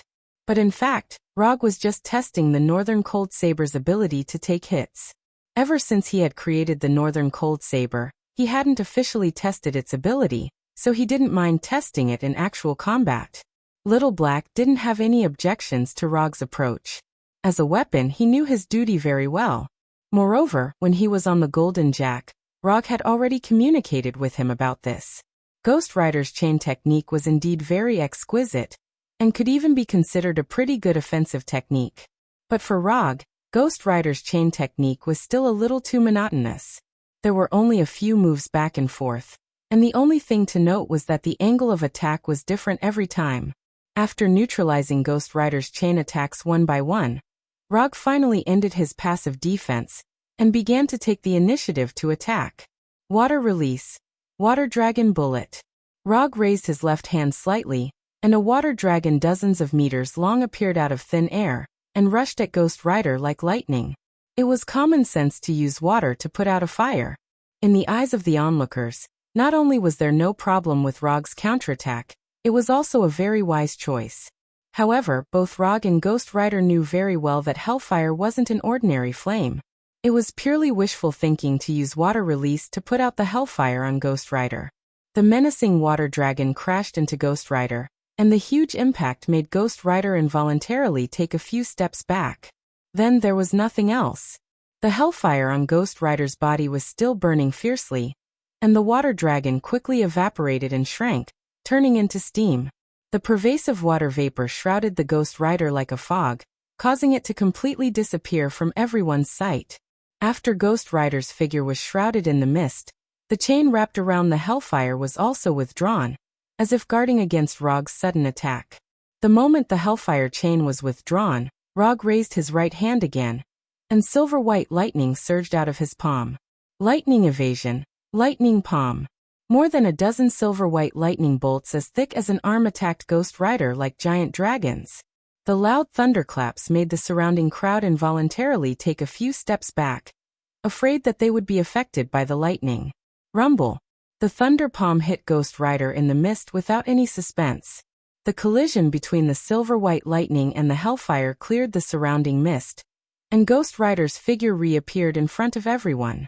Compared to before he disappeared, Ghost Rider's appearance had clearly changed. Hellfire could protect Ghost Rider himself, but it couldn't protect his clothes. Under the attack of the silver lightning, Ghost Rider's clothes were torn to shreds. Apart from the shoes on his feet, which were still intact, Ghost Rider's clothes and pants had all turned into pieces and fell to the ground. Wrapped in hellfire, Ghost Rider's true form appeared in front of everyone for the first time. After seeing Ghost Rider's true form, people finally confirmed one fact. Ghost Rider really wasn't human. Although the Ghost Rider from before didn't look like a normal human, seeing a burning skull and seeing a burning human skeleton were two completely different concepts. Ghost Rider really was the legendary emissary of hell. At this moment, no one would think that Ghost Rider was a human with extraordinary powers, but a true visitor from hell. Making Ghost Rider run naked hadn't been Rog's original plan. He didn't have such a bad taste. He had used the Thunder Palm to attack Ghost Rider just to test if the lightning attribute could hurt Ghost Rider under the protection of hellfire. It was purely a coincidence that his clothes had been torn to pieces. Although losing his clothes wouldn't affect Ghost Rider too much, after all, he was only a skeleton now. But after losing all his clothes, Ghost Rider still let out a beast-like howl and ran toward Rog. Ghost Rider was angry. Although he was just a skeleton now and didn't need to worry about being naked, this was a matter of dignity. Skeletons also needed dignity. For the sprinting Ghost Rider, the distance of dozens of meters was covered in the blink of an eye. It was only when Ghost Rider pounced on him like a hungry wolf that Rog moved again. Northern Cold Blade slashed out several times in an instant, and before Ghost Rider could touch Rog, he was instantly cut into pieces. The complete skeleton was instantly split into several pieces and fell to the ground. But the next second, the dismembered Ghost Rider got up again and pounced at Rog. With the undying body granted by hellfire, Ghost Rider didn't need to care about Rog's attack at all. Not to mention being cut into pieces. Even if Rog disassembled every bone of Ghost Rider could reassemble himself. Although Ghost Rider's attacks were fierce, they were useless in front of Rog. In the blink of an eye, Ghost Rider was dismembered again. Then the Ghost Rider stood up again, attacked again, and was dismembered once more. At this moment, Ghost Rider displayed unprecedented tenacity. Relying on its undying body, it turned the battle into a protracted battle. After knocking down Ghost Rider dozens of times, Rog finally got tired of this repetitive battle. A ball of chakra appeared in his left hand. Sealing spell, 4 symbols seal. When Ghost Rider stood up again, Rog arrived in front of him at lightning speed. He pressed his left hand on Ghost Rider's chest and pressed him to the ground. Boom! Ghost Rider fell to the ground with a loud bang, and the sealing power of the 4 symbols seal instantly flowed through his body. Sealing techniques were always a good choice for these enemies who had stronger vitality than cockroaches. The moment the 4 symbols seal took effect, Ghost Rider felt a powerful binding force that it had never felt before. And the hellfire burning on its body couldn't help but dim. It was absolutely impossible to completely seal Ghost Rider with just the 4 symbols seal. Ghost Rider's master was the Lord of Hell, Mephisto. If Ghost Rider was so easy to deal with, Ghost Rider wouldn't have become the strongest subordinate of the Lord of Hell. Before Ghost Rider, who was pressed to the ground, could resist, Rogue's eyes turned into Mangekyo Sharingan. Mangekyo Sharingan Dojutsu, boundless manifestation. Without any hesitation, when Ghost Rider's hellfire was at its weakest under the suppression of the 4 symbols seal, Rogue decisively activated the Mangekyo Sharingan's right eye. You're tuning in to the Lee Mei's Sword of Destiny YouTube channel. We're so grateful for your support, and don't forget to subscribe to join us on this incredible journey through captivating stories. Your generosity through donations truly makes a world of difference, as it's the primary source of revenue that allows me to expand and enhance this channel for you. Thank you from the bottom of my heart for being a part of this adventure.